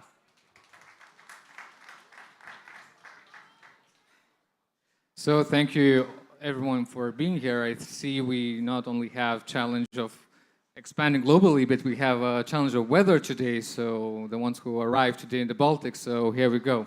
I think we're going to manage that for sure. So today we're going to cover a very important topic, right? Global expansion. It's not something nice to have in today's market. This is something that you must do if you want to build a solid business. And this message should be in your head from the day one. And today we're going to have two amazing speakers, a lot of experience, a lot of tips and tricks to share with you. And I want to give you opportunity to introduce ourselves. So shortly, 1-2 minutes. Amit, let's start with you. Sure. Pleasure meeting you all. My name is Amit Goldman. I'm a head of partnerships at Lapsi Health. We literally just officially launched our product that we've been building for 2 years, raised almost $6 million from grants and venture capital. And also, I'm an associate and venture fellow lead at Digital DX Ventures. It's a Silicon Valley-based digital DX-focused fund. And we invest in early-stage digital diagnostic startups. I've been previously with a couple of startups. I do advise a couple of startups. And my newest startup that I launched 1.5 years ago is right there walking somewhere around and calling mama. That's mine. Sarabelle, I hope it will be a new unicorn in 17.5. That's me. Thank you, Amit. Hey, guys. My name is Gytis. I'm in digital marketing for the last 14 years. Started from digital marketing, expanded to marketing in general, then expanded to product, and ended up in growth. And have an experience in both B2C and B2B SaaS. So. Short and sweet. Okay, let's start from the main question, right? It's quite common sense, but we have all kinds of startups here. You know, super early, some more like advanced startups as well. So could you like elaborate? You know, why the global expansion is important for the startup today? What is your take on it? My take? Well, I can probably speak mostly for the healthcare. I went to med school. That's where I got my education. I did work with one fashion startup, but I was in university. It was my first course, in my first year. So I can mainly speak about healthcare. Now think about healthcare. In Lithuania, we have how many people? 2.8 million? Do you know how many doctors, practicing physicians we have in Lithuania? Roughly? Anyway, I'm not gonna torture you here. It's 14,000 physicians. Now, if you wanna sell to physicians, you have a market of 14,000. Probably they also specialize in different fields, cardiology, ENT, whatever. So probably the market that you're trying to penetrate is even smaller. So in order to scale, in order to grow, probably you'll have to go elsewhere because it's just a little bit too small. When we think, if you want to sell your product to a clinic, it might be even harder because, for example, odontology clinics, there are only around 13,000 in Lithuania, if not less.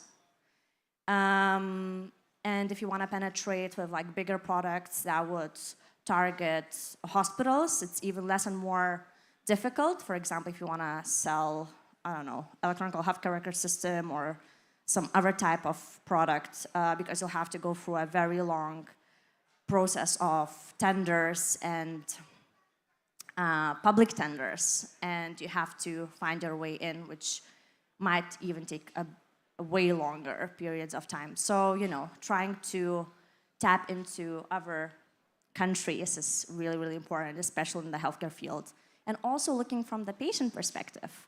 If you are trying to pick one or another disease or specific medical condition, you might not even have enough patients to do clinical trials to, you know, sell your product to. So that might be even difficult.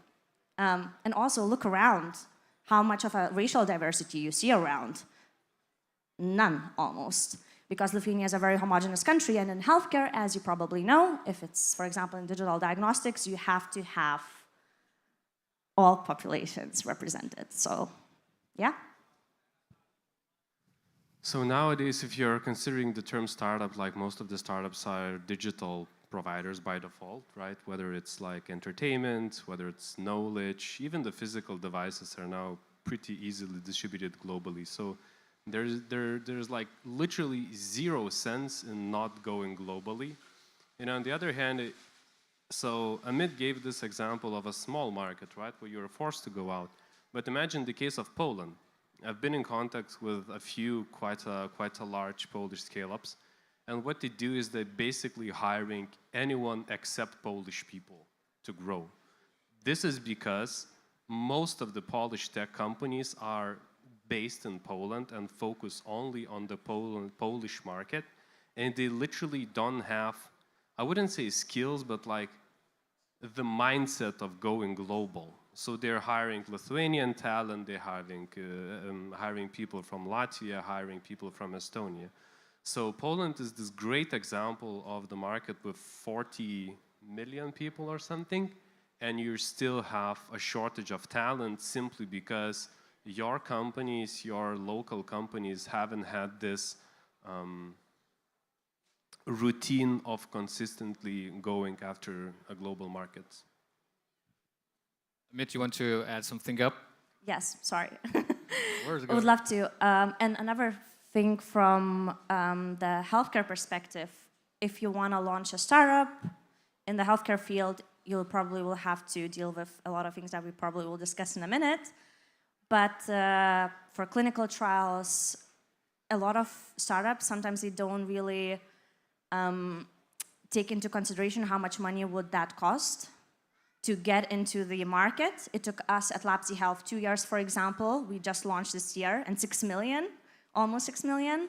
And now we're here with FDA approvals. But it takes a really, really very long time. And sometimes potentially local, even venture capital funds or local angels, investors are not able to, pump enough of funds into your project. So tapping into other countries is also important because probably you will get access to the some pools of money that could invest in you to help you grow. Okay, and let's talk about fails. So, Gita, you brought some B2B products, B2C products, globally different stuff, right? Like website builders, healthcare products, right now cybersecurity product, before that energy, right? So what are the most common fails you saw in your experience, and how the startup could avoid that?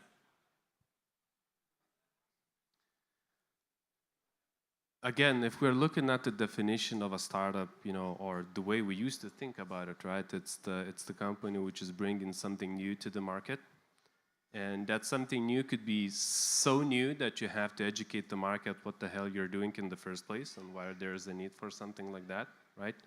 Or you have to educate the market about how you uniquely are solving some problem which they already know they have, right?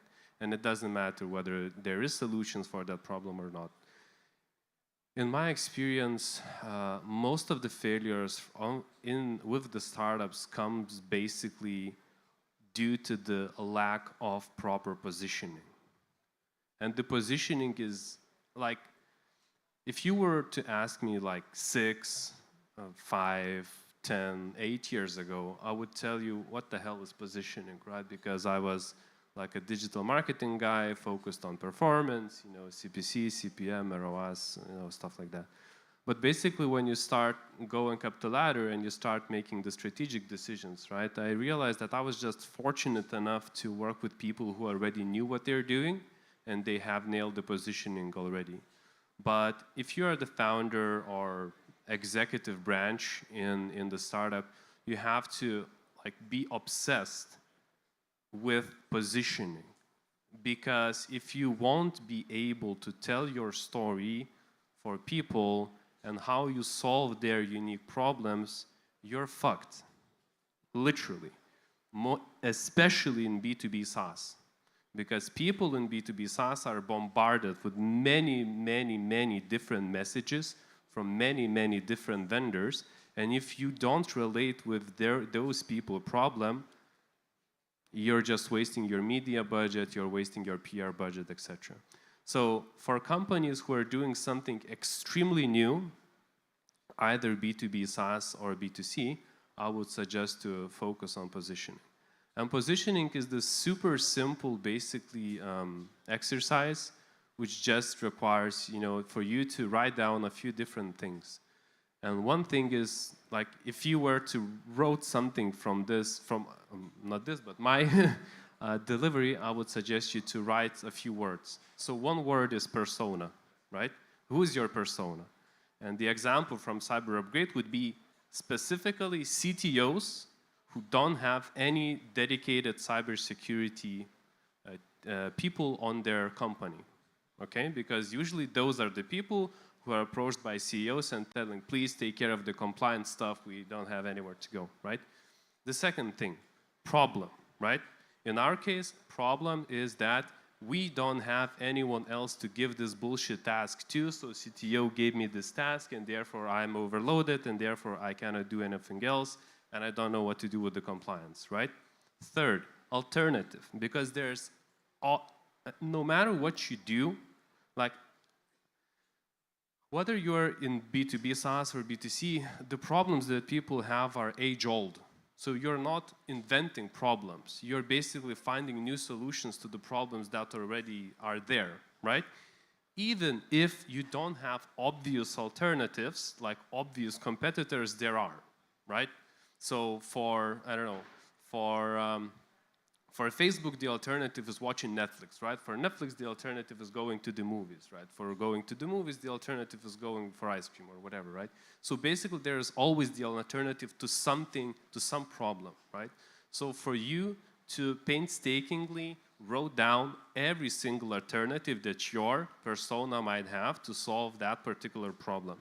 In our case, the alternative is working with super expensive compliance and security auditors, right?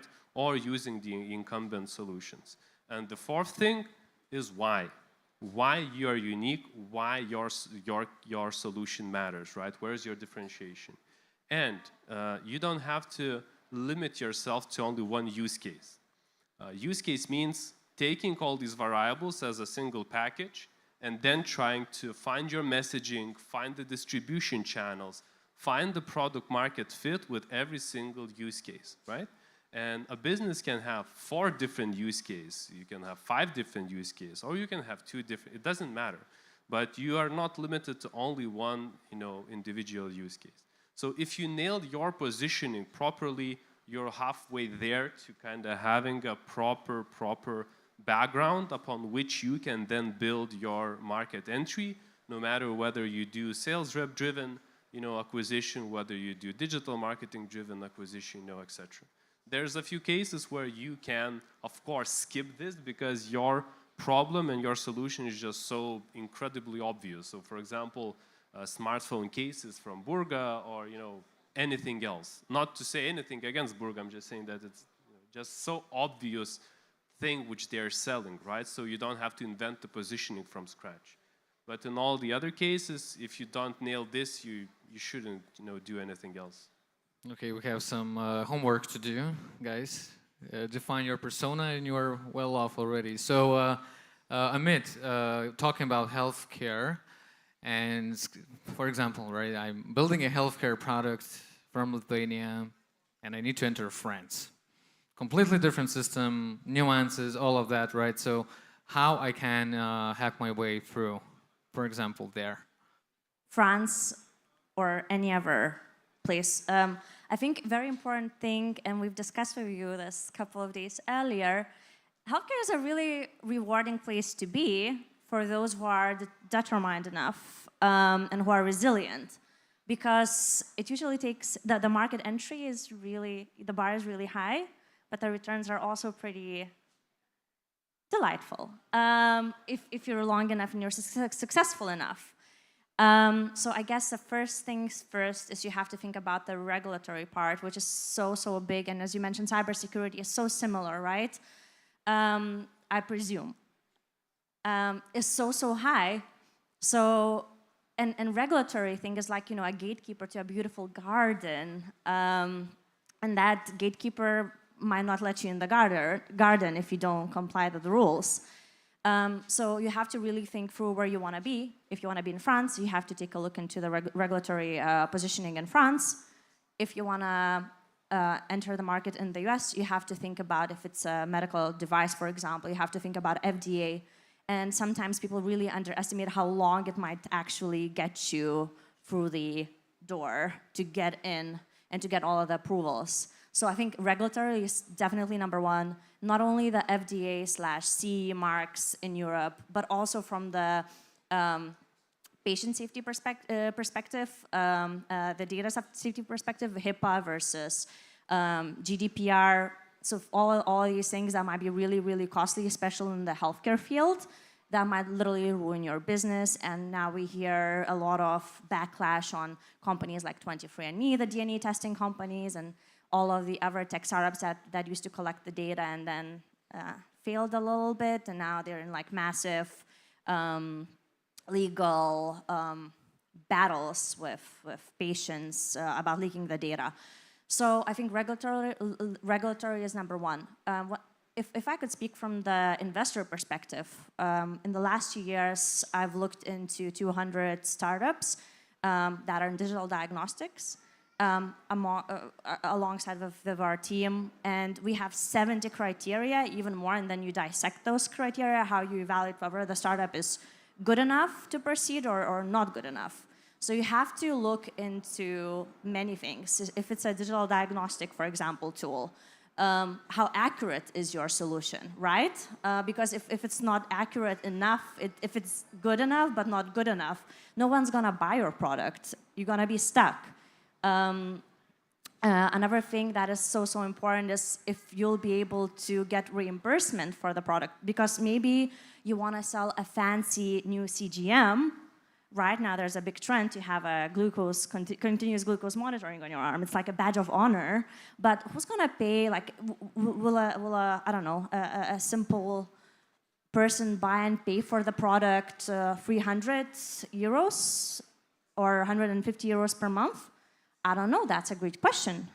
So you really have to think: will you be able to get reimbursement from the government? And if your product will comply with the rules to get that reimbursement from the national healthcare systems, for example, as you mentioned in France, right, or Lithuania, will it be covered by the national healthcare insurance? In the US, you have to comply with CPT code, so-called. So you have to understand these things. And in order to understand these things, you have to have people who kind of understand these things. So for example, in our fund, because one thing is to only get the money and have the capital. Great, I have, I don't know, 500K. Now I'm gonna build a successful startup. It's not gonna happen in healthcare, for example, probably in many other highly regulated places, because you might skip these tiny little important steps that might literally make your startup a failure. So, for example, at our fund, we have around 30 experts, we call them experts, EIRs, experts in residence, who usually sometimes come on the board of the advisory of the startup to help them navigate the really complex US regulatory market. And healthcare is such a complex field. We have people who understand the reimbursement models, the CPT codes, who understand, health tech, femtech, oncology, like all of these different fields, because even as an investor, you not necessarily understand that deep enough all of these tiny little things. So having the know-how and being able to build that trust is very important. And if I may add another tiny little thing about trusting. Sure, go ahead. So I made a quick question. I put up on my LinkedIn a quick question a couple of days ago because I wanted here to come prepared with data, not a scientific research, but just a quick question that a quick quiz that I put on my LinkedIn. And I asked, which doctor would you choose? Because I think that kind of reflects how we decide on our healthcare services, some of that are a little bit more regulated. And I asked my colleagues, friends, acquaintances, people on LinkedIn, would you pick a physician who is very highly visible on the media, or would you rather go with somebody who has no media presence? And guess what people choose? I was wrong actually with my answer. It's not. There's no right or wrong. It's just how you pick. Yeah. But the majority picked 80% of the people who answered, and there were around 100 respondents.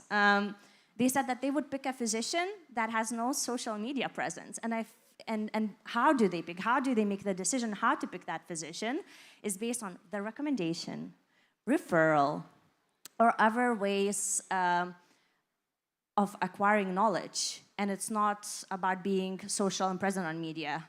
So healthcare is a little bit of a different field, and I think this is really interesting. Interesting observation. That not necessarily that you put a lot of money on the, Facebook ad or whatever, gonna make you successful. You have to think of other creative ways. It's a different animal. Right? Woof. Way different. Right, and Giti, let's talk about hacking a bit, right? There's a bunch of buzzwords: grow hacking, fast iterations, throw stuff on the wall and see what sticks. But you have completely different different opinion about that. So maybe you can share your take on this. Many people think about about hacking like super quick wins, which is sometimes true. The only thing that I agree about the hacking is that it has to be fast, right? You need to establish very fast and as fast as possible feedback loops, whether what you're doing is working or not. However, the sad reality is that you shouldn't expect to throw a bunch of stuff on the wall and see what sticks all the time, because you will basically burn out your teams. You will start fading your focus on what you're doing, and you will lose the sense of what you're doing, right? If the hacking is related to growing like in general, that instead of giving you incremental performance. So basically, if we go back to the use case exercise, which I gave you before, you should have enough understanding about your buyer to start thinking super strategically, what is their behavior to which I can tap into and then extract value and basically attach myself to that behavior. The good example would be in cybersecurity, the NIS2 compliance. How many of you know about NIS2 regulation? Yes, at least 2 people. Awesome. So we have a long way to go.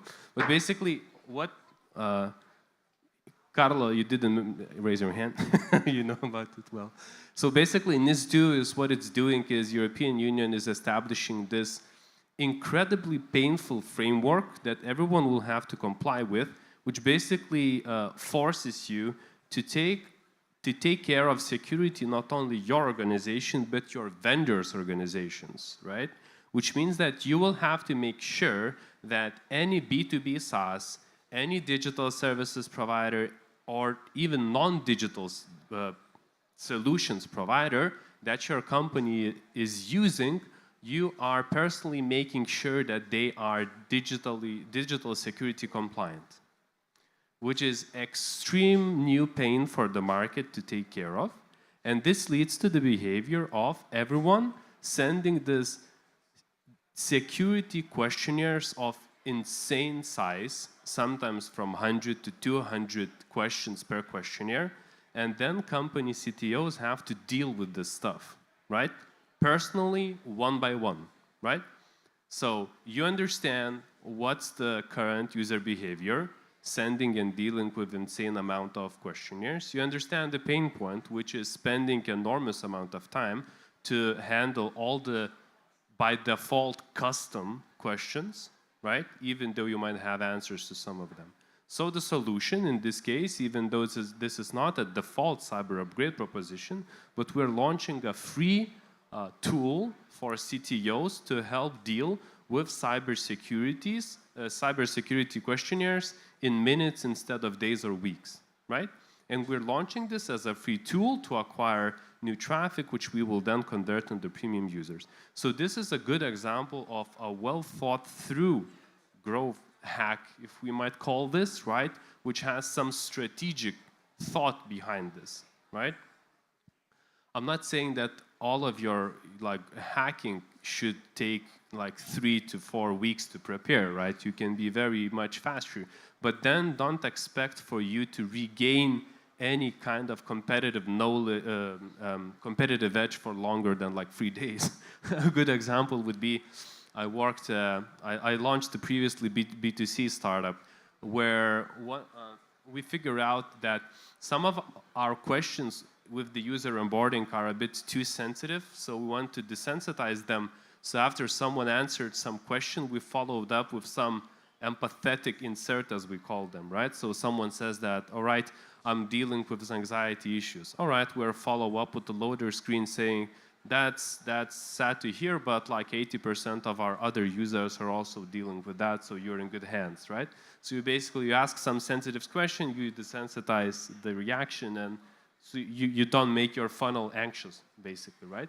So what happened, it worked super nice, everyone was super happy, and then literally our number one competitor, to which we were always putting ourselves against with, they literally copied every single decision that we made. I'm not saying that this drove down our results, right? But it doesn't mean that we retained our competitive edge in terms of user acquisition, right? So short-term solutions lead to short-term gains that get competed away much, much faster instead of strategic, quote-unquote, hacking. Very good point, Gita. And we're running out of time, but let's touch upon the easiest part, right? So we entered the market successfully. How to sustain the growth, right? So guys, very quickly, just main thoughts about that one, maybe a bit from the healthcare perspective. Because we have just a couple of minutes left, I just want to send a couple of messages. The message number one is you have to have a community. I've met quite a few super massively successful people throughout the last couple of years, and some of them that they had is having a community. The fact that there are so many people right here, right now, when it's pouring and raining, I just wanted to encourage everyone to connect with each other and connect to the people. If your startup is operating in one or another field, in that field, connect to those communities, either Facebook communities, somebody who will support. In healthcare, for example, if you use, for example, referrals in some fields, it might be even considered as a kickback, and you might really get in a lawsuit, and it's kind of a gray line that you shouldn't be crossing. So anyway, to cut a long story short, because we just have a couple of seconds, I just want to wish everyone who are here to not be shy and to connect with each other and ask for help in whatever you're doing. Yeah. Okay, community for growing. Makes sense, right? And Gita, what are your main thoughts? I know that you're betting more on the recurring revenue, right? Like sustaining the growth. You can't expect long-term growth without focusing on retention. So a few very, very successful Lithuanian startups have shown everyone a way, which is super great, that you have to focus on first-time transaction ROAS, which is great, right? Because if you return all your acquisition investments, you get ROAS 1 plus whatever, or 2 plus whatever. You have enough cash to reinvest. But the difference between companies that are growing long-term is that those who are continuing to pour money back into the product, which leads to revenue retention, instead of being happy with the first-time revenue and then doing something else totally new from scratch. So basically, if you're not focused on retention, then you are kind of destined to always try to grow your revenue through new acquisition, which leads to you to basically be dependent on the same acquisition channels or have this nightmare of always trying to find new acquisition channels. So retention is absolutely key. Amen. Thank you, guys. Thanks, Amit. Thanks, Gitis, for spending some time today with us. Thanks, audience, for being here, and stay dry. Thank you. Thanks, Thomas. Amit, Gitas! We need an umbrella to take you through this section. Good job, good job. Thank you so much. All right, everyone. So, who's had pancakes today? No one's had pancakes. They're serving pancakes inside. But don't go anywhere yet, because there's an exciting conversation coming up now with, once again, the best title. We can decide which is the best fireside chat panel conversation title today, because the content team at Innovation Agency Lithuania have done an awesome job. So, oh my God, Lithuanians did that is the title of the next session. So you're sitting in the right place, and that's here. So we're going to bring on Justinas, the founder and CEO at NGL, to moderate this session. Give Justinas a round of applause. My man, good to see you. We're going to talk about innovation in the space-to-earth space. Dalius from Astrolight is here as well. Give it up for Dalius from Astrolight. My friend, good to see you. Where's Elon? Is he with you? Is he? You're talking about that kind of stuff. And last but not least, of course, Vytenis, of course, UDS co-founder, I believe. You can tell us and enlighten us, my friend. One more round of applause for the next fireside chat. Hello, hello. Hope you're excited as we are here outside on a rainy day. I think we have not had a panel like this before. Have you? Not really, no. Have you? No, this is my first ever panel in my life. Great, so first times are always very exciting. Look, so I was asked to moderate the panel. Oh my God, I didn't know Lithuanians did that. And they asked me which startups could be interesting and could surprise some people here in Lithuania and maybe abroad as well. So what topped into my mind is our two portfolio startups. One is Astrolight, Space Tech. The other one is UDS, Dual Use, War Drones, and Vytenis also previously founded and exited a startup called Nanoavionics, so space tech. We have been running them on our investors, and we know that they surprise people when they start speaking. So probably I will ask a quick question. Who here knows what Astrolight does? Can you raise your hand? 1, 2, 3, 4, 5, 6. Okay. More than I expected. More than expected. Who here knows what Nanoavionics does? A bit more, been around the block for 10 years, okay. Who here knows what UDS Unmanned Defense System does? 3, 4 hands. Okay, so it's the newest startup of the 3. So, Daro, maybe let's start with you. What does Astrolight actually do? In short. Yeah, so we do communication from space to Earth. So we are trying to basically bring fiber-like connectivity to space, which means going from radio, electrical signals, to optical signals. So we are shining lasers from satellites that carry orders of magnitude more data from space to ground when compared to radio.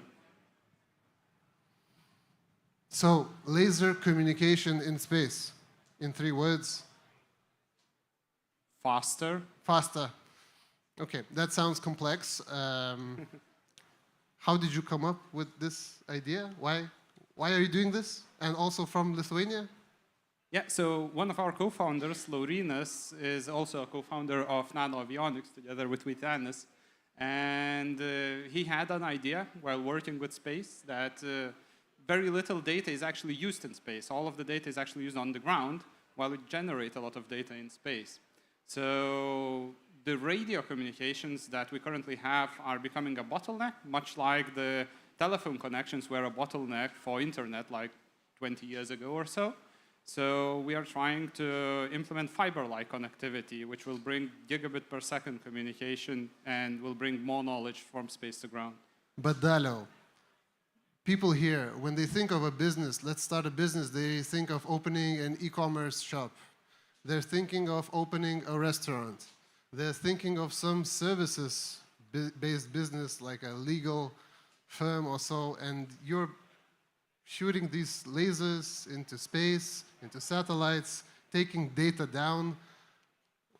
How did it occur to you to make a business out of that? So in terms can you make money out of it? Exactly. So the thing is that we think we can. So the vision of Astrolight is to actually bring connectivity as a service.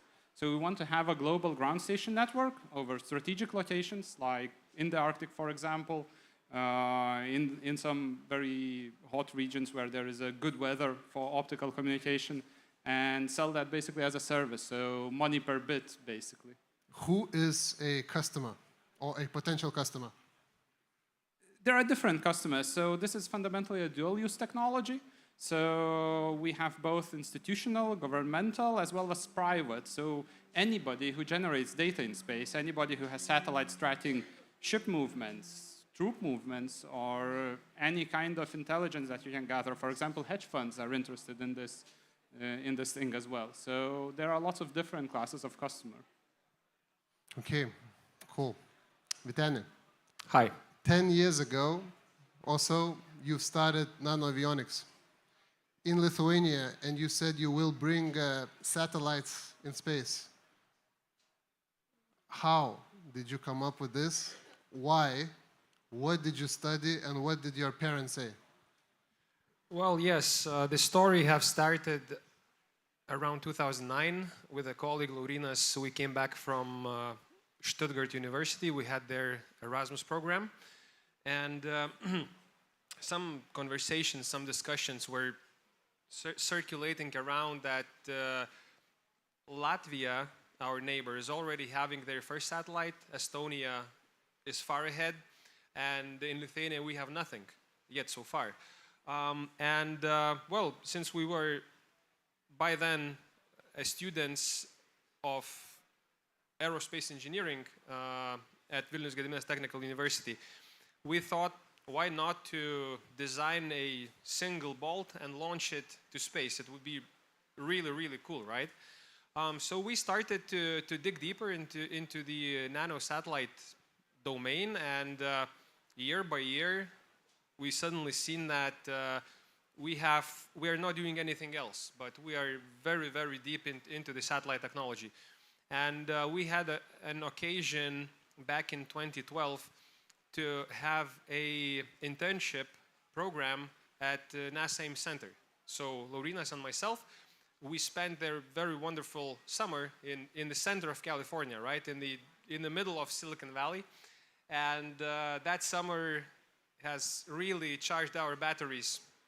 And we thought now everything is possible. I mean, even to launch a first satellite for Lithuania. And we started a Lithuania Sat-1 project. Sure. By then, and we have made a successful mission back in 2014, and after the mission, we thought, what's next? Either we are going towards academia, studying PhD, master's degree, etc., or we take a lot more risk, but we have a potential to gain something, right? From the, well, economic perspective. We simply sat on the couch and we simply discussed. The discussion took, I think, like 10 minutes, and we decided to go where we will have much more risk, but we will have much more opportunities as well. How many employees did NanoAvionics had at its peak before you left? 300, I would say. 301 maybe. Can you mention some of the revenue numbers? Yes, the revenue numbers are public. I would say it's in the range of 25 million. And you had a nice exit? Yes. Which is also public? It is. Can you say the number? Yeah, the valuation was, upon our exit, 67 million. You can clap for that now. It is possible to build a space tech startup in Lithuania and sell it profitably. So Vytenis now is not only a startup founder, but he's also an investor. Yes, yesterday we had the investor camp, so you should attend next time. Cool, so after you're done with NanoAvionics, you decide to build UDS, Yes. which is not space tech, but it's a dual use. So it's kind of similar, but very different. You build avionics systems for satellites. Now you're building avionics systems for drones, connoisseur drones and loitering munition drones. Can you tell us a bit more about this transition and why you're doing this now? Yes, that's correct. Since we had an exit, a successful exit from the previous company, and well, a nano satellite and a UAV or a drone, from the block diagram perspective, they look rather similar, right? The specifics of the technology are different, but from the block diagram, subsystems are rather similar. And we thought, in general, that was my very, very old dream. I wanted to do something related with aviation or space. So it appeared so in my life that, first of all, I started to do something with space, and later on, I joined the, the area of the aviation. I mean, UAVs, right? So yeah, the company is now turning 3 years old.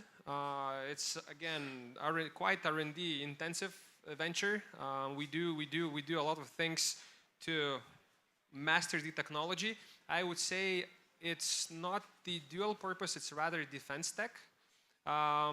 At least as for now, we work a lot with Ukraine. I mean, we are helping Ukraine. We are doing a lot of testing in Ukraine, and of course with the Lithuanian armed forces.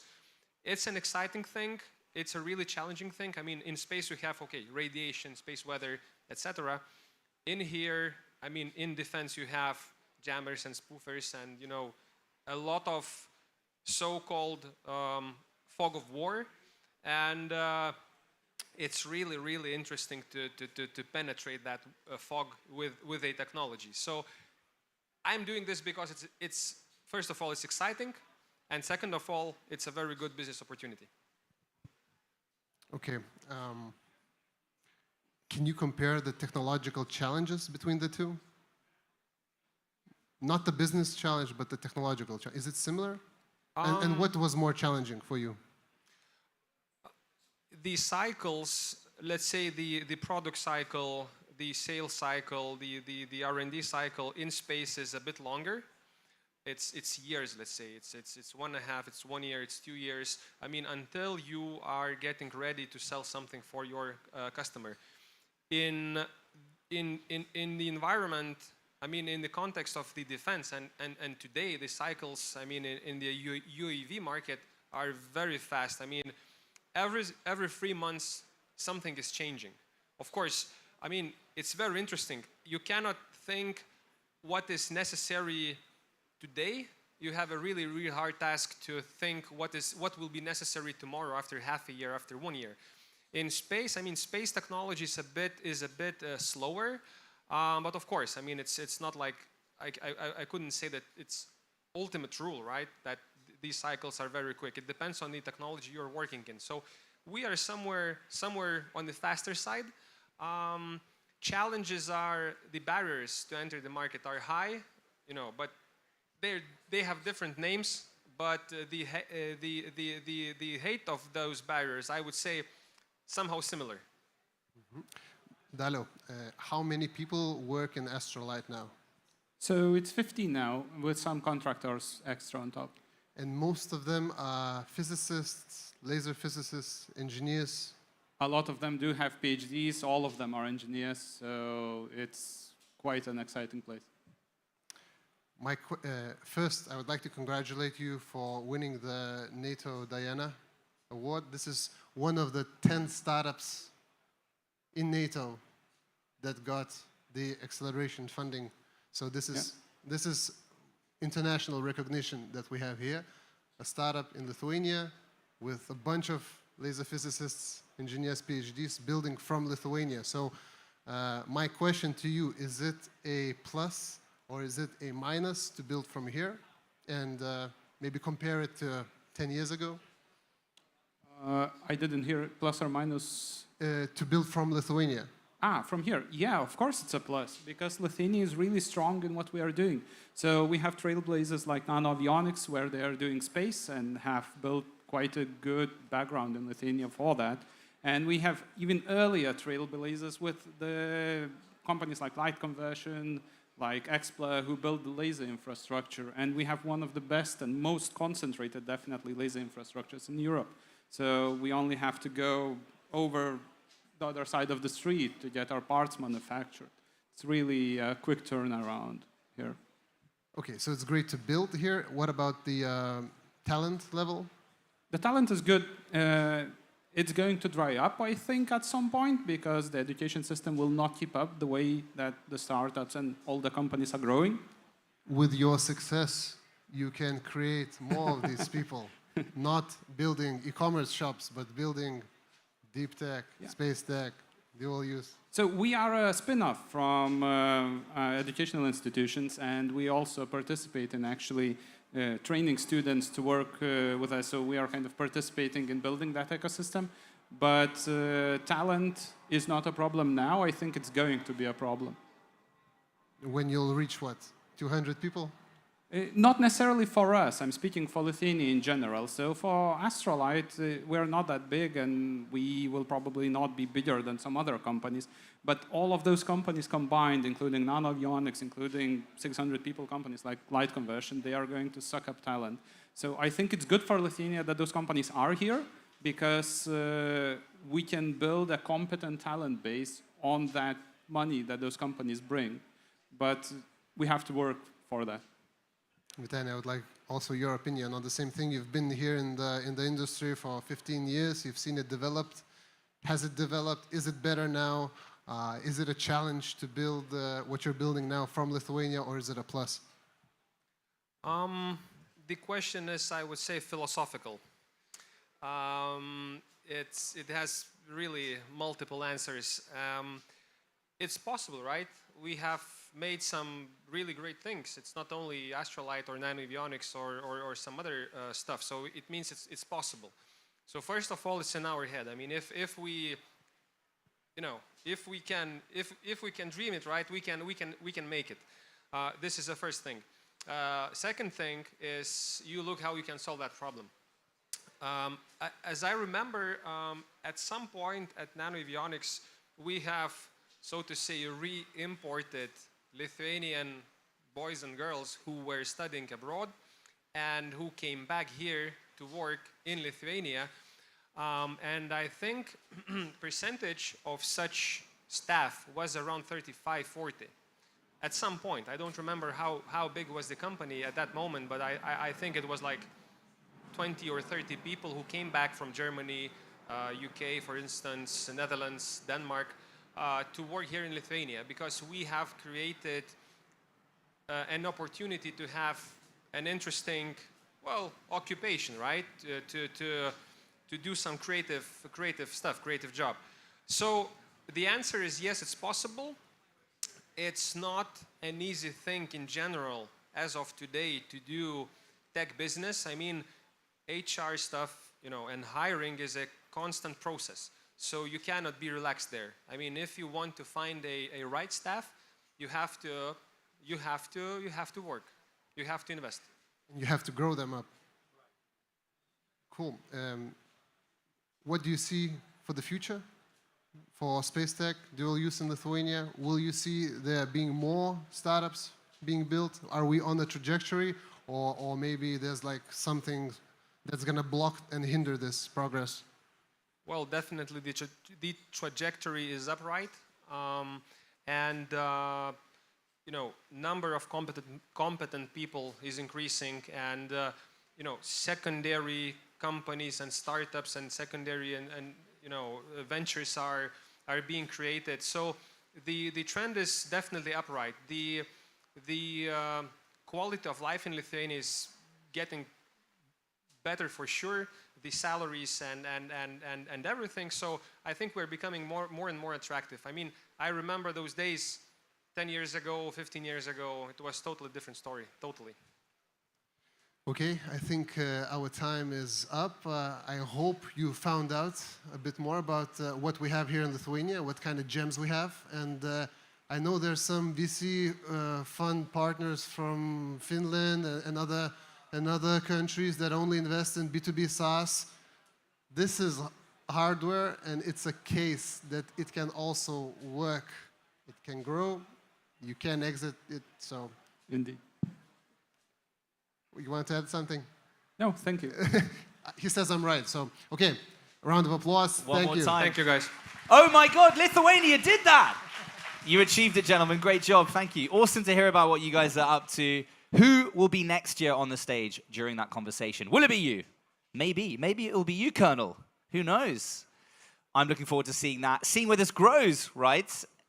It's exciting to see an ecosystem that is evolving as we speak right in front of our eyes, right? It's unique to be in an environment which is evolving at such a fast rate. We saw the growth statistics there earlier this morning from Carolina on how Lithuania is becoming a flag bearer for the Baltics in general. But now we're going to move on to another exciting conversation, one that I've had myself. Because, gentlemen, before I get you on, I'll tell you all a brief story, everyone. I remember the first time I raised, and this is maybe a humble brag, but I raised a 1.5 million seed round, right? And I remember seeing the money in the bank when it eventually all came in. I have a screenshot on my phone of that moment. Safe to say, the bank account never grew to that size again. But it's so true. You're a founder. You've gone around, you've pitched, presented, performed to these investors. You got the capital, but oh crap, I just got a load of money. Now what? Now you have to deliver on all of that. So we're going to have an awesome conversation coming at Lucky You right now. So to moderate the session, we've got Jürgen Pearson. Jürgen, good to see you. Give it up. International growth partner at Beat. Jürgen, I love the pants. My man. Good to see you. Grab us on stage. Following you, do you want me to introduce your guests? Would you like to? No, I don't know. We can do it together. Sure. All right. I'll do one, you do one. Yeah? Rick Kelly, ex-MD of Meta Island. Rick Kelly, everyone. Rick, good to see you, my friend. What's going on, man? Good Thanks. to see you. You too. All right, now it's your turn. Here we go. We're ad-libbing. You got Josh now. You got Josh Marcus, my collaborator, my partner in pain for so many years, VP of Engineering at Storia Group right now. We're a duo. Good to see you, my friend. And I'll do the last one. You can grab a seat as well. Bernard Golko, General Manager and Managing Board Member at Solution One Investment Fund. Very well dressed, sir. Give it up for this. We're going to have a fun one. What do you do with the money? How's everybody doing? Yeah, come on. I was really nervous, honestly. I'm going to stand for just 2 seconds. Because this is the Baltics, after all, right? A little bit more serious than your American style, playful talk and so forth. So just bear with me. It'll be maybe a little bit silly, but it'll be so much fun. As sort of introduced, here's 3 guys and myself who sort of the headline is, we have been through, as sort of A players, entrepreneurs turned founders and investors over time. So I think this is a great panel to talk about beyond Series A and what the hell does that mean, you know? Like I'm hearing this, all the buzz all around, all the dreamers, all the hopefuls, they're pitching, they're selling. But so then all of a sudden you get the money and you go, oh shit, what now? So maybe, luckily, you've done a good enough job to find the right VCs as your partners, as your coaches, as your mentors. That's absolutely critical to success. Not even to Series B, but for the long term. But also, you're still an island. It's still all up to you. You are the founder, you're the leader, you're the one who needs to build for success, right? And so, Series A comes, ego's huge, and you go, oh yeah, we built our MVP, we hustled our way through, we got feedback, we got customers, we're on a roll. The VCs, they've been around a long time too, and they know what it takes to build for the long term. And they're not here just for MVP style stuff and after parties and bullshit like that. So come on. So to Rick, we talked about this a lot in the last couple of days. Series A, holy shit. What's my first step? What do I do? Well, first of all, I think you got to realize that, you know, like we just heard, you get that pot of gold and that pot of money, and it's not as much as you might think it is, you know, because expenses come that you might not expect. The runway that you're forecasting may not last as long. You've got, you know, maybe pivots that you need to make. And so one of the things that I always think when I'm advising different founders is make sure that you are saving some for a rainy day and that you're not spending like you might think you should spend.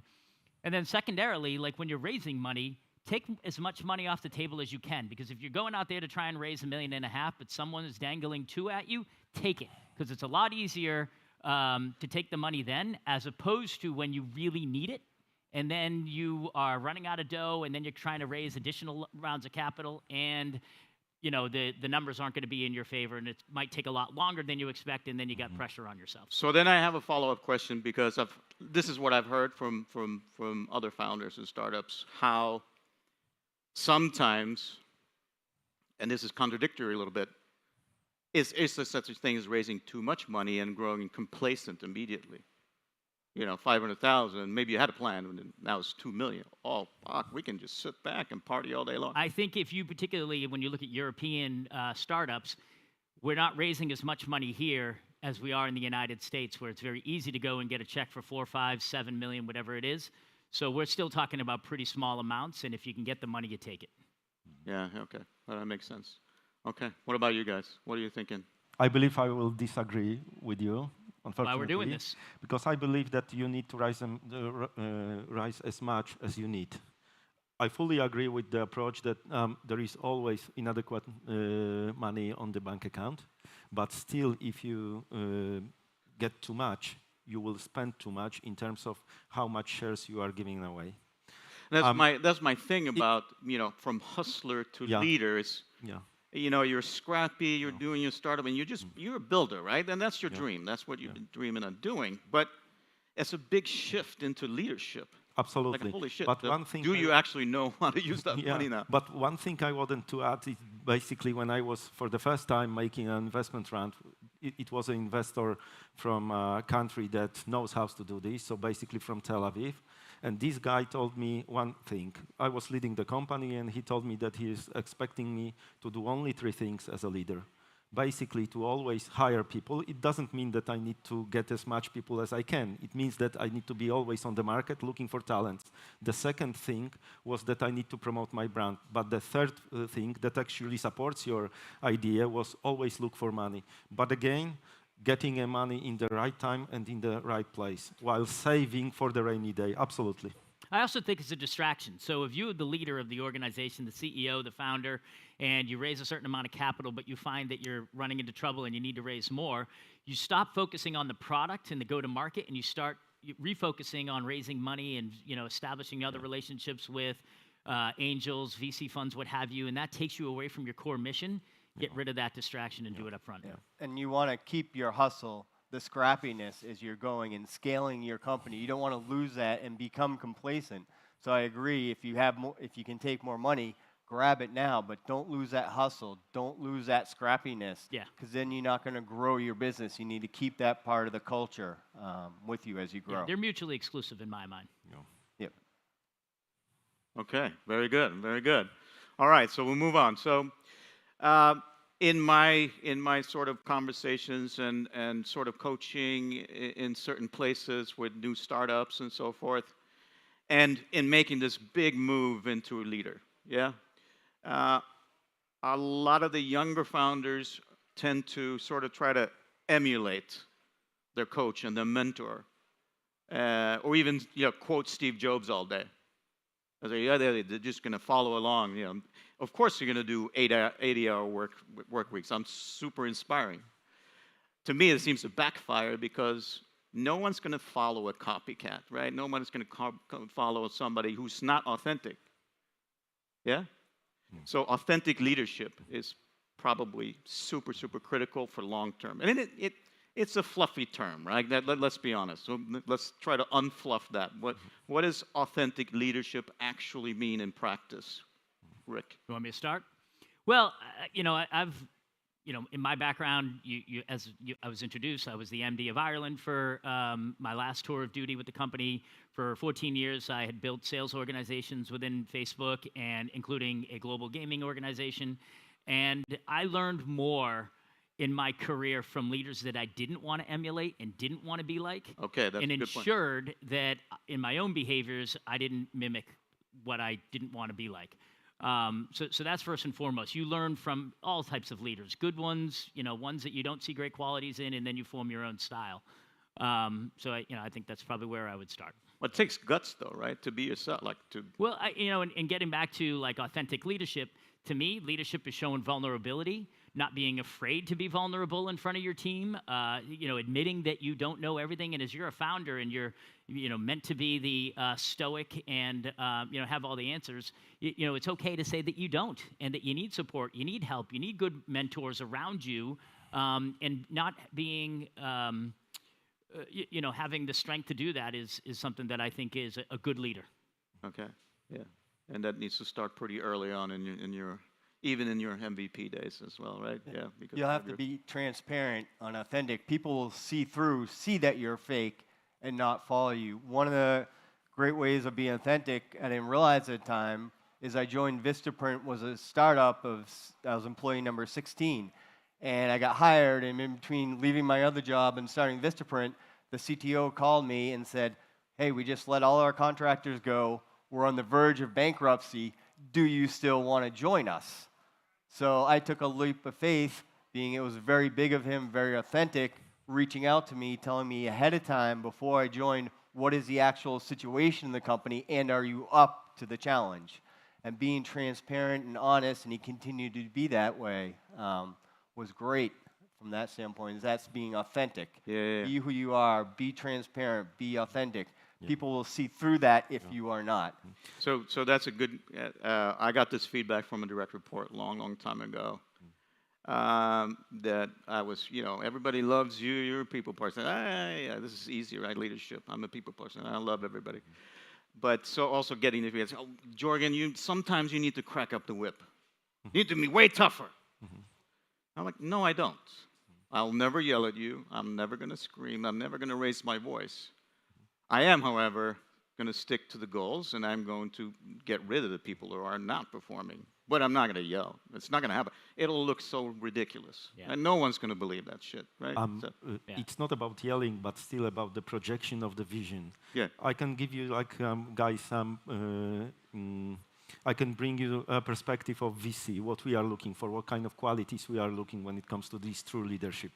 However, we need to bear in mind that if this is not serial entrepreneur, and this is the first timer, it means basically that he's or she is going to be in transition, which means basically that there is a huge imposter syndrome problem, and a lot of people tend to say that this is fake, fake it before you make it, yes? But actually, you are in transition. You need to find yourself in totally different environment. It doesn't matter if you are 40, 50, or 20 years old. If you are a first-timer as an entrepreneur, this is a huge challenge. So as a VC, what we are looking in terms of quality of the leadership, we are looking for 3+1 things, basically. Number one is a visionary. Visionary, I mean, clear vision, because without clear vision, you do not have clear goals, you do not have clear leadership, you do not have company culture. You do not have like this true north that everybody understands, not only from the perspective of your employees, but also the money providers, so your investors. The next thing would be resilience, because you need to understand that building a startup, it's not an easy path. Shit will happen. And you need to be ready for this to basically not only work 24/7, but you need to make people understand that sometimes they need to make the extra mile. Last but not least, agility and readiness to pivot.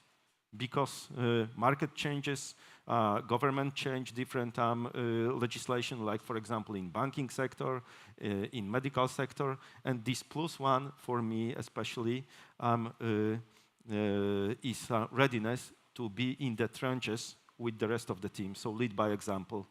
On too many occasions, we've seen that after this round A, not maybe after seed funding, but after round A, funders were gone. Funders were buying nice cars, and there is lots of examples on the market, funders buying Bentleys, and that's it, because they hired C- level managers. They thought that it's gonna be just to be supervised, but the leadership was left in the hands of somebody else's. And bankruptcy followed pretty quickly. Yes. Everybody knows the $63 million bankruptcy case. Yeah, exactly. Latest. Yeah, we all know. Without names, yes. So without names. No. And so authentic leadership, right? And then that leads into sort of, I think your culture is also based on your own authenticity. Mm-hmm.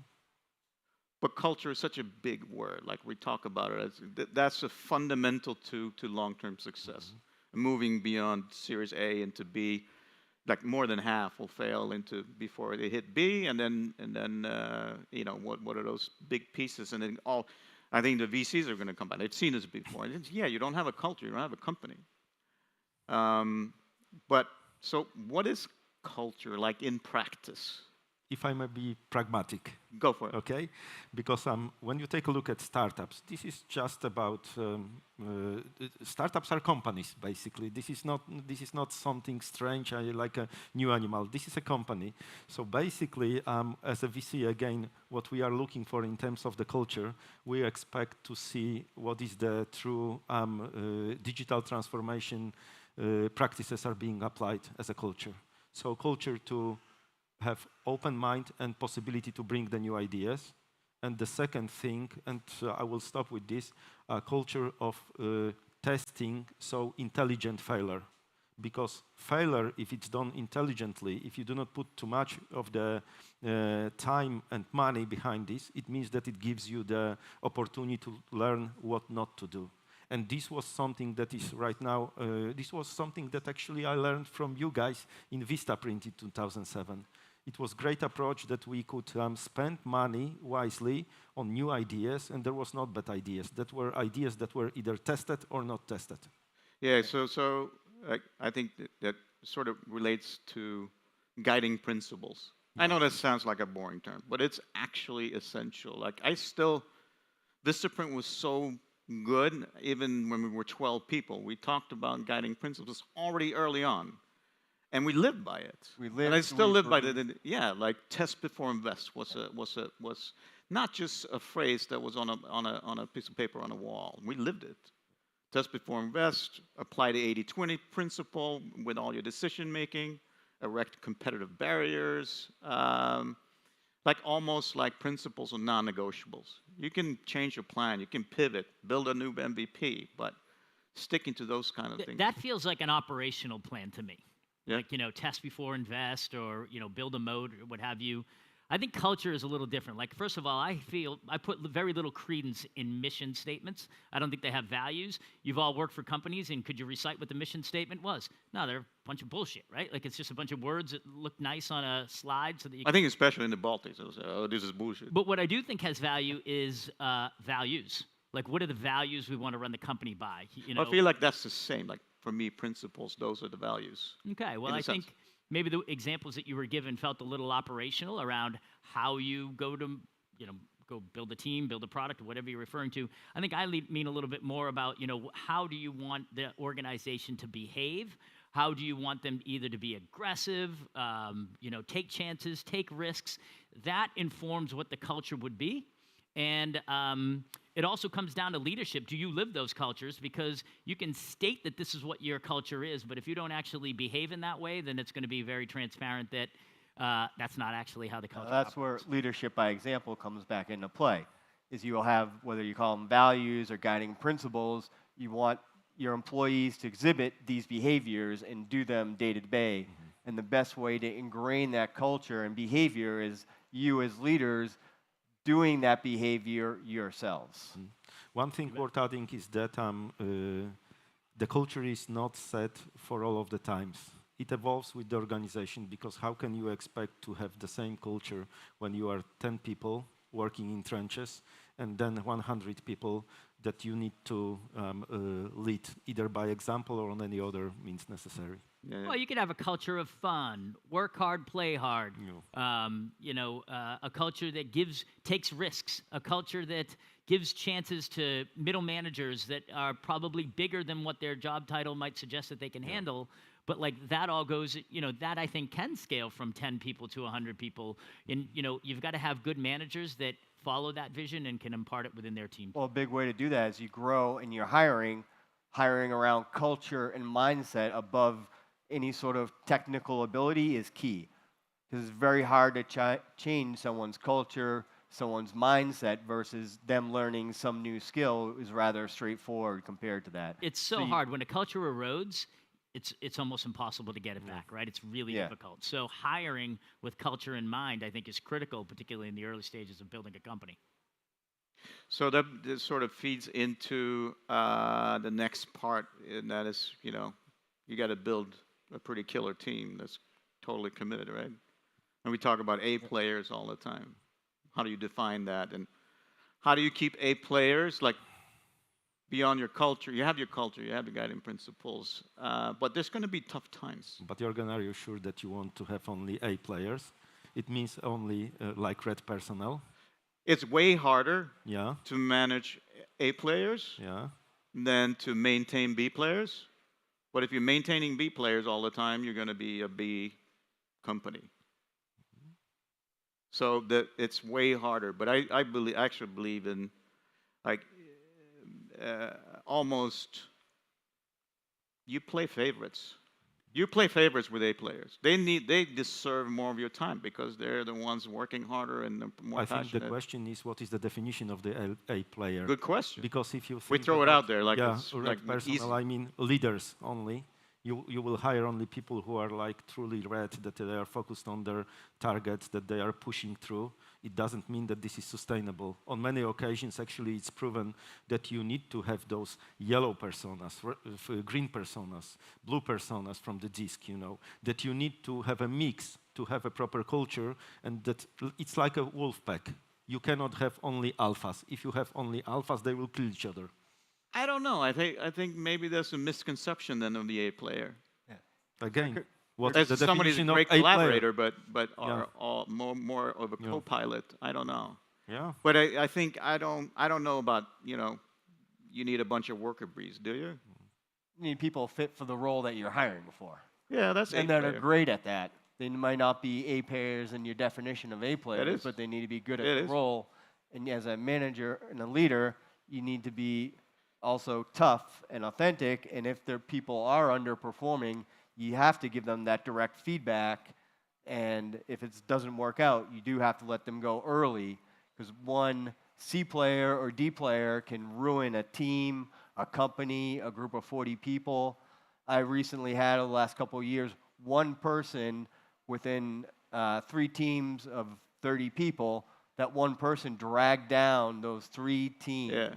And for once a they're year. gone, the energy completely shifts, right? Exactly. Yeah, it's night and day. I think there's a difference between managers. Yes, we only need so many managers within a team, but you can have a group of leaders that aren't managing people, but are individual contributors that are leading on projects. And it is difficult to keep an A player motivated, but that's where you give them, you take risks and you say, hey, this is a project that maybe I could do myself and maybe I could do it at 100%, but if I give it to you, maybe you get it to 90%. But now that you're spending time with them, you're developing him or her, and that's another important thing, is you're not giving all your opportunities to the men on the team that look like you, act like you, hang out at the bar with you, but you're diversifying how you're distributing some of these opportunities. And you're giving them a chance to learn, to make an impact, because that's all what we all want. We want to make an impact in an organization, and I think that that's the way that you keep an A player on the team, is by you're giving them things that stretch them, and you're taking risks with them. And also, like, never hire for desperation, no matter how desperate you are, right? Because it always backfires. And think about how long it takes to move out a B player or a C player, then you've got to rehire again, and that length of time that when You lost. You're a startup. You're losing. Oh my goodness, just take the extra 2 months to find the right person in the first place. And because it takes a lot of time to manage these people out. You're spending time with a B player, therefore you're not spending time with an A player as much because you're over-indexing to that. It's a really critical problem when you're in a small team and you don't have everybody contributing to where you expect them to be. Do you think, so I have another fun question. This is something I just had a conversation with one of my mentors, former CEO of Vistaprint. I go, do you think there's such a, I mean, because culture is so important, and not everybody fits. Like, an A player may not be an A player in any company. Like, maybe it's a C player with another culture, because it's so, the culture is so different, and dynamics are so different. Would you agree, or? Yeah. Like, A players are always A players. No, they have to fit. They have a certain personality, certain culture they're looking for to thrive in a work environment. So that's also one of the reasons why culture is so important to interview for and go over. This is the culture we have as a company. Is it fitting this person's personality, this person's mindset? Do they agree with the culture? Because if they don't, they're not going to be that A player. They'll thrive in a different culture, but not your own culture. And then also, you'll see A players within a company as they scale, and the culture starts to change a bit and go a different direction. That A player may no longer be performing anymore, and then you're going to have to deal with that as a leader as well. And so for the whole panel now. Well, there's also one thing to add. There's a principle that says people get promoted until they get to the point where they fail. Right, so you maybe have an A player in one role, and they're amazing, and then you promote them to manager, and maybe they're not amazing at that because they don't have the soft skills, they don't have, what it takes to be a good manager and tutelage and so forth. So I think it's also about an A player can be an A player in a particular role, but if you have them in the wrong role, then it's not the right fit. Yeah. I would say even that it's again about the dynamics, because if you are leading particular department, what happens if this department grows tenfold? Your role dramatically changes. The expectation, the skill set that is required to fulfill the bigger shoes still dramatically changes. So you need to plan for future. You need to find in the leaders possibility to overgrow what they are doing right now, or you need to change in the leadership of particular area. I think that's why as a startup you hire for what you think that job's going to be in 2 years' time. Yeah. And the experience that that's going to need in 2 years is what you look for today, because those people can help take on other projects for you and take things off your plate as a founder.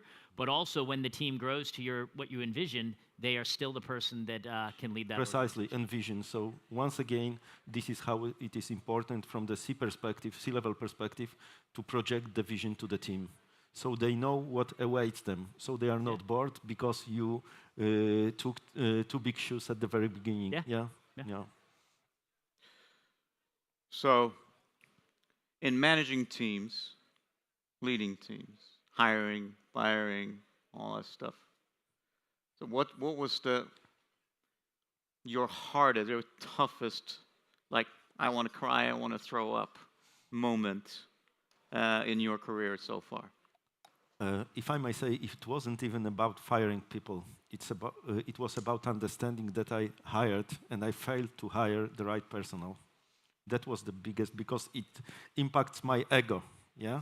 So basically, you need to understand that you do not have skills, for example, proper skill set to hire the right people. That you need to grow as a leader, as a manager, as a CEO of the company, to learn how to get the proper people on board. Because if somebody is screwing up, it's not the fault of this particular employee. It's your fault, basically, as a manager. This is the failure. Yeah. Josh, what are your thoughts? Yeah, that's an easy one. It came early in my career. I worked for a startup that scaled. It was doing software consulting company from 300 to 1,200, and I was the last 40 part of the 40 people that were left at the company. And we had to do rounds and rounds of layoff around Christmas and New Year's. Oh, sweet.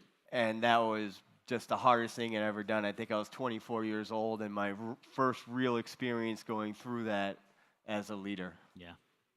Well, look, I think my top 10 worst days in my professional career were days that I've had to let somebody go, particularly if they were trying hard and working, trying to do the best that they could, but it wasn't working out. Those are always painful for me. But I'll tell you one time when I did let someone go that was probably the most impactful thing that I could have done for the team. That person was a leader of a big team. They had a night out. He behaved in a way that was completely inappropriate and against my values that I had set forth in the company. Culture, right, exactly. And while it really put pain on me as the senior leader to let that person go, I had to do it because I had to send a message to the rest of the organization that that behavior will not be tolerated. And if I expect you all to act that way, I expect the leader to act that way. So you've got to walk the walk, and that meant that I already had a vacancy beneath that person. So I now had 2 layers of vacancies and had individual contributors reporting to me, which meant a lot of day-to-day operational work, but I had to do it because it was the right thing for the business. Yeah. Okay. So I'll tell you mine, if you don't mind, because I love talking about myself. Obviously, I'm on stage, right? So big ego. Like, I thought I was just God's gift to managing teams because of my heart and my empathy, and I love people, and it's almost like we're family and shit like that. And then I got this engagement survey, the first engagement survey I ever gotten. And it was the worst score in the company. Like, on a personal level, let's say local leadership was super high. So, yeah, great. But as an overall company sentiment was the lowest in the whole company. Like, oh, fuck, I couldn't sleep for days. Like, what? Yeah, I'm the worst. I suck. Fire me right now. So it took a long look at, you know what? It's a business in the end. You're not family. You're not a therapist. You're not their pops. Have guardrails. Hold them accountable. But also, like, take a big look at your own culture and what you're trying to build. Because I built my own culture within Vistaprint, because I was leading the Nordic team originally before it took on global projects. And like, we had our own mission statements, and we had our own vision, and I was full of ego, and I said, yeah, let's go. We can never be the biggest in this company, so we'll just be the most innovative. So we created this silo inside the company. So like, no, we don't care about Vistaprint. We only care about our little team. So while it was great, like, we built a great culture, but obviously it's not conducive to the overall values of the company. So I think you need to be careful how you tread. And the most important piece is feedback is a gift. Like, put your Teflon on, take the feedback, and because it's never personal, just go for it and take it in and create that culture where everything is open, like have the balls to speak up. And not all companies are built like that. No. Right? So. Well, looks like we're out of time. We're out of time? Oh, shit. Yeah. Sorry. That's all right. You know, I'm leading this panel now, I guess. You're just your timekeeper, okay? All right, guys. Thank you very much. Thank you very much. Jürgen, Rick, Josh, and Bernard. Gentlemen, thank you. Go and grab these gentlemen for a chat. That was fantastic. That was fantastic. Our new panel host, right? Cheers, man. Jürgen, Taksamika. One more time. Give it up for our panel. All right. The afternoon is only warming up and heating up. I love how everyone is here. I've never seen a stage this full at this end of the day. Thomas, they must be excited to hear from you. We only have 2 amazing conversations left. Not the best till last, but definitely some of the best conversations, some of the best lessons you're going to learn from in just a second. But first, we heard earlier from some corporate venture investors. Who here works for a corporate? Give us a wave. Okay, there's a couple of you. Cool. Who here has raised money from a corporate that is a venture firm? An entrepreneur who's done that? Any entrepreneurs want to? Right? Oh, yeah, brilliant. Okay, a couple of you. All right. Well, you know, the reality is, we're going to hear in a minute all about how that works. You have corporates speaking one language, entrepreneurs speaking another. There's different, I mean, how does this whole work? In Oslo, Norway, DNB, a bank that I've worked with a bit as well, have a startup for corporates, corporate for startups program to try to initiate these kind of things. But some of the sort of thought leaders in the space, Plug and Play, who Thomas Bagali works for, who's going to talk to us in just a minute all about why and how corporates invest in startups. Thomas! Good to see you, my friend. Thank you, brother. Cheers. Cheers. Hello, everyone. I hope you are doing great. I'm Thomas Bigagli, partner at Plug and Play Europe, Middle East, and Africa. I tend to throw that joke all the time that I'm always bringing the rain from Paris, where I come from. But actually, I was in GCC and flew overnight to come here. So it was not the case that time, I must say. Today, we will speak about a bunch of exciting things related to why and how corporates invest in startups and why you, as an entrepreneur, you should consider an investment ticket from them. Maybe to tell you a bit more about Plug and Play really in a nutshell, for the ones that do not know what we do, Plug and Play has been around since the 90s. We were originally a startup campus that hosted the early beginnings of startups that became tech giants, such as Google, PayPal, Logitech, Dropbox, etc.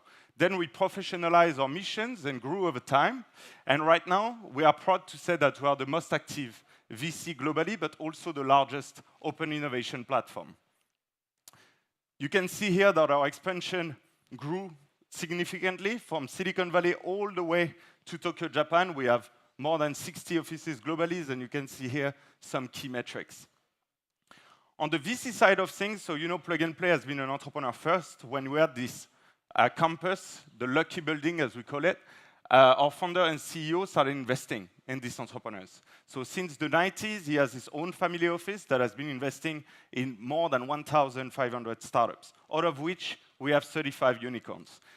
The family office is mostly focusing on early stage companies, anywhere in the world, any industries. We are really opportunistic. Since 3 or 4 years, we started launching other funds, more generalistic or thematic, focusing on later stage companies, as you can see there on the slide. So on one side, we are a VC fund. On the other side, we are this large open innovation platform. But what does that mean? So the model of Plug and Play is how we can help the overall ecosystem and the value chain of innovation to thrive. And how we do that effectively, we work really closely with large corporations and governmental institutions to support them when it comes to anything related to innovation. And of course, generally, how to work with startups. So on one side, you can see that we've been supporting them from the strategy definition all the way to the scouting, POC management, even managing accelerator, like what we are doing here with Startup Lithuania. And last but not least, we also help them to invest in startups. And this is the best transition to the next part. So why Plug and Play? and not only us, decided to support large corporations to invest in startups.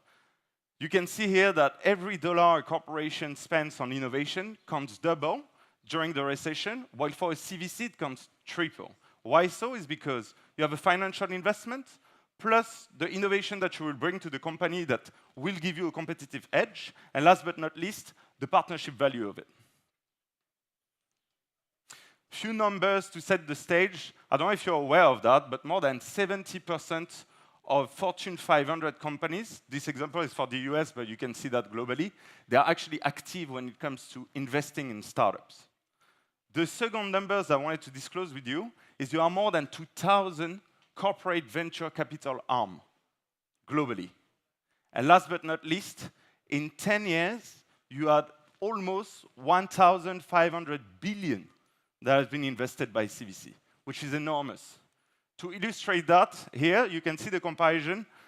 For the past 10 years, we don't have all of the stats for 2024, of course, but from 2013 all the way to 2023, the comparison between CVC's investment and VC's investment when it comes to capital deployment or how much they invested. And you can see that CVCs, they invest between, let's say, 1/3 and 2/3 of what the VCs are investing, which is enormous. You can see relatively the same trends for the number of deals as well that they make. Originally, CVCs were mostly focusing on later stage startups and leading rounds. Nowadays, it's no longer the case. They do everything, and I will tell you a bit more about it later on. So my question is, how large corporations invest in startups, and what effectively are they seeking? So I don't know if you're aware of that, but 99% of startups post-Series A or from Series A received money from large corporations, directly or indirectly. Do you know what is directly or indirectly? Maybe not yet, but we will cover that. And are you aware that 63% of the unicorns globally, they receive CVC money? So it means that at one round at least, one CVC has been investing in them. I did not mention large corporations, I mentioned corporate venture capital. And there is a distinction, and it comes here. So how large corporations, they invest in startups, generally speaking? They can do indirect investment. It means that they will rely on professional investors, like Plug and Play, for instance, to invest in their fund. So they become what we call the LP, a limited partners, right? And then depending on the fund they invest in, they can have different theses, right? It can be a generalistic fund. If that's the case, generally, they want to seek financial return. If they invest in a thematic fund linked to their core business, generally speaking, they will, of course, seek more strategic return. And they can also do direct investment. So how do they do direct investment? It depends. They can create their own corporate venture capital, like a fund, or they can invest from their balance sheet. 80% of the 2,000 plus companies that are active when it comes to investing in startups invest from their balance sheet, just so you know. So we think they are actual funds, well, they are not. They brand themselves as funds. But at the end, it's the same. They invest in startups. So what are the different CVC structures to illustrate a bit further what I just said? So on one side, you have the corporations that invest directly from their balance sheet, right? On the second side of things, you have funds that are solo LP/GP. So one company decides to create one fund for itself, and they invest and manage it themselves, or rely again on a professional investor to do it. And last but not least, multi-LPs funds. So one fund pooling many different LPs, many different large corporations, etc., etc. These generally evolve over time. So less mature you are as a large corporation, more you start investing from your balance sheet. And slowly but surely, as you professionalize it more, you generally start building your own fund. But it's not a prerequisite to invest in startup. To illustrate further what I just said, I wanted also to emphasize on the fact that all of the large corporations, they don't have one initiative when it comes to investing. They have many. And the example I wanted to highlight here is BNP Paribas, for instance, the French bank. So they invest from their balance sheet with one unit that is called BNP Paribas Development, that is investing in relatively early stage companies. Then they have found their own CVC, where they are the only LP, which is called Operatech Venture. And then there are also LPs, so investing in funds that they are not managing themselves, from many, many different VCs. I put Euraseo here, but you have many. And what I wanted to tell you here is, I don't know if you realize that BNP alone has 37 investment initiatives for startups. 37, which is pretty enormous. So what you need to understand if you want to speak to a CVC is what is actually the positioning of that specific fund or initiative. So you can see here that you have a multi-dimensional approach. They can be really broad, covering the fourth spectrum, maybe two or maybe only one. On one side, you will have the strategic development and venture development axis, and on the other side, the ecosystem/business development. And you can see that more you go on the top left, I mean, for me at least, yeah, it's going to be the platform development, while on the right, more the corporate development as a whole. And if you go down, it's going to be more linked to a VC, like traditional VC, so seeking financial returns. And on the other side, it's going to be more, acculturation, access to trends, etc., etc. To illustrate that, you can see here some logos of big CVCs that are active in each category, right? So Salesforce Ventures is more on the top left axis, Verizon on the top right, etc., etc. But at least if you start speaking to CVCs, it's really important for you to understand where they position themselves. Because a financial CVC or a strategic CVC, they have totally different objectives. So why corporates invest in startups? You have many reasons. You have thousands of reasons. They range, again, from strategic to financial, and from one stage to another, of course, they vary. So you can see here that some are in the middle, like M&A opportunities, is strategic, but it's also financial. You can see that at the early stage for the financial, earlier you invest, more risk you take, so of course, higher can be the outcome, etc., etc. I mean, we won't have time to cover all of these different points, but I just wanted to highlight here that the reasoning is definitely huge. Now on the startup side of things, so why startup should consider a potential investment from a CVC or an equivalent, or large corporation investing in them? What I can tell you is what is more strategic to a startup to receive money from its customer. There is no better credential than a happy customer that is willing to back you up, right? It's a big stamp for you that you should leverage. And thanks to that, you will also lock the collaboration with these large corporations over time. If we go to many other reasonings, I mean, the list is really long. I cannot even cover all of them now.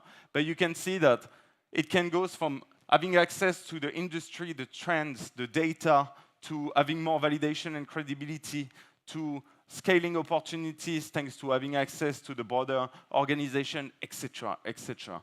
But what you need to keep in mind is, as a startup, every time you raise is to finance a future milestone, right? And you raise to finance this milestone in 24 months, for instance, and you need to invest your cash wisely, but also to rely on the added value of your respective investors. So every time you raise a round, you have new investors, so new added value.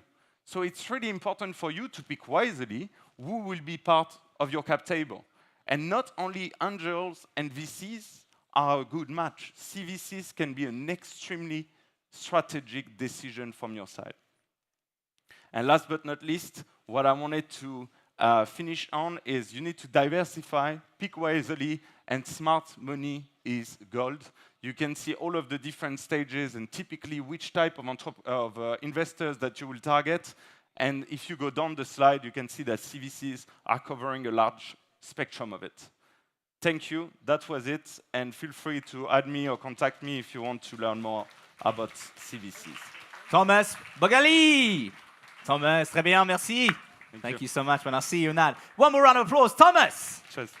We promised you thought leadership, and he definitely delivered.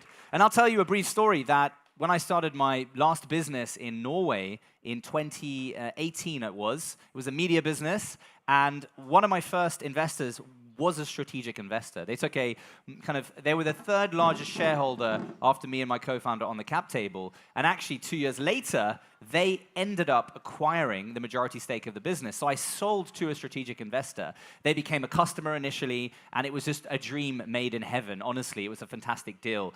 I joined their team afterwards. Again, there was a great fit because we'd worked together. So I can advocate for corporate venture funding. I also was a corporate VC before that, so of course I would, right?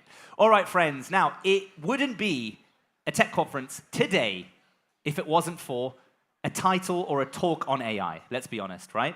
But I'm actually quite proud that we've saved that conversation to last. We have a full packed audience for you, gentlemen. So, to learn about AI and global tech growth strategies for scaling, get your notepads out. This is going to be the last conversation of the day before we have the finale of the pitch battle that was happening in the cinema there. It's been playing on the screen all day. We're going to have 10 startups pitching in half an hour's time. But first, Viktoras, general partner at Iron Wolf Capital, will be leading a panel. Gentlemen, you can come up together. I'll announce you on as you come. Give it up for Viktoras, Adrias, founder and CTO at Argyle, and of course, Karelis, staff engineer at Google DeepMind.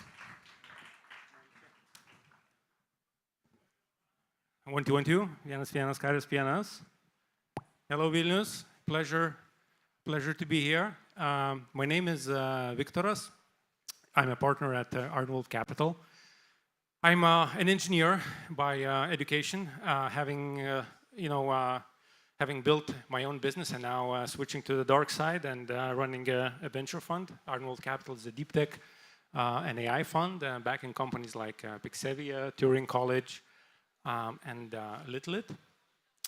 And it's very fitting that we are in Vilnius, which is the capital of tech in the Baltics, capital of the Baltics maybe. And as some of you may know, Vilnius was established by a Grand Duke, Gediminas, when he heard an iron wolf howling louder than 100 wolves. And that's a legend. And now we know that what he thought is an iron wolf was actually kind of autonomous robot mining lithium. And of course, that's where the name Lithuania comes from lithium mines.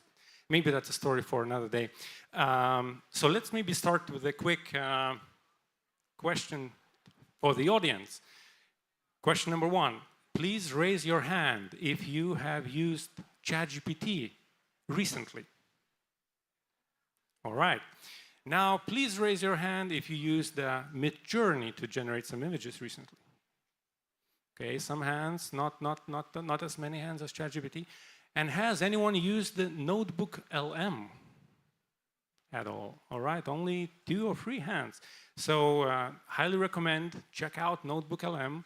It's a very interesting product. It essentially does many things, but one of the interesting things it does is actually generates a podcast from whatever you give it as an input. So it's kind of like this, but on any interesting topic. It's kind of like on not even an interesting topic. So the whole point is that it's a boring topic. Like, let's say I upload my LinkedIn PDF, and then it goes into a deep dive about how amazing this person is, or like super kind of cool motivational thing. However, AI is still not good enough to pronounce Lithuanian names, it seems. So let me try. So we have Audris here.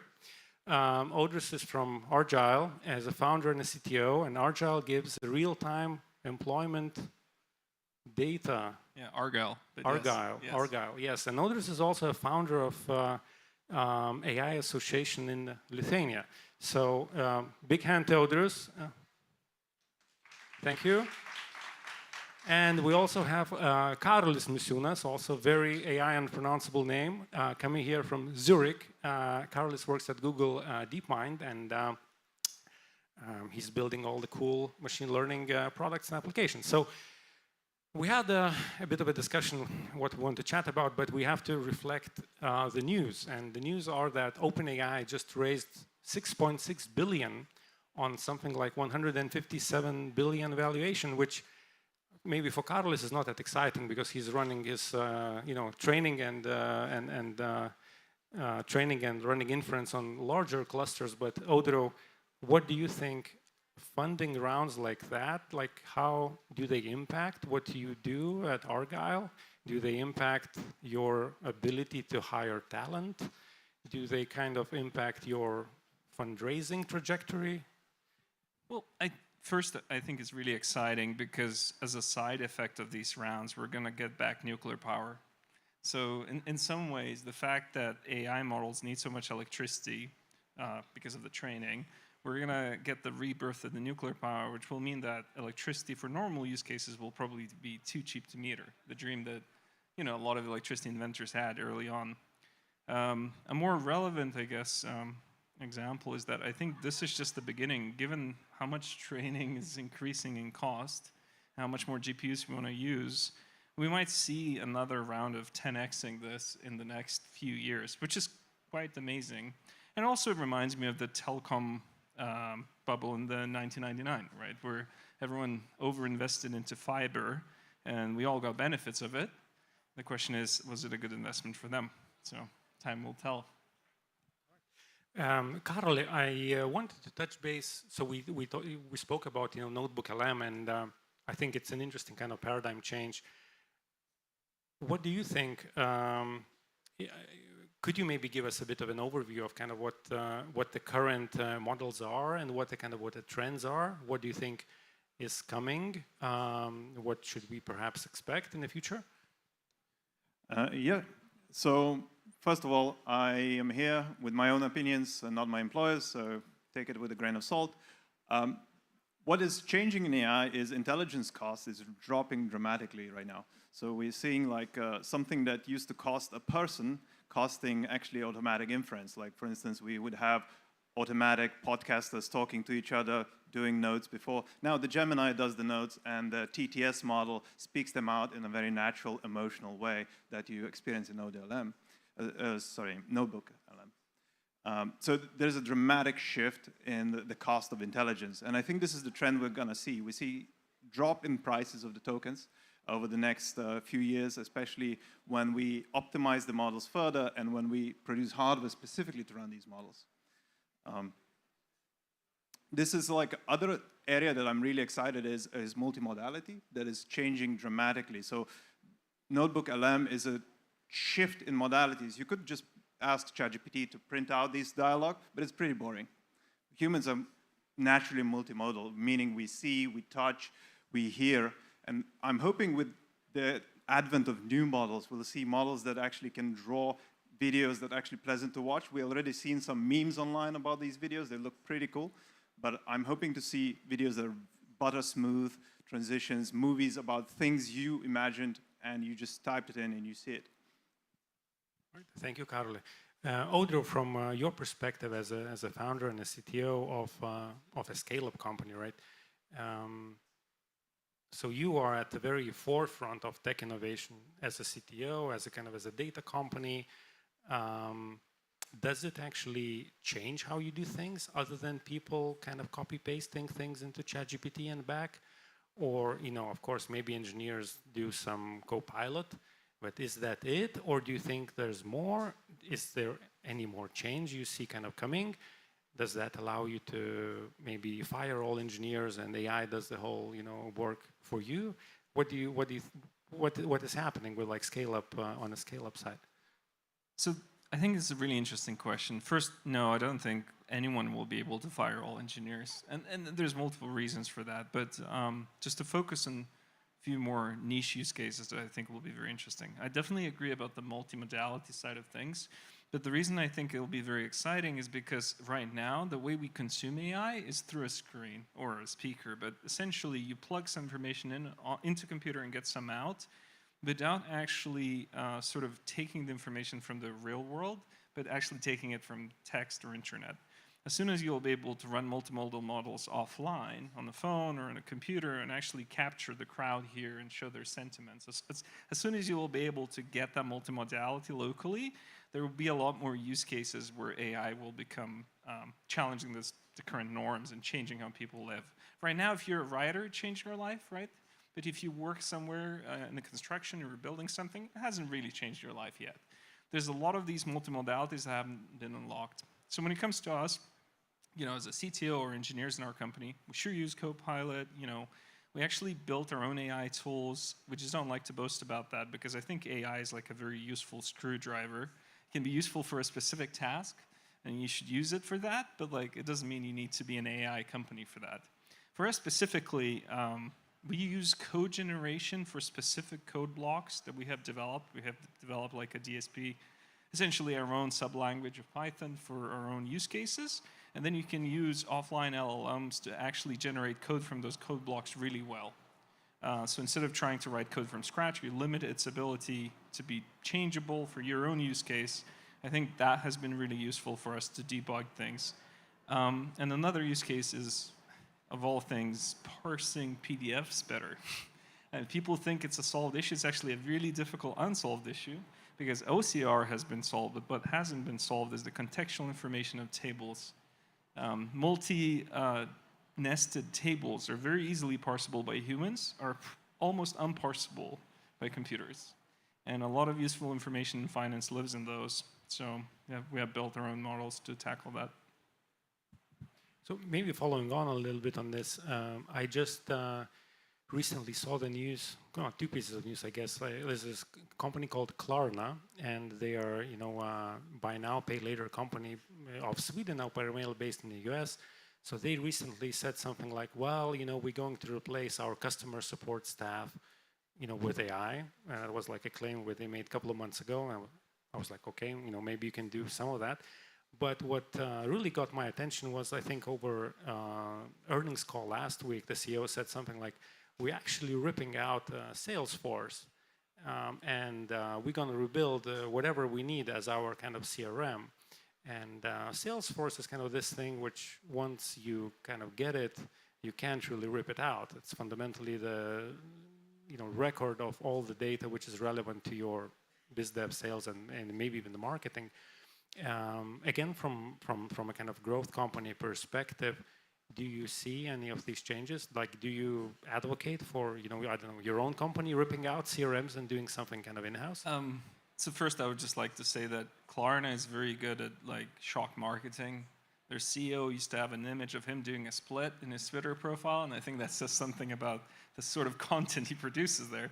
But if we focus on his technical point, a lot of the businesses use are CRUD apps, right? They're really simple, put data in, get the data out apps. And there's absolutely nothing complicated about them, except that you want to have an SSO method that works for your enterprise or some login methods that are synchronized. It has almost always been cheaper to build your own CRUD apps if you have engineering. It's just gotten easier, and I think they're using that as an excuse. If we look at Salesforce and what it really is, it's a really glorified Excel sheet. It's a really useful, glorified Excel sheet. So you could have really used that before. I think now you can just do it quicker and more easily. Maybe they use that as an opportunity to do so. So maybe it is bad days for CRUD apps after all. Thank you. Looking a little bit kind of behind it and what is driving it, Karoli, maybe you could tell us a little bit about kind of the fundamentals behind AI and kind of what are the core technologies driving that innovation and the importance of those core technologies? Yeah, so data is the number one thing that we use in the AI. And the big shift, in my personal view, is that we went from purely structured data about 5, 6, 7 years ago, where we had a label, we have an input, we try to predict the label. We went into these big pre-trained models that understand the world in its structure slowly. And this turns out to be a lot more universal way of extracting knowledge and embedding knowledge in these networks. And this is what we see, image generation models, they're not even that large. If you download them off the web, stable diffusion models, they're a few gigabytes, and they basically can draw everything you know. Some people, it will not know, but it will draw everything you can imagine. So all you can have seen ever is in a few gigabytes of information. Language models, they're a little bit bigger, but they know vast amount of information that's way more, and they just embed it in this network somehow. My personal hypothesis is it's right now not very efficient. We're going to change that over many years to come. So the Gemini will keep improving. Competition as well. But the core fundamental is technology data, and the second one is compute. So compute is a big thing that shifted over the last 20 years thanks to NVIDIA and other companies. Basically, we can now digest that information in finite amount of time and produce one model, one piece of weights. So this is a very interesting idea, and this led to the shift of energy is actually very important. So like companies starting to build data centers close to the power plants, and why they're doing it, because half the price of electricity goes to the networks, not the electricity producer. So you undercut the network, you have half the price electricity. You can offer your tokens cheaper. So there's a big shift in the compute and the available data. So data is kind of weird. In my personal opinion, the best data was all up to 2021. Since then, we're really good at poisoning it with generations of ChatGPT and the images. It's very hard to tell what's real. So if you have some data and mark it with a stamp, it's before 2021. Afterwards, there will be a big transition, and maybe you find your model's not performing as well. It's probably similar to, how they're actually scavenging kind of steel or iron from old... Pre-nuclear steel. Yeah. And from old, basically, sunken ships, because they don't have kind of radiation background in it. So with the kind of foundational models, and obviously the amounts of data and amounts of compute required to train something like that, the amounts are vast, right? So OpenAI's round is a testament to this. I think, let's say, if we zoom in and kind of look a bit closer, the only competitor or player in the field in Europe we have is Mistral.ai. I think QTI is another French lab. But we have a lot of early budding companies here in the audience, a lot of startups. What do you think is a kind of an interesting angle of attack for them, given that they are unlikely to make a big impact when it comes to training foundational models?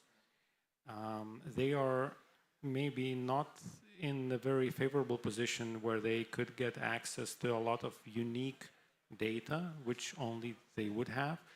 What do you think? Like, what would you, and both of you, I don't know, like, where would you see an opportunity if you were to do something in the AI space on your own? So I personally see a split between labs that train their own big or medium-sized models and startups, less of a lab setup where you apply these models. So fundamentally, I've trained a bunch of models.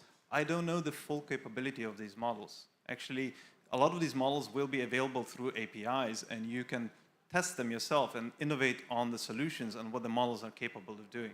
And this is actually where manpower or sheer will is a lot more important than some sort of big amount of data.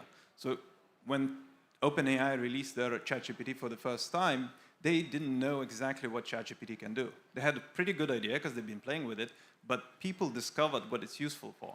It's the same with Gemini, all other models. And what we see is that they'll have hidden capabilities that people discover, and they discover applications for it. So there's, for every foundation model training lab, I think there must be 100 or 1,000 startups that are actually building on top of these models, and maybe have smaller models that actually are safety rails or adapt them solutions to this. And this is much cheaper. Please.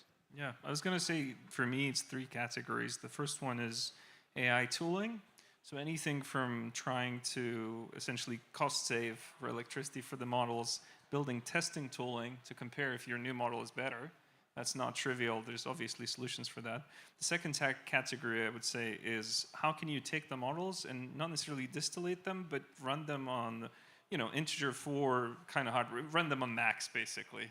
I mean, not everyone's going to be able to afford $80,000 GPUs. There's a lot of use cases that can be unlocked if you allow people to run this on their computers, and we have seen Olam and other startups sort of pioneering that space.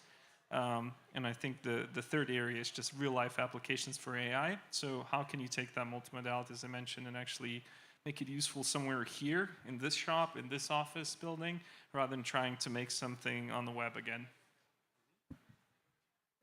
Models notwithstanding, would you think kind of maybe some sort of vertical specific applications, again, like Argyle, like a product makes a bit more sense or a bit more interesting and a bit more kind of defensible than going into infrastructure. Infrastructure is obviously nice, and as an engineer, like I like infrastructure, but at the same time, I would say it's probably much easier to build infrastructure, let's say in the valley, where you have thousands of potential customers straight out of your door. I mean, I think we're at the time where if you lock yourself into a product, it's very hard to know what's coming next year when the big model comes out. So it's really, really difficult to make a good business case right now while locking yourself in. And there's very few real success cases there. And infrastructure is easier in that way because you're helping to build the thing. You don't know what it's going to be. One thing that I have about this, you want to build a company that is empowered by a new release of a big foundation model. You don't want to build a company that's competing with it. So think of a solution that even if it's released and it kind of is in your area, you're not in competition because you're not going to raise what OpenAI just raised. This is an insane amount of money. If you're building a series, seed series or Series A startup, you want to be empowered by these models. You don't want to compete. That's a very good point.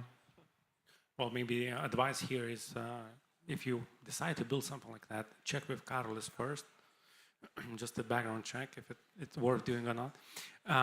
So maybe kind of towards wrapping it up, one thing I wanted to ask both of you is, Audrey, you have started the AI Association of Lithuania, and we have a lot of attempts in Europe in general to try to put AI forward, and not only from a regulatory perspective, but from a technical perspective, hopefully as well.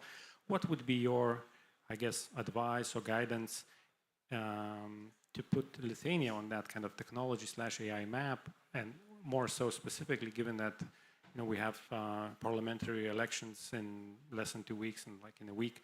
What do you think, if you were the Prime Minister of AI of Lithuania, what would you do?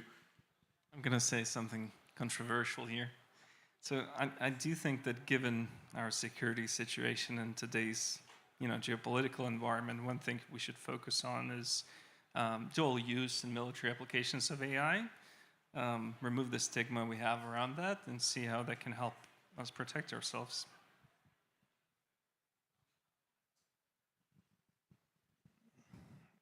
So for me, Lithuania is full of talent, but it's not a huge amounts of talent. It's full of money, but it's not huge amounts of money. So we don't want to compete with American or Chinese labs that are extremely well funded and provisioned with talent.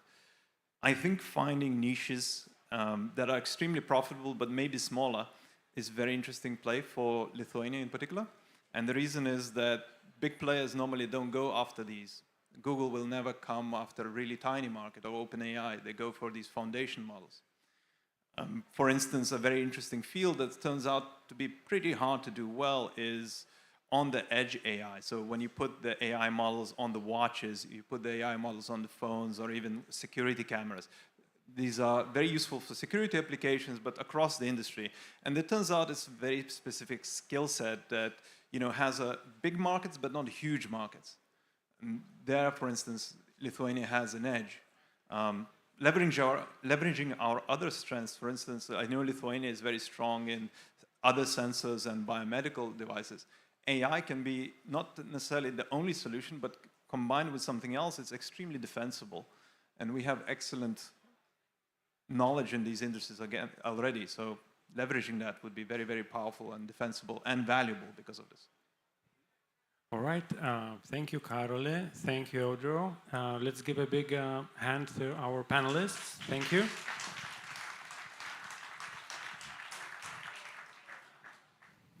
You guys done? Hey, one more time. Victoras! Well done, guys. Great job. Thank you for... We love it. AI at a tech conference. You wouldn't have AI if it weren't for a tech conference. So well done, my friend. Fantastic. All right, friends. Kudos to you for making it through the day. Give the person to your left a round of applause. Take a look at them. Give them a round of applause for being here. I know you're looking at the back of a head, but that's cool. All right, let's have some fun. So I want you to do me a favor, everyone. Look to the people to your left. Okay, so have a look. Look around the room. Turn your head around. Look at the people behind you. Yeah, cool. Now spin to your right. Look at the people to your right. Beautiful faces.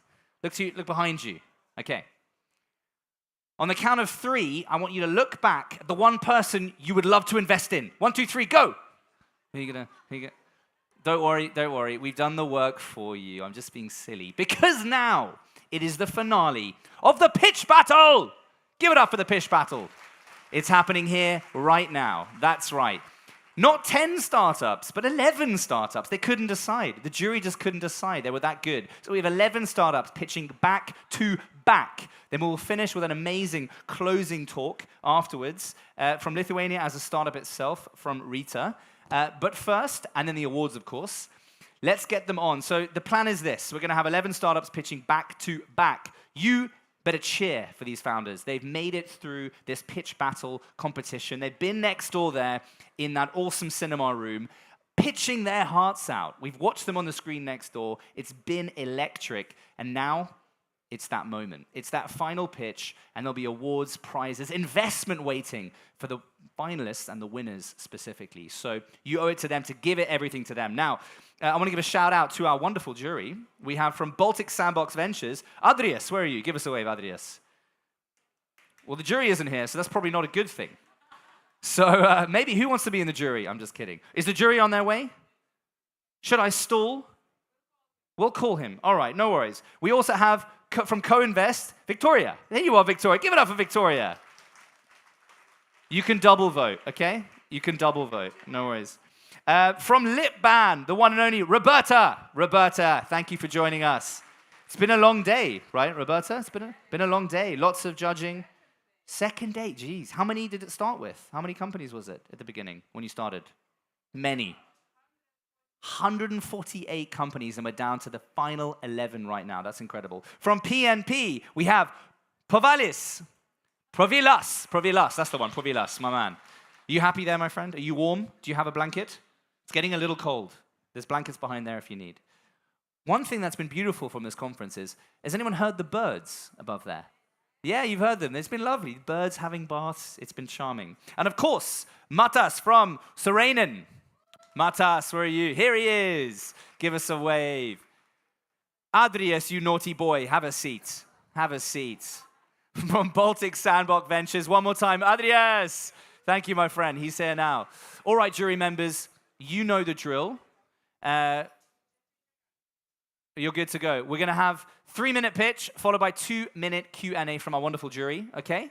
You're good over there? Yep, fantastic, nice one. We'll have some mics there for you. 2 minutes Q&A from all of you. Quick questions, quick answers, founders. I can urge you to do that one. So, Oleg, technology, you ready, my friend?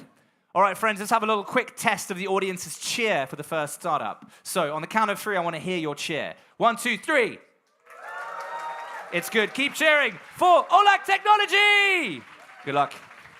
3 minutes, go. Hi, everyone. My name is Oskar. I'm the co-founder and CEO of Oleg Technology, and we are developing a sustainable alternative to LED lights. So how many of you use LED lights daily? Everyone, right? They're great. So the question is whether we actually need an alternative. So I asked the same question. I come from the business world. I have different experience of building companies, scaling companies. So it was quite interesting to talk with my co-founder here, who's the scientist and has devoted all life for this. And he told me that LEDs are not so great, so I thought maybe I should listen to him. So let's take a closer look. What do we know? They're energy efficient, they're long-lasting, they're easy to use, so great from the user perspective. But little do we know that they actually contain toxic materials and rare earth materials that are sourced only from 2 countries in Asia, and they're also expensive. So as a result of this, when they end up in landfills, toxic materials in great amounts enter the groundwaters and harm human health. On top of that, LEDs increase global dependency on Asia, which is already a geopolitical issue. And while we cannot imagine our lives without LEDs anymore, there are still 2.4 billion people that can't afford the LEDs for their own daily use. So wouldn't it be great if we would have technology with similar properties, but without these flaws? Well, that's exactly what we are building here. So if you take a closer look to these light chips, we can see many material layers stacked one on top of each other. And when we add electricity, they emit light. What we do differently, we replace all of these layers with a single organic one. And here you can actually see first prototype of Oleg light chip. So the market for this is actually huge, and it's growing. It's concentrated in Asia, and we really see that there's a great potential for us in there. What's interesting, we're not competing with other companies at the moment. We're competing with other technologies. And while we know that there are several universities working on light-emitting electrochemical cells, we also know that they are far from commercialization. So our traction in here, so we have protected this technology, and we own the rights. We raised recently 50,000 euros to get things going, created first prototypes, brought them to market, collected first feedback, actually got first letter of intent, and based on the feedback already created two product optimizations. And just last week we received an approval for one EU grant that will allow us to move forward with R&D. And that's why I'm here today. So I'm raising 180,000 euros to start finally work full-time on OLED technology, to bring this technology from TRL3 to TRL5, and to ramp up our business development activities so that we're ready for commercialization. And that's it for me today. Thank you, and I will answer all of your questions.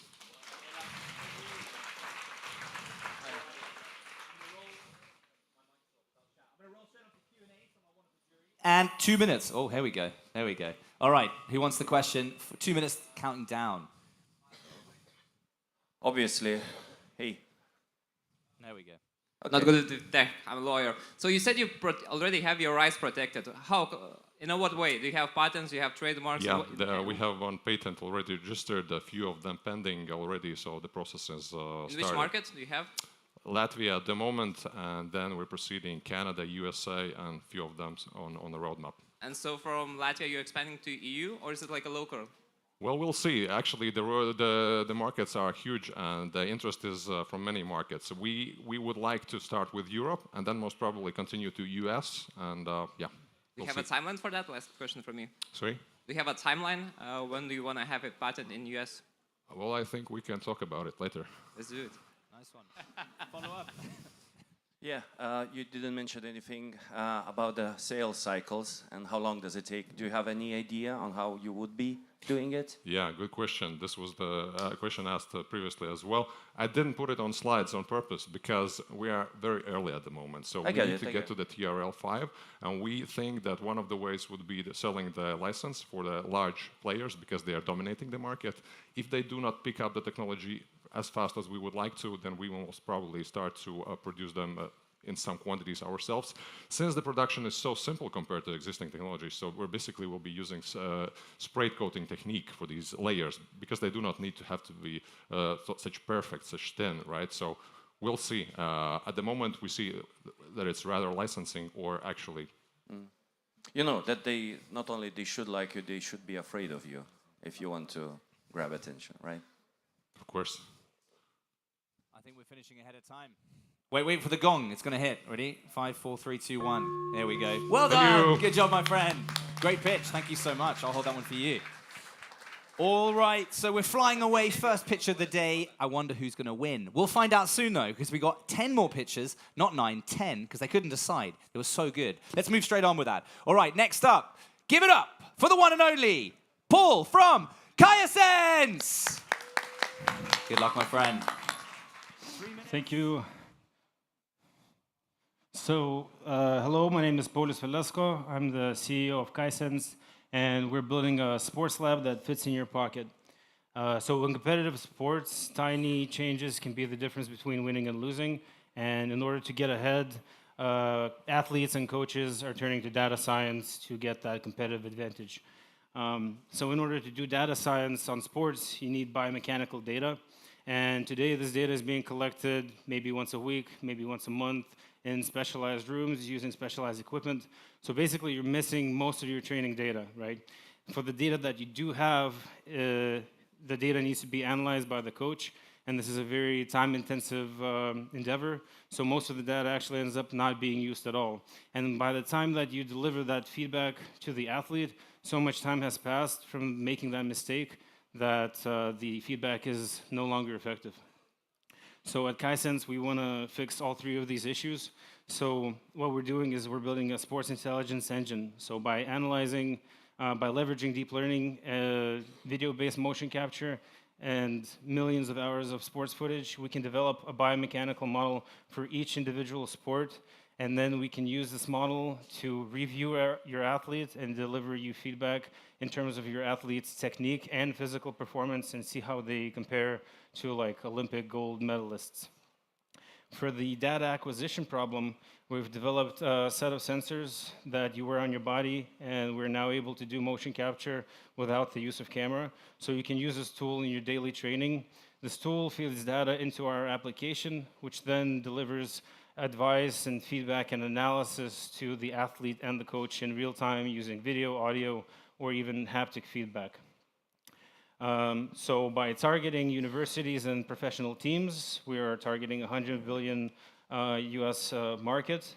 And as of today, we are able to do video-based motion capture as well as sensor-based motion capture, which doesn't use cameras. And basically, this is a patented technology that we're building here in Lithuania. And we're starting with combat sports. We've built the application, integrated our sensors, and we've built the AI inference infrastructure, and we have a set of features that we're going to be piloting with 2 combat gyms in the United States, preparing fighters for a kickboxing tournament next year. So behind the team, there's a total of 6 people. I have engineering, software engineering, and hardware engineering experience.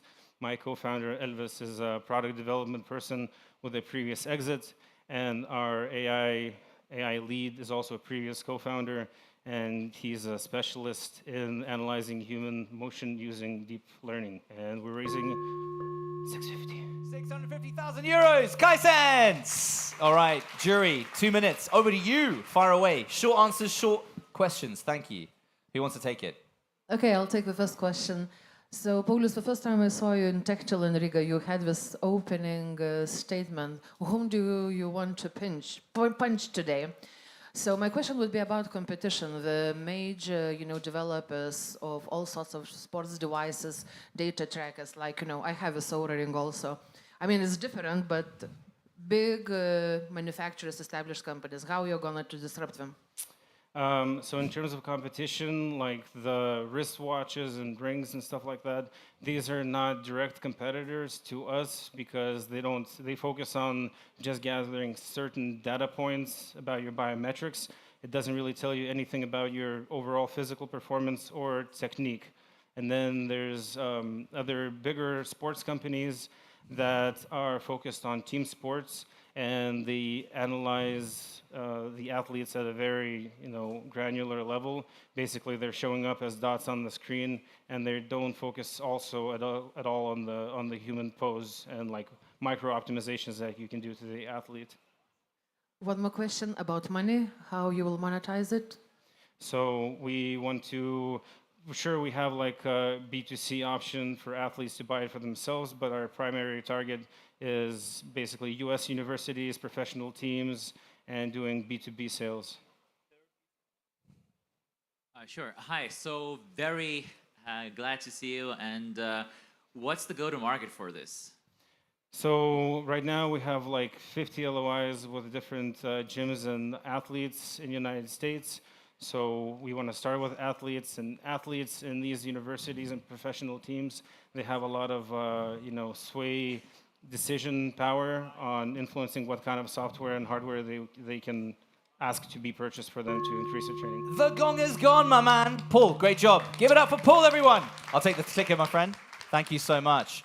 Second pitch down, 9 to go. We're going to go straight into it so we get through them all. Next up, we have Branchy Dose. Pitching is Neringa. Here you go. Good luck to you. You got 3 minutes. Firing away. Hi, everyone. I want to tell you a story about the method how to treat the cancerous tumors. It's called brachytherapy. In a brachytherapy, we use radioactive seeds to kill cancerous cells. But the main question for oncology doctors still is, how to get radiation dose right? Strong enough to kill the cancerous cells, but not to damage the surrounding healthy organs, because it happens a lot. Over 80% of these procedures, they cause radiation injuries, burnings, and it can even get worse, as loss of reproductive capabilities. Chronic pain will extend the staying in a hospital time by weeks. This costs additional 2 billion euros for European economy to cover annually. There must be a better way to help cancer patients. This is what we do. We developed the sensor which measures accurate, precise radiation dose straight into the organ, and we provide this data to doctor immediately. Then our machine learning algorithm provides type and probability of the injury. What's the outcome? The prevention of up to 100% of these radiation injuries for most common cancer cases, cervical, breast, prostate, and other. Also, we save costs for hospitals. It's 300,000 euros in average per average European hospital. Also, we save doctors' time. So instead of taking care of one cancer patient, they can take care of two at the same time. Most importantly, we help cancer patients to leave hospital faster. Just imagine this, how cool it is to leave the hospital 3 to 5 days earlier. And this is our sensor. This is disposable device. We sell hardware and software licenses for hospitals. And can you imagine there is 150 million of radiotherapy procedures going on annually worldwide. This makes our service obtainable market up to 1 billion euros. Where is Brachydose now? Now we do the clinical trial at the National Cancer Institute. We have Baltic Sandbox Ventures invested into us. We have patents pending. And our doctor says, this is the innovation they were waiting for the last 10 years to come to the market. We are medical device engineers. We are manufacturing experts, logistics experts working in a MedTech field for 12 years. And we are managing team of oncologists and other very intelligent people, and we are, as a team, we are looking for 500,000 euros to bring Brachydose innovation into the market in 18 months in Germany. This is 300 million euros market, and we can take 15 million in 1 year. So I ask you all to join Brachydose in any way you want, any way you can, and bring this innovation for millions of cancer patients undergoing radiotherapy procedures. Thank you. Right on time. Give it up for Brachydose. She practiced that to perfection, and you nailed it on the day. Well done to you. Jury, who wants to take it? Can you tell a little bit more about the competition? Is there something similar on the market globally? Yeah, there are several companies manufacturing hardwares. But they are the only ones who are focusing on the value as a data, as a patient data, and giving it to doctor immediately to change treatment plan to make the most improvement in this. Is there anything else on your development plan? Maybe you could walk us through, because this is only the first step, right? Yeah, so we will do the CE marking soon, so documentation is under procedures. We work with the patenting, and we will establish the first sales in Lithuanian market and then scale to Germany, France, and in the future to United States, where it's 2 billion euros worth market for us. So I understand you already trialed your product services in Lithuania. And what about Germany? Are you already in? And if not, how fast do you think you can do it, considering the regulatory framework? Yeah, so we do have business development partners already in Germany, so it's a distributor. We are preparing everything to launch it as soon as we can, so it will take 12 to 16 months from now. Final one. Go for it, yeah. Just also to elaborate more about business development, I always see MedTech founders struggling because they are so good doctors, they are so perfectionist, and when startups, you have to be this MVP, minimum viable product. So who is the main, breadwinner in your company, the actual business developer, the salesperson? We don't have our own salesperson at this moment, but we are trying to employ one of them at this moment, but our partners are helping on this for us. We do have a distributor agreements. Finishing on time once again. You're amazing. Give it up for Brachydose. High five. I'll take a clicker from you as well. Amazing. 3 down, a couple more to go. Are you enjoying yourselves? All right. Who thinks they've won? Raise a hand. You get the money. No, I'm kidding. If only it were that easy. We can all go home. No, we want to hear the rest of the pitches. Are you ready, my friend? You look ready. I think they're ready for you. Give it up for CBRX. Kazimieras. Good luck, my friend. 3 minutes, over to you. Hi, I'm Kazimieras from CyberX. Imagine a major disaster has struck a city. Houses are burning, Tens of cars have crashed, hundreds of people perished, thousands of calls are being delivered to 911 center. Operators need to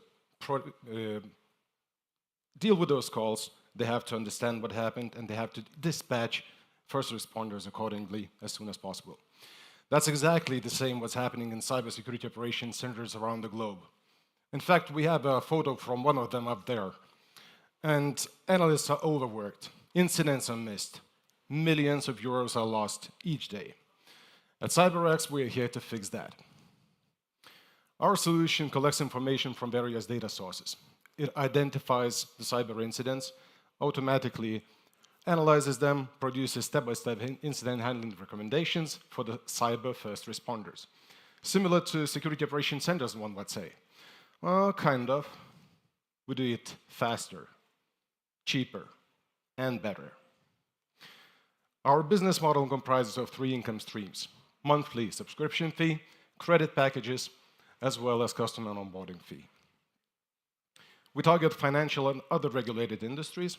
However, our product is built with a dual-use purpose in mind, so that we can protect national critical infrastructure too. Cybersecurity market is booming and is 10 times underserved.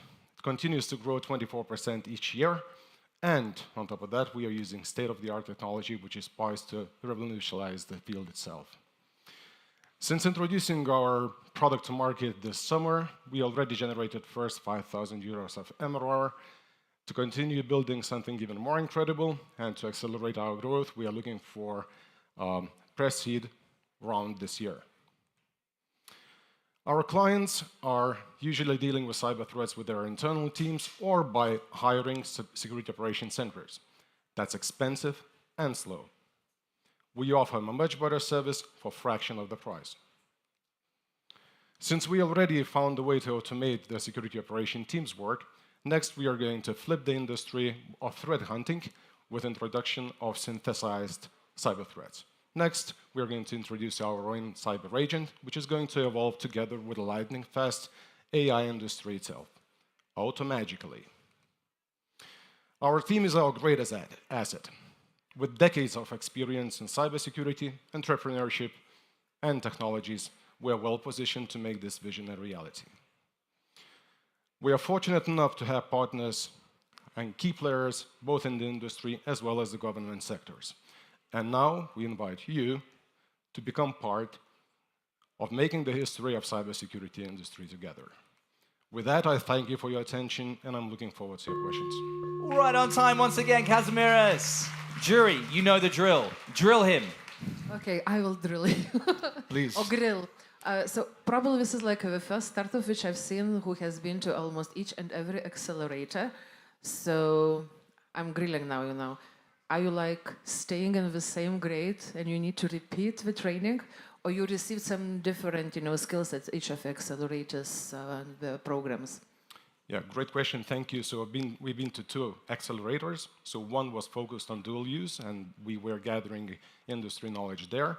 Another one was B2B focused, and we were focusing heavily on sales. And that's as a result of that second accelerator, we launched our product to the market this year. Thanks for the pitch. My question is how much, you know, the SOC automation is not new. So how is your technology different, and how much of SOC can you automate actually in numbers? So basically, we automate 90% of the cybersecurity analysts' work. And on top of that, we are adding some things like automated cyber threat intelligence, reporting, and stuff like this, which is on top. Automation is not new in terms of orchestration, but it's new in the way we process data. Because we make it not according to playbooks, as it's usually done, but we are actually employing different AI agents to do that. That's why we make it faster, and we don't depend on actually the knowledge of the people who are working inside this security operations center. You mentioned your dual use opportunity. Are you joining this weekend the Rifleman Hackathon in Kaunas? Unfortunately, no, not this time. We were there last time, and we presented our solution there. They're focusing on sales, Victoria. Thank you. Exactly. We happy? No more questions? You've answered all the questions, my friend. Great job. Thank you very much. Good job. I'll take that one. Add a little music. We have a house DJ, ladies and gentlemen. Give it up for the house DJ. You got us.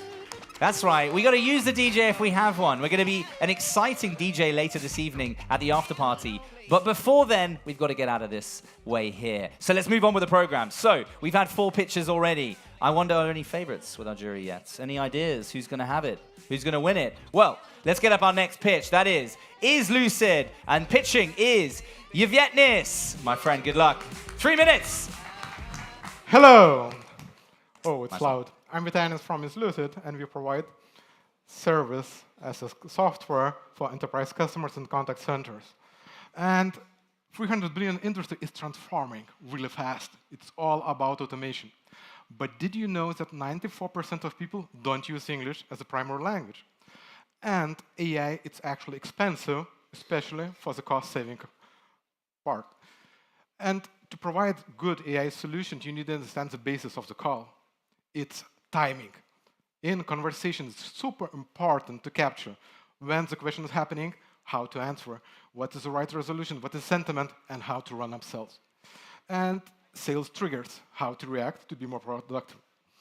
With Lucid, we built a modular platform which is helping on-premise, running on edge device, to first understand what is happening in the conversation, where are the triggers, what I can use next.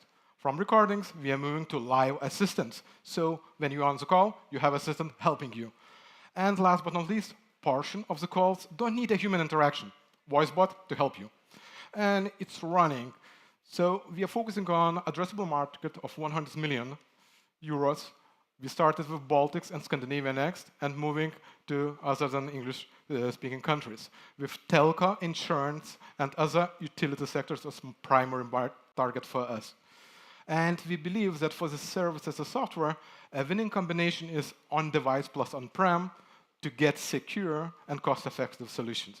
So in 17 months, now we are at the stage when we are processing 20,000 hours of calls on a monthly basis. We have real MRR of 15K plus add-ons paid from our customers.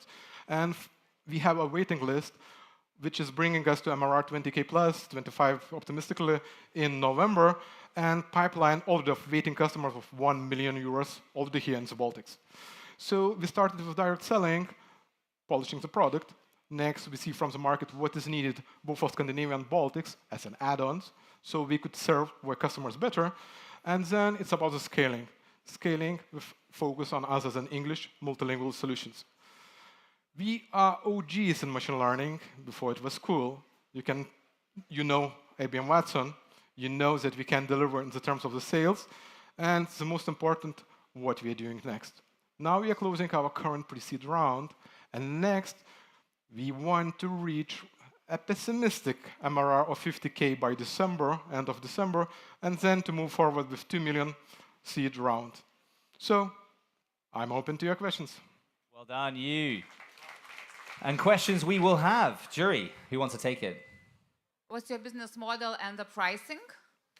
So it's per seat-based pricing, per agent, plus on top of that add-ons for specific features for you as a customer, as an enterprise customer, to get all the value you need. Because for each enterprise customer, the value differs. We are working already with telcos. For telcos, churn sentiment, what you want to get. For insurance sectors, form filling, making sure that all the claims are addressed in the proper way, and potential fraud detection. Thanks, Vitanis. Great pitch, very clear. Anything about the competition? You can't be alone in this. We are not. Can you say a couple of words? What you see most development with AI is how to implement large language models within all existing pipeline. Our focus is how to run niche. As of today, we already have a solution to run transcription, which is actually 50% of the cost, just to understand what is happening on the call center. And this is running on low resource, cheap laptop. When you think about enterprise customers, security, data privacy, AI Act, and so on, is also in the place. Us capable to run 100% of all activities inside the private network of our customer bring us this competitive edge. And pricing. For a pilot, AI is cheap to test, but when you have tens of thousands of calls, it's adding in your budget line. Oops. Are you concerned at all about upcoming EU regulations, AI regulations in the EU? Are you prepared for that? So, in short, yes, to expand more the 3 years period during which you can adjust to some of the stuff. But the most important part is what data is sensitive. As we are working mostly with transcription, it's not biometric data. On top of that, as it's running on end client infrastructure, and typically in calls you hear, your call will be recorded for quality purposes. We are legal here. Man. You can have the conversation afterwards. One more time, Islan. Laura, come with me. I got a fun idea. Take the clicker. Here we go. All right. Friends, before we get the next pitch on from Silink, this is Laura. She'll be going there in a second. Let's have some fun. Before Laura kicks off, before the timer starts, it's getting cold. The rain is coming down, but you all have warmth in your hearts, I know it. So, I want this side of the crowd to say pitch. Ready? 1, 2, 3. All right. You're going to say me. 1, 2, 3. Okay. Ladies and gentlemen, give it up for Silink. This is Laura. Hey, Laura! Thanks, guys. I know it's raining, but can you remember a time when you enjoyed a sunset in your life? So please raise your hands. Wonderful. You are happy people. You know, a renowned neuroscientist, Robert Sapolsky, once said that inability to appreciate a sunset is a hallmark of depression. 10% of our global population live with mental health disorder. 300 million cannot appreciate sunset as they have severe cases. 1/3 do not respond to traditional treatments, and many tragically end their lives as they cannot take it anymore. This has a huge economic impact in our society, and no breakthrough since Prozac. Recently, evidence-based research is showing that a single dose of psilocybin-assisted psychotherapy, when ingested properly and under the supervision, can do wonders for people with depression and substance abuse. Many stay in remission and are drug-free months after. At Silink, we're a team of scientists and biopharma executives inspired by plant medicines, and we want to bring these medicines in medical system. How are we going to do that? Using yeast cells as a mini biofactories, we genetically engineer them to produce our target alkaloid. This outperforms current alternatives and is a higher efficiency. It's cheaper, it's greener, and have higher yields, and is easily scalable. Additionally, we discovered a next-generation psychiatry drugs that has a very specific target, can enhance neuroplasticity, and are safe. The market is huge. It's projected to grow in billions in upcoming years. But the real market is all around us. As we all know someone, a family member, a colleague, a friend, who at some point in their life have a mental health crisis. We're licensed to work with scheduled substances. We're backed by venture capital, business angels, and we have recently filed patent protecting our new technology and new molecular entities. And this opens up doors for business opportunities. We can either license technology, license new molecular entities to other biopharma companies, but our ultimate ambition here is to proceed with our lead target, lead compound through all the stages and receive a market authorization of a drug product. So, if you're someone who is passionate about science but ended up in a financial field, come and join us so we could all appreciate those sunsets together. Thank you. Well done, Laura. We gave you those 5 seconds because it's an interesting pitch, doing great work. Jury, what are we going to do? What are we going to say? Who wants to take it? Thank you for the pitch. I love scientists. I just met you at the bar. Very nice talk. I like how you put it in a simple words, all the science behind it. But what's the business? What's the go-to-market actually like? How you're going to make money out of it? So our ultimate goal is actually to provide our target molecule, the compound that we have created, we took inspiration from mushrooms. We looked into the psilocybin, but we delivered completely new molecule based on psilocybin. We patent that molecule and now proceeding through all the stages, meaning preclinical, phase 1, phase 2, and in the upcoming years. It's going to take a lot of time and effort. I know it's a drug discovery. It's a marathon, it's not a sprint. But if we're able to market the drug, we're having a huge impact on society.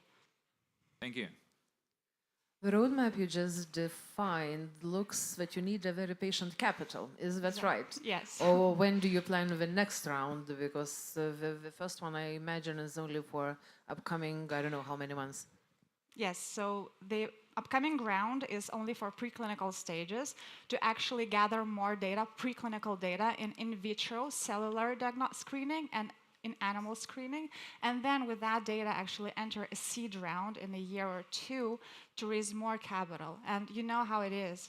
You close one round, you open the next one. The topic itself is pretty interesting, right? While fundraising, what do our investors usually say after the pitch? Yeah.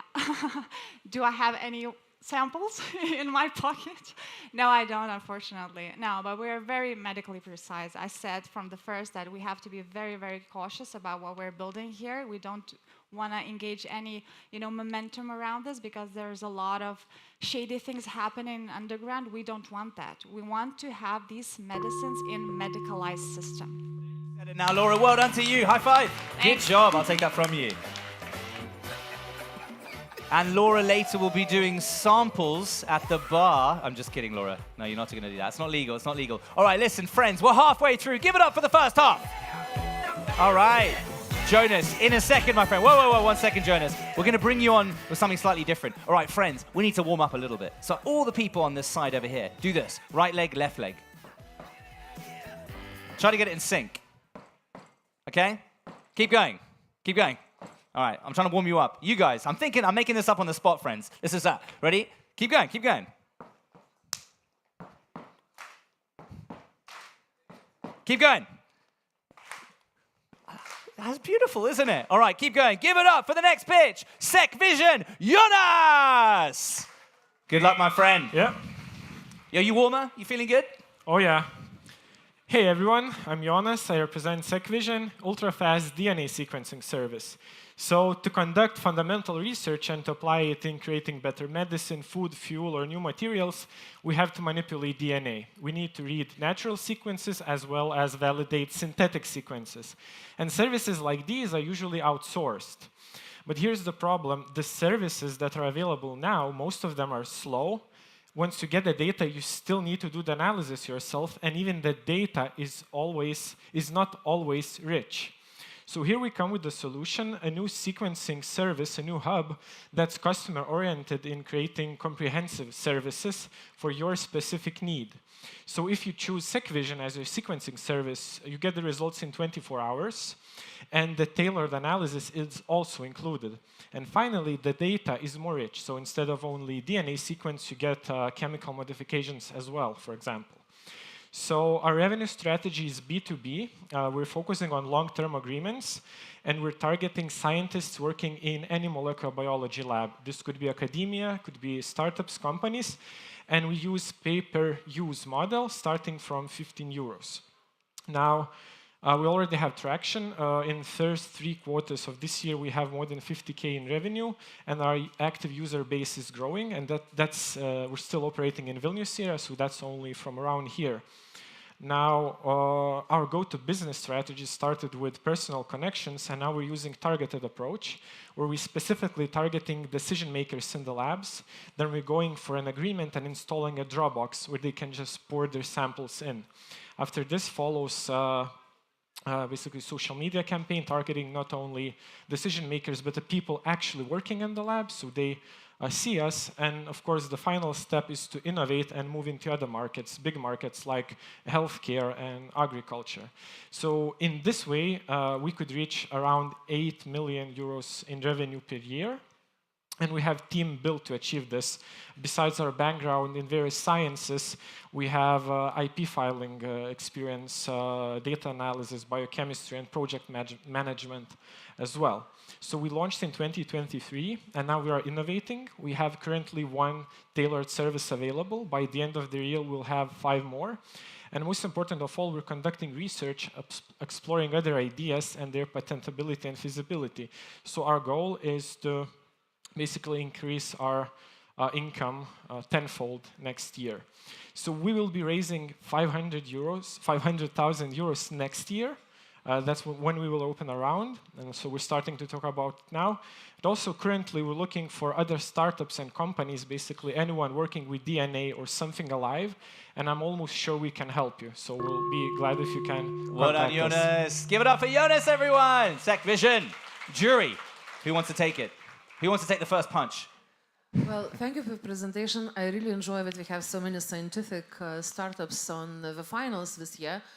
I would like to challenge, though, your approach of marketing through social media to employees, not the decision makers. I mean, this is business to business, or in fact, business to institutions and regulated institutions.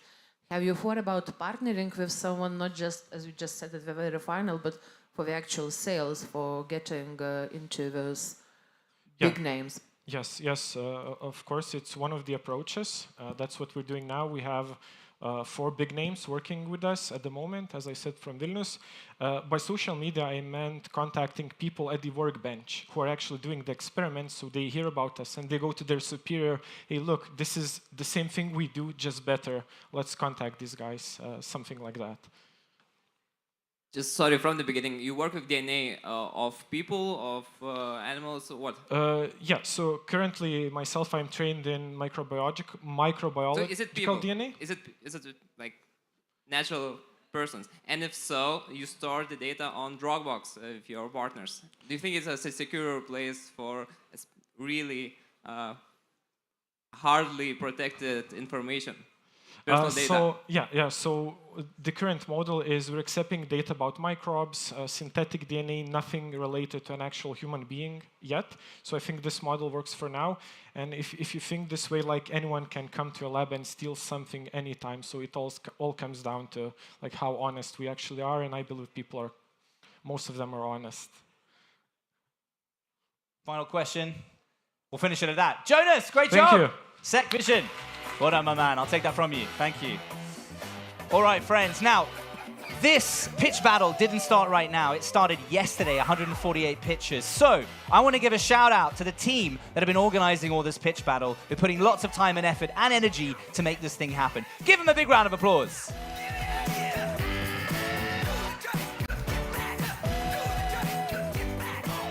All right, now let's get back to the pitching. So we have next up from AQ22. You saw her here on this stage a little bit earlier today, sharing thought leadership, giving great ideas, and now you're back and you're pitching AQ22. Give it up for Katrina! And is anyone cold? Sorry. Is anyone cold? I have blankets. Would you like a blanket? 1,000 euros, please. 1,000 euros, please. Katrina! Hi. Hello, I want you to meet Tom. Tom is a financial analyst, and every single day Tom is doing the exact same thing. He's analyzing documents. And he's bored, he's ineffective, and there are millions of people like Tom. I bet you know a couple of those. Now, this is Maria. She is a credit officer, and every single day her decision value depends on the value of Tom's work, right? So she's depending on the documents and the credit memos that analysts are preparing for her. So when we look at the financial sector, we actually could see that there's still a huge problem with a lot of slow and manual processes, especially when it comes to credit loan assessment. So with that in mind, we actually are building an AI assistant, which is helping to automate that process. And that's only the beginning. Our assistant, our platform, will analyze the documents, create credit memos, and will help actually to automate 90% of analysts' work. And instead of spending 40 minutes on the assessment of a loan, they will spend 10. So right now, to show traction, we actually talked with more than 40 banks across the world. We have a couple of banks, design partners from the US right now, and Lithuania as well. And all this traction is showing us that people do believe in what we're building. So when we're looking at the market, it's actually by the 2028, the AI agents in banking market will reach $79 billion US. And even though I mentioned that we're starting with lending, it's only the very first step. We already have business cases from other areas, such as like investment, research, risk, and more. So to build a unicorn company, you need somebody who knows sales and marketing, and that's where I come in, and somebody who knows how to build AI models. That's where David comes in. We also have great advisors from the industry who have more than 50 years combined within the financial industry, and they are helping us get there really fast and get those really strong bank introductions. And also, of course, all the knowledge combined from all of our previous work within bankings, and David worked within the bank system as well. So right now we're raising $2 million US. We graduated Plug and Play. We also are backed by NVIDIA Accelerator, and we're using these funds to actually launch our platform next year. So to get there, we need the funding, and we need to continue building our platform, not only the proprietary AI model. So with that in mind, I really want to invite you to come and talk with us. We want to really bring AI and scale and intelligent automation into the finance world. I really want every financial analyst to have us in their pocket, or at least in their computers next year or within the years to come. And you know what investors do? They talk with AQ22. Thank you. In time, well done to you, Katrina. She's got stage presence and she's got the answers. Do they have the questions? Loved the last sentence. Amazing. Thank you. Katrina, AI agents, everyone is talking about them. How are you different? Yeah, that's a good one.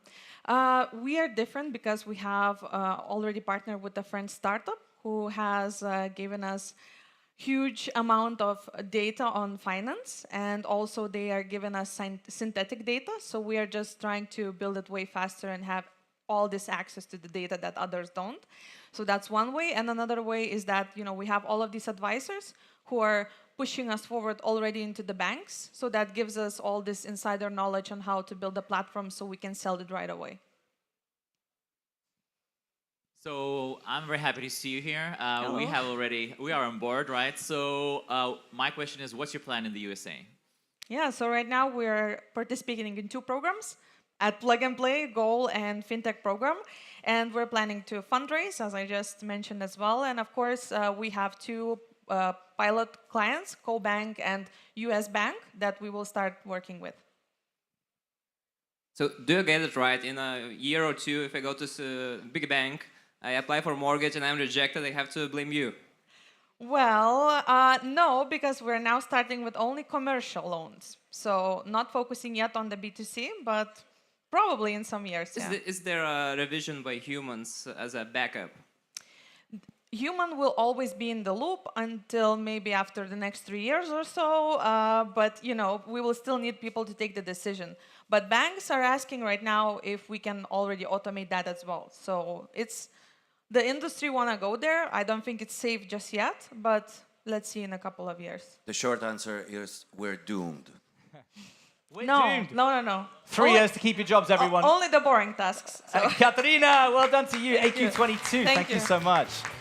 All right, friends, so we're going to do another little fun interaction. Why not? So has anyone ever heard of a Mexican wave, right? You know what that is? Show me what a Mexican wave is. 1, 2, 3. Right, that's a Mexican wave. One more time. 1, 2, 3, everyone. That's a Mexican wave. Have you heard what a Lithuanian wave is? You haven't, because I'm making it up right now. So what's going to happen is Justin, the next person pitching, is going to walk from the back to the front, and I want to see a Lithuanian wave following him. You understand? Each row as he walks, waves. Are we ready? We know what's happening? Lithuanian wave. So give it up for the 3rd final pitch. Legion's heart is Justin. Give me a Lithuanian wave, everyone. Lithuanian wave, Lithuanian wave. Justin! Hello, everyone. My name is Arnas, not Justin, but thank you very much. And I'm a CEO and co-founder of company Legends. And I'm really sure that you're all well aware that cardiovascular diseases are #1 killer in the world. And I'm really sure that you remember how physicians previously used the stethoscope on their neck to detect key cardiac diseases. Now it is out of the practice. And the key test to evaluate heart function is heart ultrasound. But this test is dealing with a very chaotic and inefficient workflow because physician or sonographer needs to click more than 100 different buttons in order to perform almost 50 different measurements, and only then he or she can make clinical decisions. And it causes that the average waiting time for this everyday casual test is from 4 to 5 weeks with the average time of 30 minutes. But we have a solution here, Ligens's Heart, AI-driven, fully automated technology to automate heart ultrasound test. And how the workflow looks like with the Ligens's Heart. The physician or sonographer just acquires heart images, and the rest of the work is done by Ligens's Heart, including the measurements, reporting with the primary diagnosis. And it allows to reduce examination time to 15 minutes, and physician can really spend the time on what really matters. Where are we now? We already see marked in EU, we have US patent, and we are FDA pending. What we already proved that we are much more faster and as accurate as cardiologists.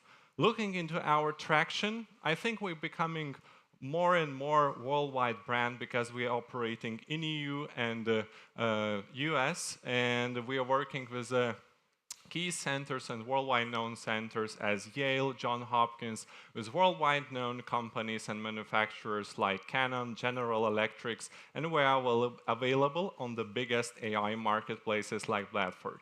We are a very strong and complex team. We are covering key competences as deep medical understanding, AI technologies, and business development with the very strong strategic advisors from France.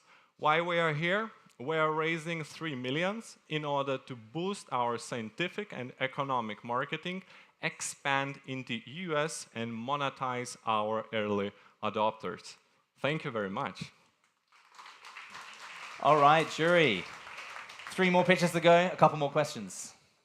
Congratulations on US patent. Forgive my French, I trust EU patents more. It's more rigorous process to get one. Are you working on that? Okay. Working on EU patents? Yeah, of course. We are working now on PCT patent. We have a pipeline and strategy on our patent way and patent family. We have our own strategy why we started in US, and now we're expanding, and probably in the middle of the next year we will have a PCT patent, and then we will go into Europe and very concrete countries patent. How difficult is it to sell something like this? Yes, as all MedTech field is really complicated and really quite longer sales cycle. But what we realized after all these years that we focusing more and more into very B2B way. And as you can see from our portfolio of the traction, we are now dealing with the really biggest players in the world. And we can see that our main goal and the future will be with them together. And how difficult it is to copy that?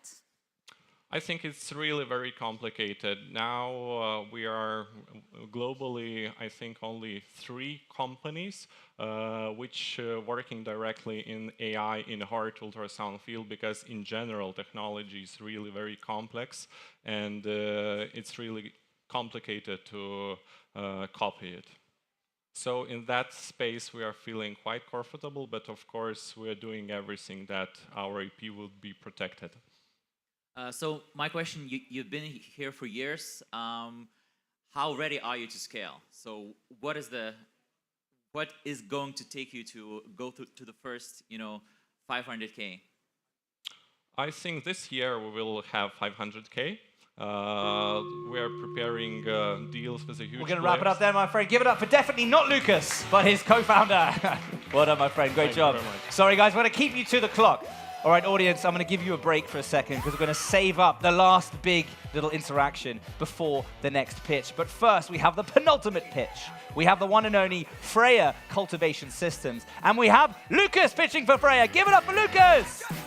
Here you go, my friend. Good luck. Hi, everyone. My name is Lucas. I'm the CEO of Freya Cultivation Systems, and we're delivering double revenue and triple EBITDA in commercial greenhouses. Fresh vegetables demand is growing rapidly worldwide, but the world is running out of resources to produce the food outdoors. Therefore, greenhouses are a winning category because they produce 20 to 30 times more food in the same area. However, greenhouse economics are still not perfect. Your yield, productivity is capped to available area, upfront capex is very high, margins are low, and the typical payback period for a greenhouse is about 25 years. At Freya, we're rethinking the way plants grow in a greenhouse. So we started by developing this ultrasonic transducers that take typical irrigation liquid and move it in 3 dimensions directly to the plant roots. We then put these nozzles on moving irrigators in 3-dimensional structures, and as a result, we're doubling yield. We take 1 square meter of growing area and we create 2 square meters of cultivation area. When you double yield against the same fixed costs, you triple EBITDA, because there is a lot of room for roots to develop inside these structures. We can grow any plants we want. We're not limited to one crop type. We can grow anything. And the only reason this works is because of our ultrasonic irrigation technology.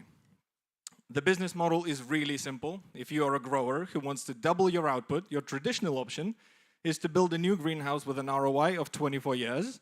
Well, now you can call Freya, we'll retrofit your greenhouse, you'll get the same results, just 3 times better payback. Our pricing is 400 euros a square meter, gross margin is 50%, and if we retrofit just the most modern greenhouses, we get a TAM of 300 billion euros.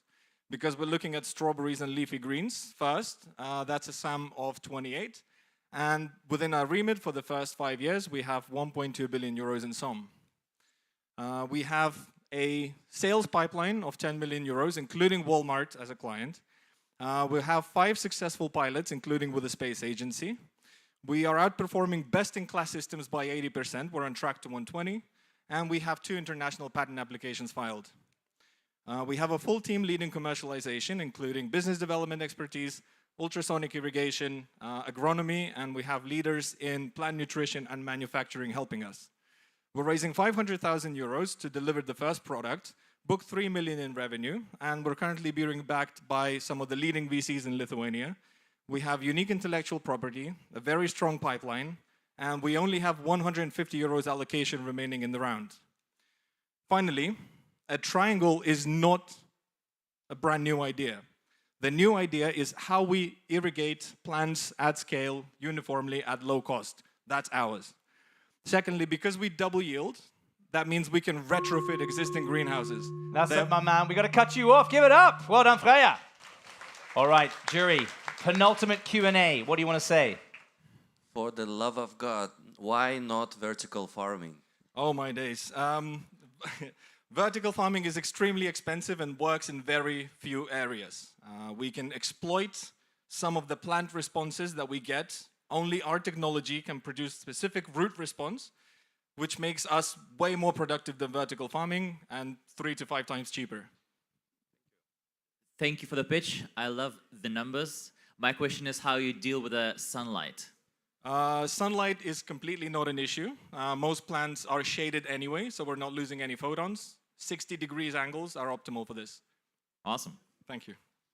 So I'll be Vox Populi and I will steal question from the audience. This is a challenging question about the numbers. So some people think that traditional repayment of 24 years is too big number, that the actual number is shorter, and with differences in energy, innovations in energy, it might be shorter. So how much space do you have between 24 that you're claiming and in the traditional greenhouses and 8 in your solution?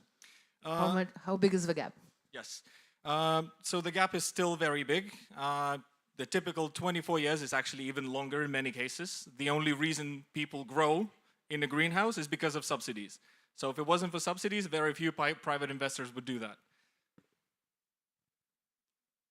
You've stumped them. There's no more questions. We'll finish it there. All right, my cheers. man, good job from Freya. Thank Good you. job. Lucas. Well done, my friend. I'll take the clicker from you. Yep. Thank you. All right, friends. Now, We're at our final pitch. Give it up for the last 10.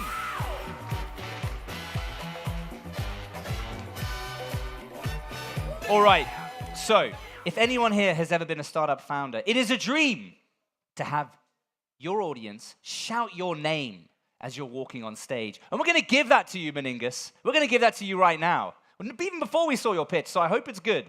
You wouldn't be here if it wasn't, right? The final pitch. So I want all of you beautiful people to join me in a little chant.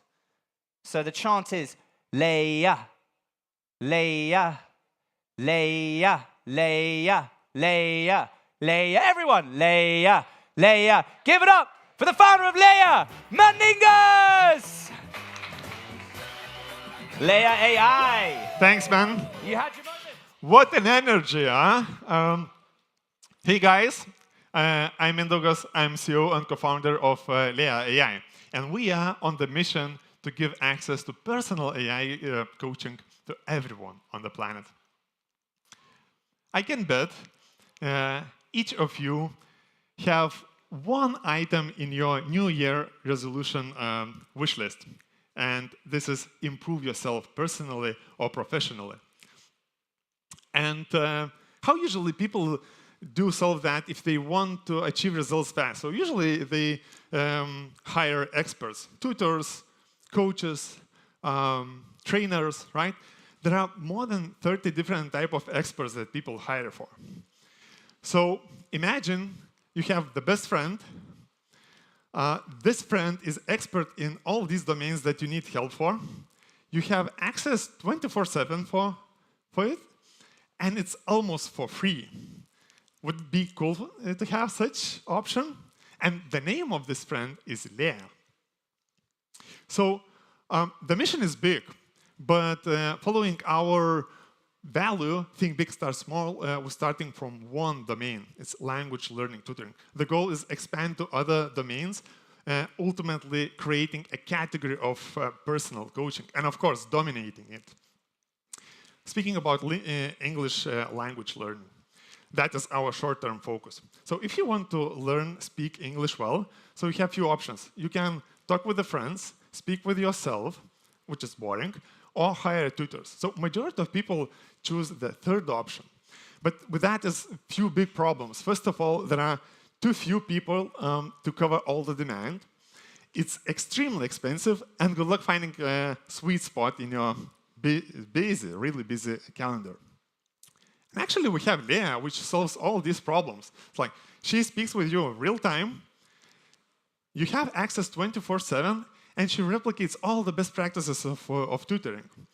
And even more, it's 1,000 times more affordable, and of course, not judgmental, like most tutors do. And it works. We started a year ago, and we are about to reach 1 million in ARR. Users speaking about us from 100+ countries who are really happy. And the most important part is, of course, team. I'm super proud having my tech co-founder, Donatas, who worked in Vinted previously, and the rest of the team. The market is huge, worth to tackle it, and we have business model consumer SaaS on paid 1, 3, and 6 month subscriptions. Of course, we have competition, but the main differentiator is personalization, and we are raising around next year to get to 12 million ARR. And here's a small gift to the community, like always. Well done, my friend. Give it up for him one more time. Meningus! Leia, Leia. All right, jury, you want a chant as well? So how it differs from Duolingo, which is very popular. What first? Sorry. Duolingo. So like it's clear. So they have their own path, but they're not exploring other verticals. I mean, not going as our mission is. We already, by the way, have really strong signals from our existing customers that they use Leia for other purposes, like mental health coaching, helping to prepare food, find interesting insights for the chat, and etc.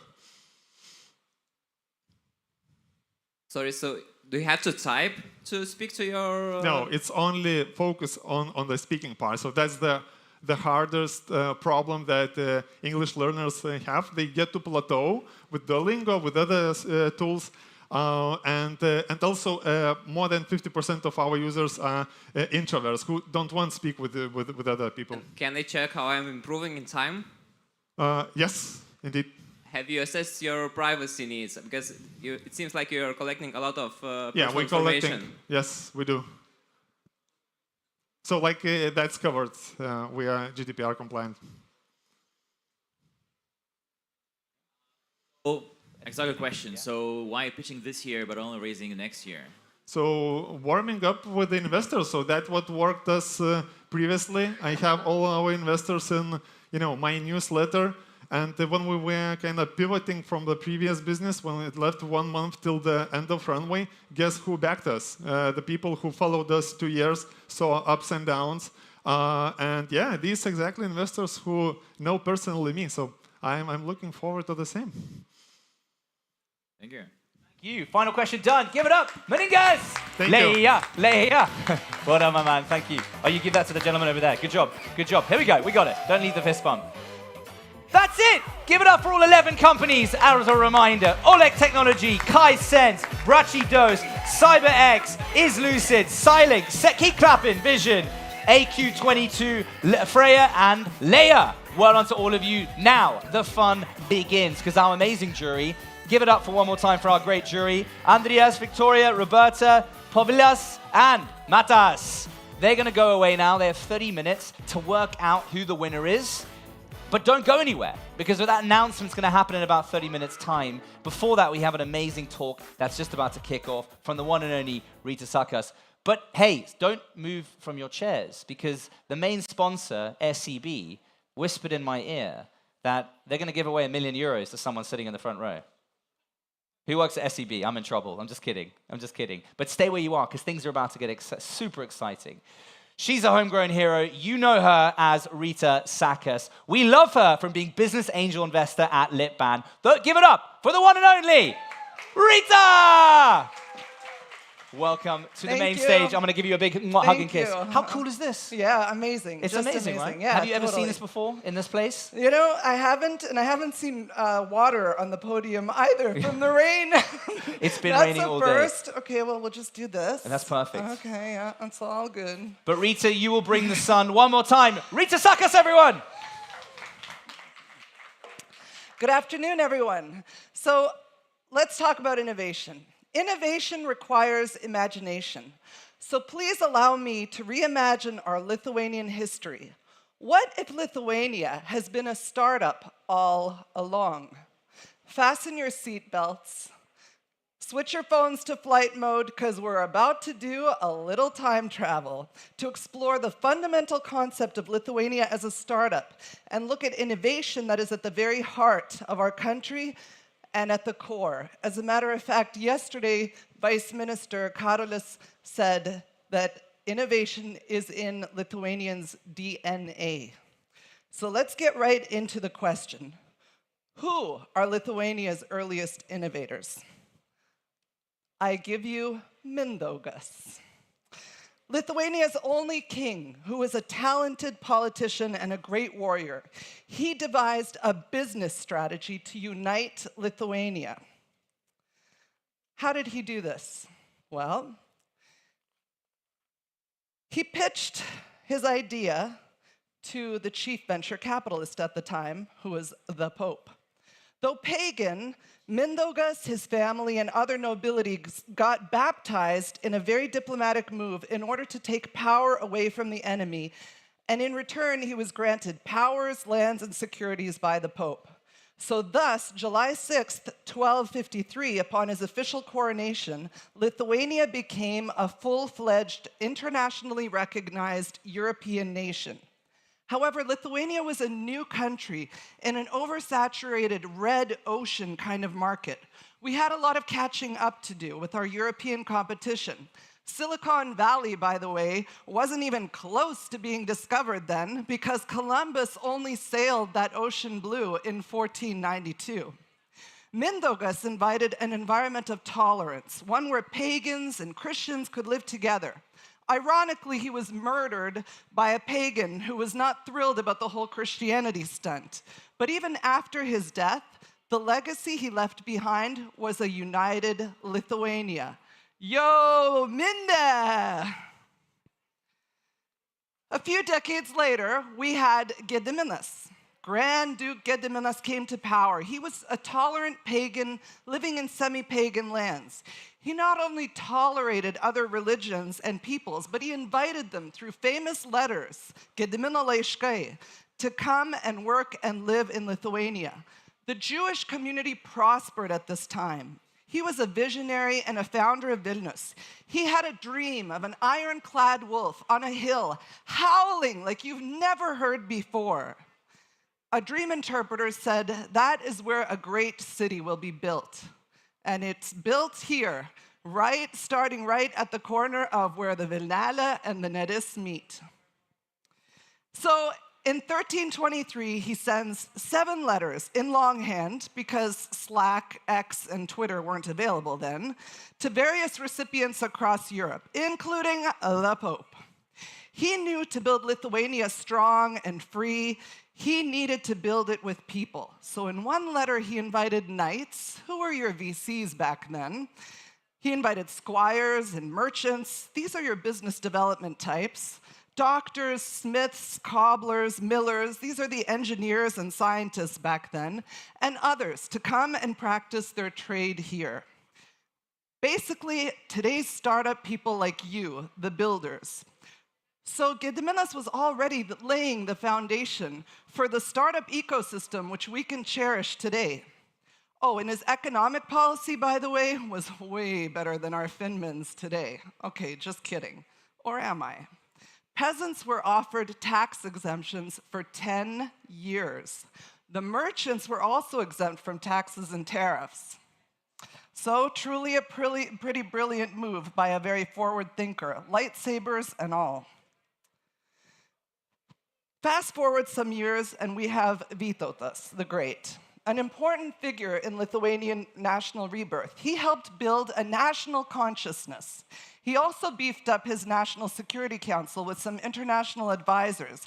At the time, the management coaches said that was the right thing to do. So in 1397, he brought the Tatars to Lithuania, where they settled not too far from here, around Trakai. They came to strengthen the military forces, and in exchange, they received lands for their service. Later, these people became craftsmen and gardeners and lived and practiced their culture freely and their religion freely to this day. Oh, and did they deliver?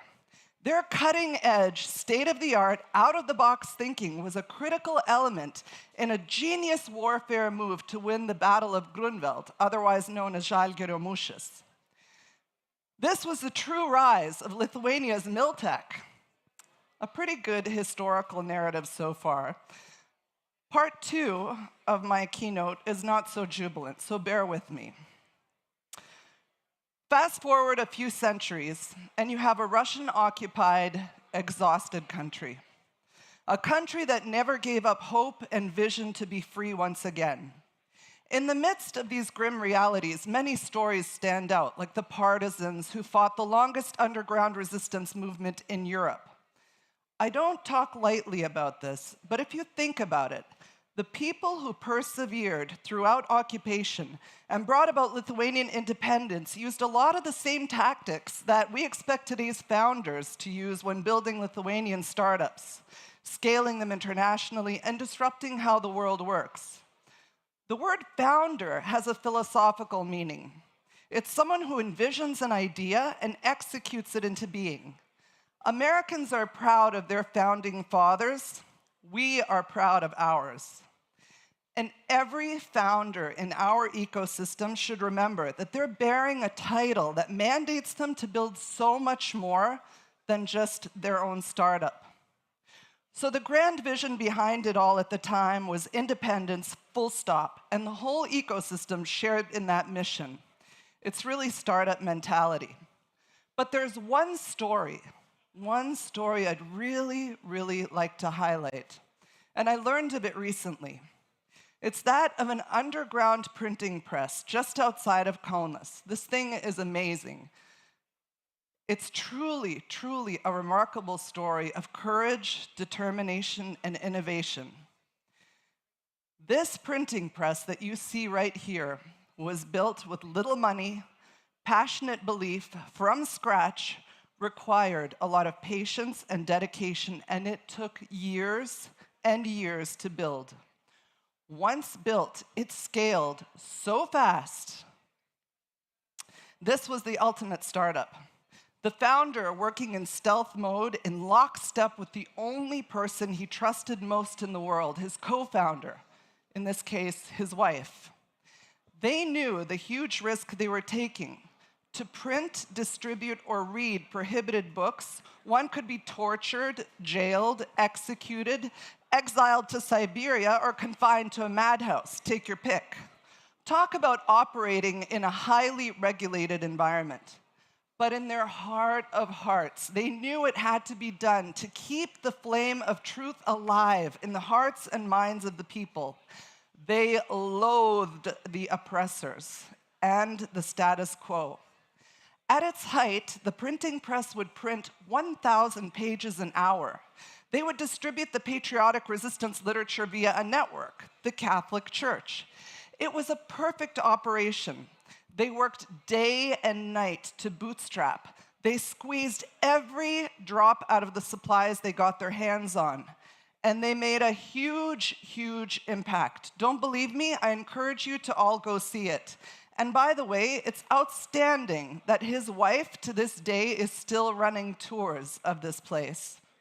But what am I really trying to stress here? Lithuania gaining independence is the ultimate case of positive disruption.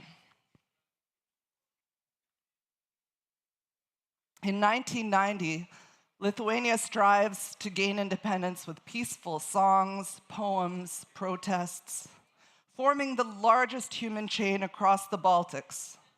Once the brutal Soviet blockade was over and full independence was restored, we started building relentlessly and getting rid of legacy systems and finding allies. Do you remember how fast we couldn't find ladas in the streets anymore? People were changing those things like nobody's tomorrow. How did this happen? In 1990, we already had the culture of serial entrepreneurship. So brave men and women got to work, building both the infrastructure and the connectivity to the West. You might not think about this in these terms, but only 9 months after the tragic accidents of January 13th, 1991, Lithuania was connected to the internet, thanks to our friends in Norway. In 2004, we became members of both NATO and EU.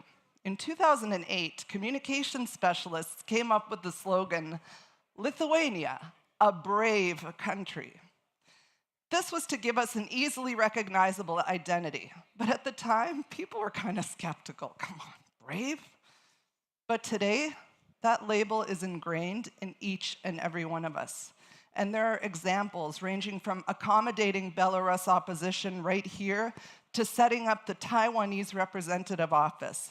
And I recently learned that people actually travel from far away to take pictures by the plaque at the Taiwanese representative office. And then also, of course, all the work that we've done with Ukraine, welcoming Ukrainian refugees, organizing humanitarian aid, and raising funds to support the Ukrainian military at record levels. NATO and EU were not the only stakeholders, though. Western service centers started to find their place in Lithuania as well in the early 2000s. Sweden's Transcom brought such companies like Delta Airlines customer service and registration right here.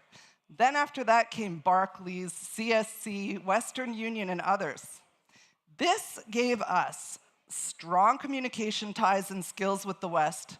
We learned the art of great customer service, empathy, effective conflict resolution, and problem solving. We were praised for our achievements. And finally, we figured out our country's product market fit in the world. Who are we? We are fast, strong, efficient, courageous, great communicators, unafraid to take leadership positions, and we are everywhere. Just try to go anywhere and not meet a Lithuanian.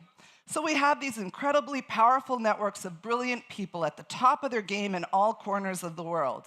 Case in point, this photo on a remote island on a random small beach. Wherever we go, there we are. On the real, though, the Lithuanian diaspora is the fuel for our international growth, so let's not forget to use it. And at this point, I'd like to shout out Apolinaras Sinkevičius, who has brought great international venture capitalists to Lithuania to form ties here, and they're already investing. So even one person makes a huge difference. Skip ahead to today, and we're in full scale-up mode. The European Commission published a European Innovation Scoreboard in 2024, and Lithuania is at the highest level of development in history, beating out the average in Europe by a long shot. So this is the time and the place to come build your company. Today we're number 35 in the world for innovation, but wouldn't it be great to catapult Lithuania to the top of the list? To do this, we need to understand that the future is ours, each and every one of us sitting here and beyond. We all play a role in developing this story further. We need to vibrate at an even higher level, and we can. This year, those under the age of 30 reached happiest in the world. Happiest in the world. What does that give us? Opportunity. Positivity breeds confidence. Confidence breeds the right attitude to create, learn, dream, take risks, aim for the moon. Why not? We are standing on the shoulders of happy giants. In scale-up phase, we are at an inflection point, ready, willing, and able to build the small country into the biggest, most exceptional innovation ecosystem. From a universal perspective, we all live on the same pale blue dot that Voyager 1 infamously photographed 34 years ago. Carl Sagan and his wife said, "Look at that blue dot. That's here. That's home. That's us. Everyone you love, everyone you know, everyone you've ever heard of, every human being who has ever lived out their lives." It's truly a poetic and holistic view of Earth, quoted from their book. Today, we have Lithuanian biotech innovation preparing to board the International Space Station for highly sophisticated experiments. You know, in science, you start with a premise, and then you set up an experiment to prove the premise. Let's become the country of the future. Think of it. In a few short years, we created an entire defense tech sector here from scratch. We've also attracted some of the biggest players in the world and international recognition from the largest space tech powerhouse organizations. How do we scale in this world today, but not only maintain magnificent momentum, but improve our velocity?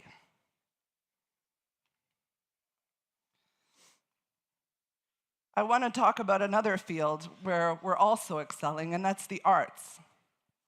So this is Nicole Žuraitis, who maybe many don't know, but she's American-Lithuanian and won Grammy this year for Best Jazz Album. So we're a week away from parliamentary elections. It's time of democratic renewal for our country. And we, the Lithuanian tech sector, are the driving force of our nation. And we have the responsibility not only to vote, but to serve. In every moment of historic transition, technologists, innovators, and visionaries have played their part. After the elections, we have to serve again, infusing our expertise into the government's agenda and offering our experience to ministers new and old. If there's one message I'd like you to take home, the positive lessons from history can help us remember we've done this many times before. Now we can again scale this startup called Lithuania and truly reshape the world for the better.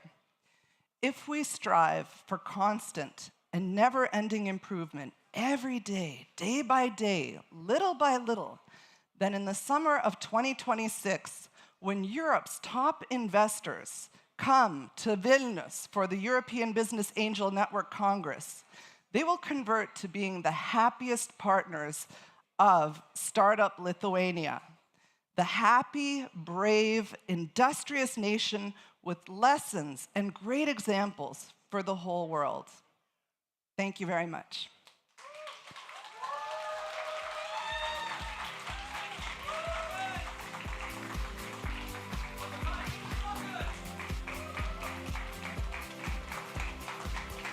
One more time, Rita Sakis, everyone. Yes, powerful, strong message.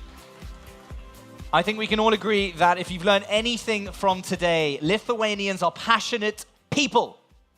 And what did I say earlier? People love passionate people, right? And there's no other industry that rewards passion more than the startup industry here today. So we're going to move on in just a moment for the exciting part. We have a photographer ready to give the awards away and take a snap as well. So this is what's going to happen, friends. So I'm going to bring on some of our jury and some of our guests as well to give the awards. You're going to announce the award, announce the winner, and then there's a photographer here. So make sure, if you are winning an award, founders, that you make sure to have a little shake, look in the camera, give a wink, do some subtle branding, get your company logo all over the shop, because this is a great opportunity to you. So, friends, any idea of the winners? Any ideas? Any? Who thinks they've won? Raise your hand if you think you've won.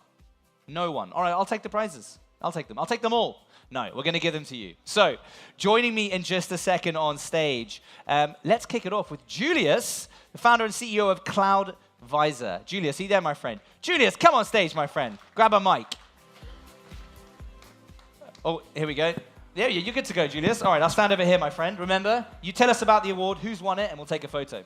Okay, so first of all, before going to the prize, I just wanted to say thank you to Startup Lithuania for organizing this awesome event. Yeah, even despite the weather, it was great, and I guess everybody would agree with that.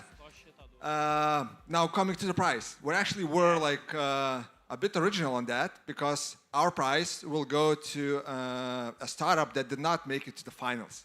But our prize is also very special. It's $5,000 of AWS cloud services, and we were looking for a startup that would harness that in the best way possible. And from all of the pitches that we saw today, one of them clearly stands out, and we decided to give the prize to that startup. So our prize of $5,000 of AWS cloud services goes to Stuart Energy.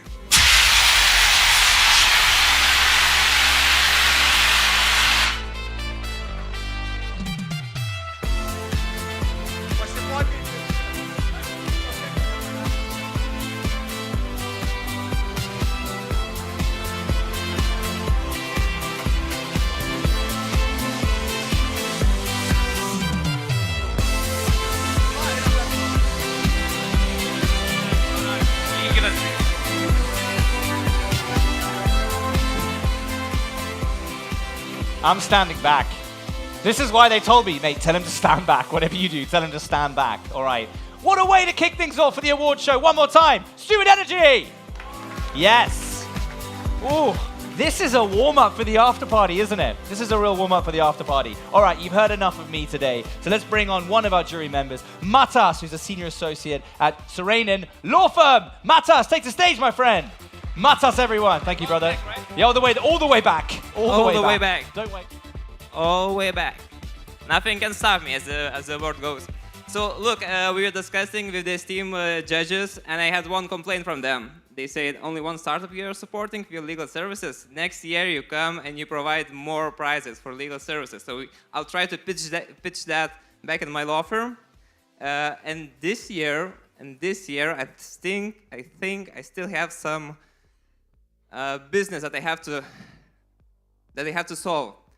How in the hell I'm gonna get my mortgage? So when I say AQ, you say 22. AQ!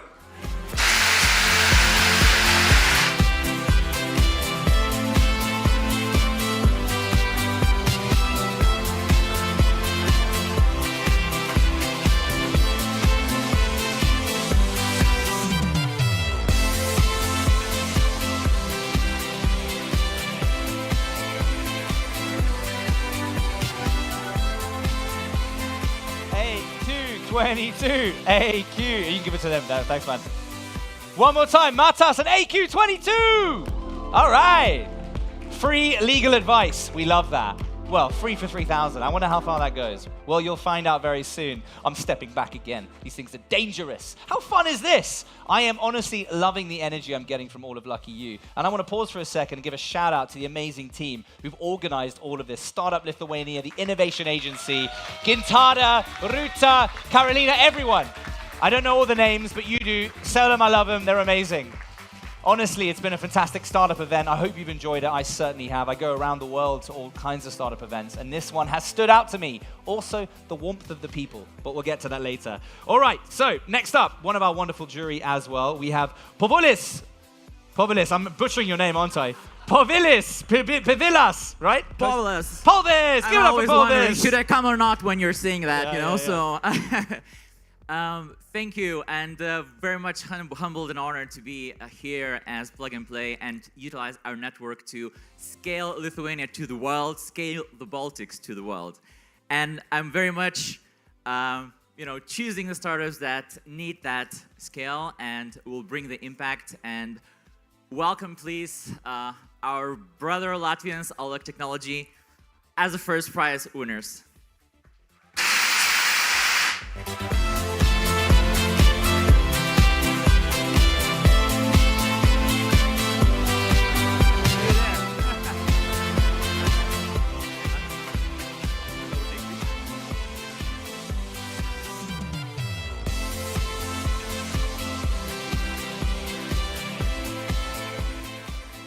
So as a second one, for the very good numbers, so yes, we need to verify those numbers, but the numbers are very good.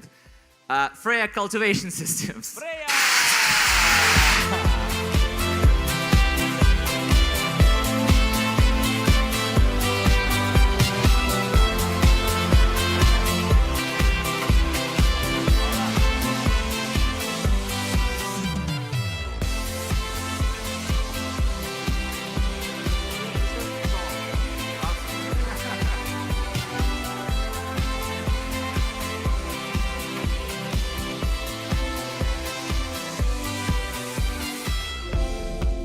And the last one, but not least one, for the vision and the impact and for the long road ahead and probably one of the best bar meets today, Psylink.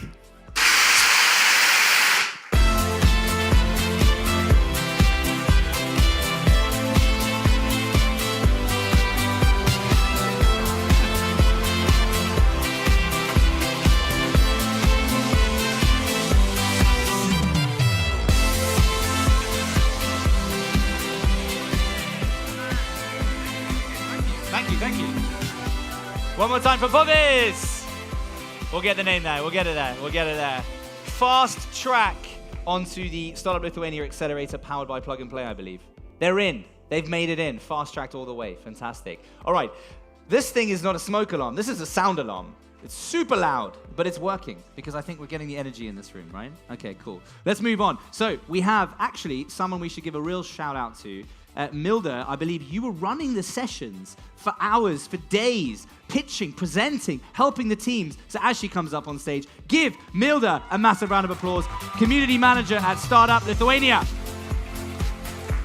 Thank you.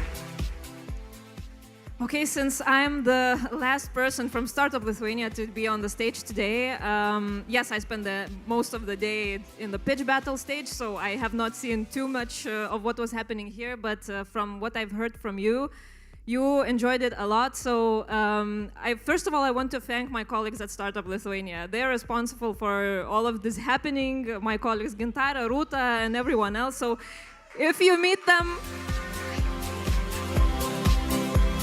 they are awesome. If you meet them today or at the after party, please come to them and say if you enjoyed the event and what you enjoyed, and we really appreciate it, and they will really, really appreciate it. And without further ado, I have a prize that I have to give from our partners that are not here today. So I was asked to give a prize from Advanced Telecommunications Research Institute International. A fast track to their Kehana Global Acceleration Program Plus for 3 months of mentoring, pitching events, and other things in with exclusive access to the Japanese market.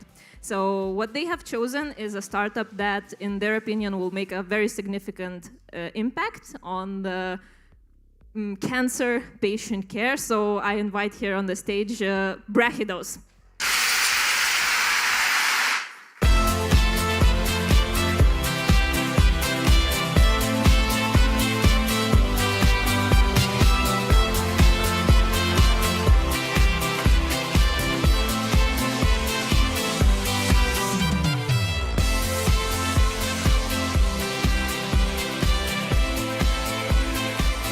Thank you. Thank you, Milda. You can hand it to him. Thank you, thank you, thank you. One more time. Great job organizing the pitch event. It was electric. You filled that cinema room better than Batman or, I don't know, Spider-Man, whatever you guys like. Anyway, all right, let's move on. So next up, we're going to get 3 of our awesome sort of jury members. Also, Andres coming as well. So, and we're going to have the awards, the final ones now as well. So, Roberta, Managing Director of Lithuania Business Angel Network. Give it up for Roberta. She's going to join us on stage.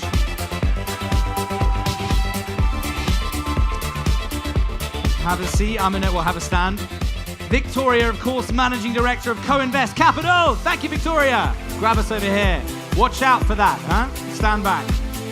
And of course, Andreas, General Partner at Baltic Sandbox Ventures.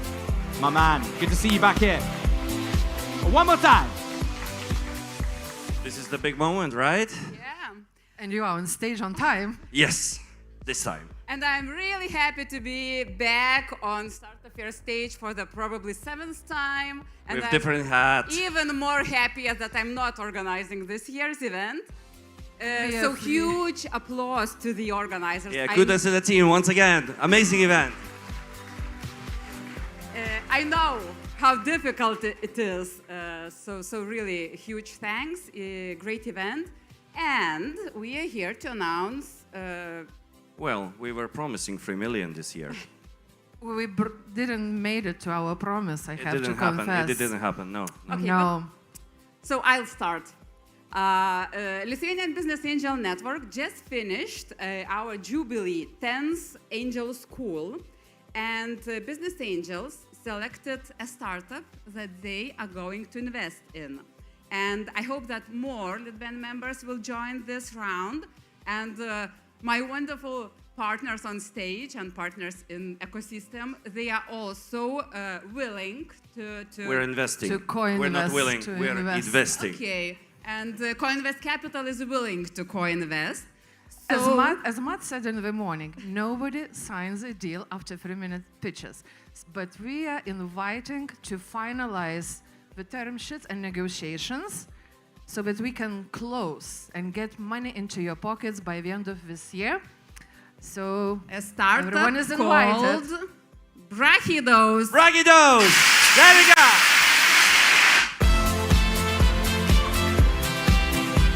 This is impressive.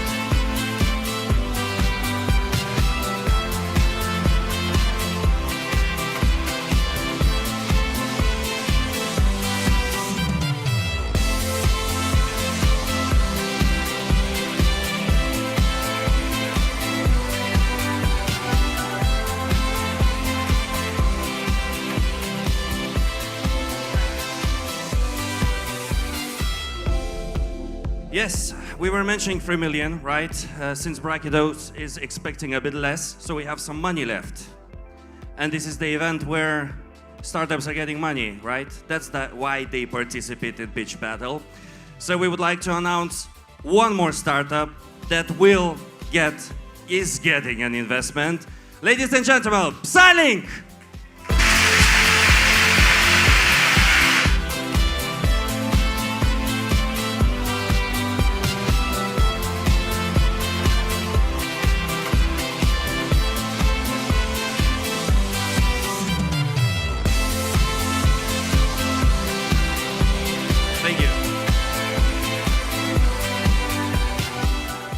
We have more.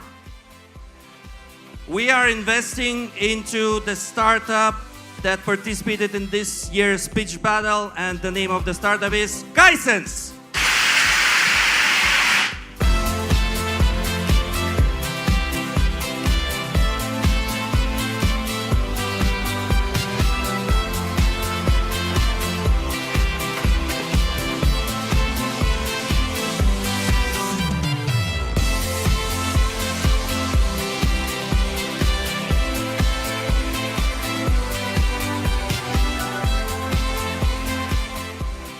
Victoria, we have more, right? I don't know. I know nothing. Someone else is expected on the stage. I will not hold it too much. Freya Cultivation Systems, come on in. We're investing in you.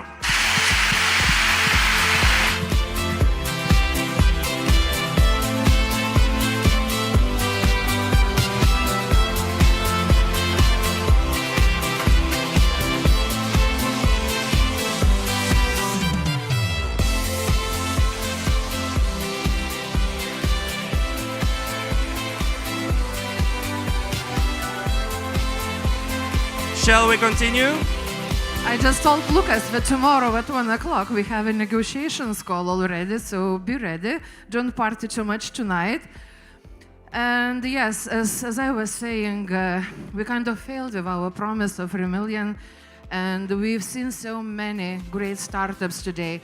And just from early morning, I was receiving messages from my friends of other international VCs with appreciation how much our ecosystem has grown, how much some of the startups have improved since we saw last time. And in fact, I don't know if somebody mentioned, but we were like 148 startups applying, and 44 were shortlisted to semifinals, and then we had to increase finals to 11. So thanks a lot to all of you, and thanks to the teams of Verslo Angelų Fondas, Baltic Sandbox Ventures, and Coinvest Capital, our analysts who worked, checked every pitch deck and made the first shortlist. So now, to continue, I have to say, our name says we always co-invest. So we are by default founder-friendly and investor-friendly. So I would like to call on stage a startup where we have already hard commitment made to them, but we are ready to accommodate other investors because I received this morning so high interest. So I will be inviting startup on stage, and I'm inviting investors during the next week till the next week closes. If you want to co-invest, we will find a room for you. And now, with a big round of applause, Legends Heart.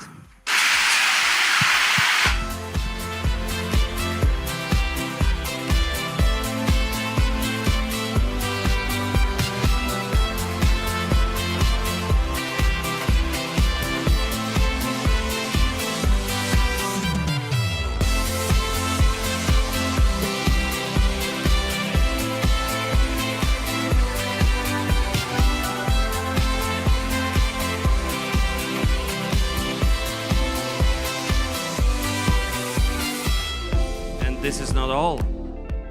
We have more.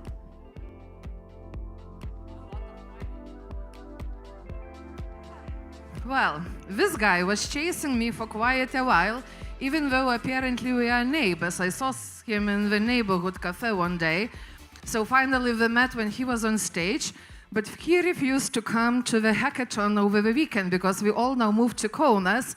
So I still want to talk with you, but it's very early, so negotiations might take longer. So Kazimierai, CBRX, we would like to have a very close look at you.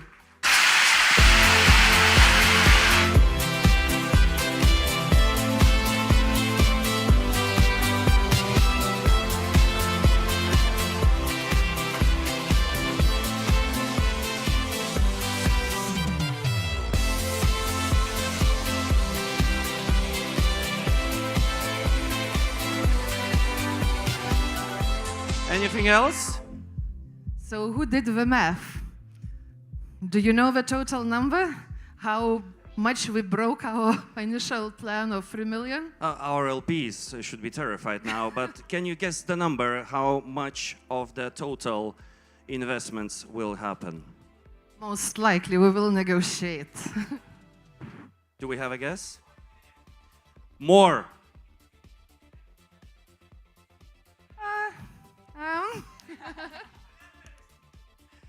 5 million is enough, I think.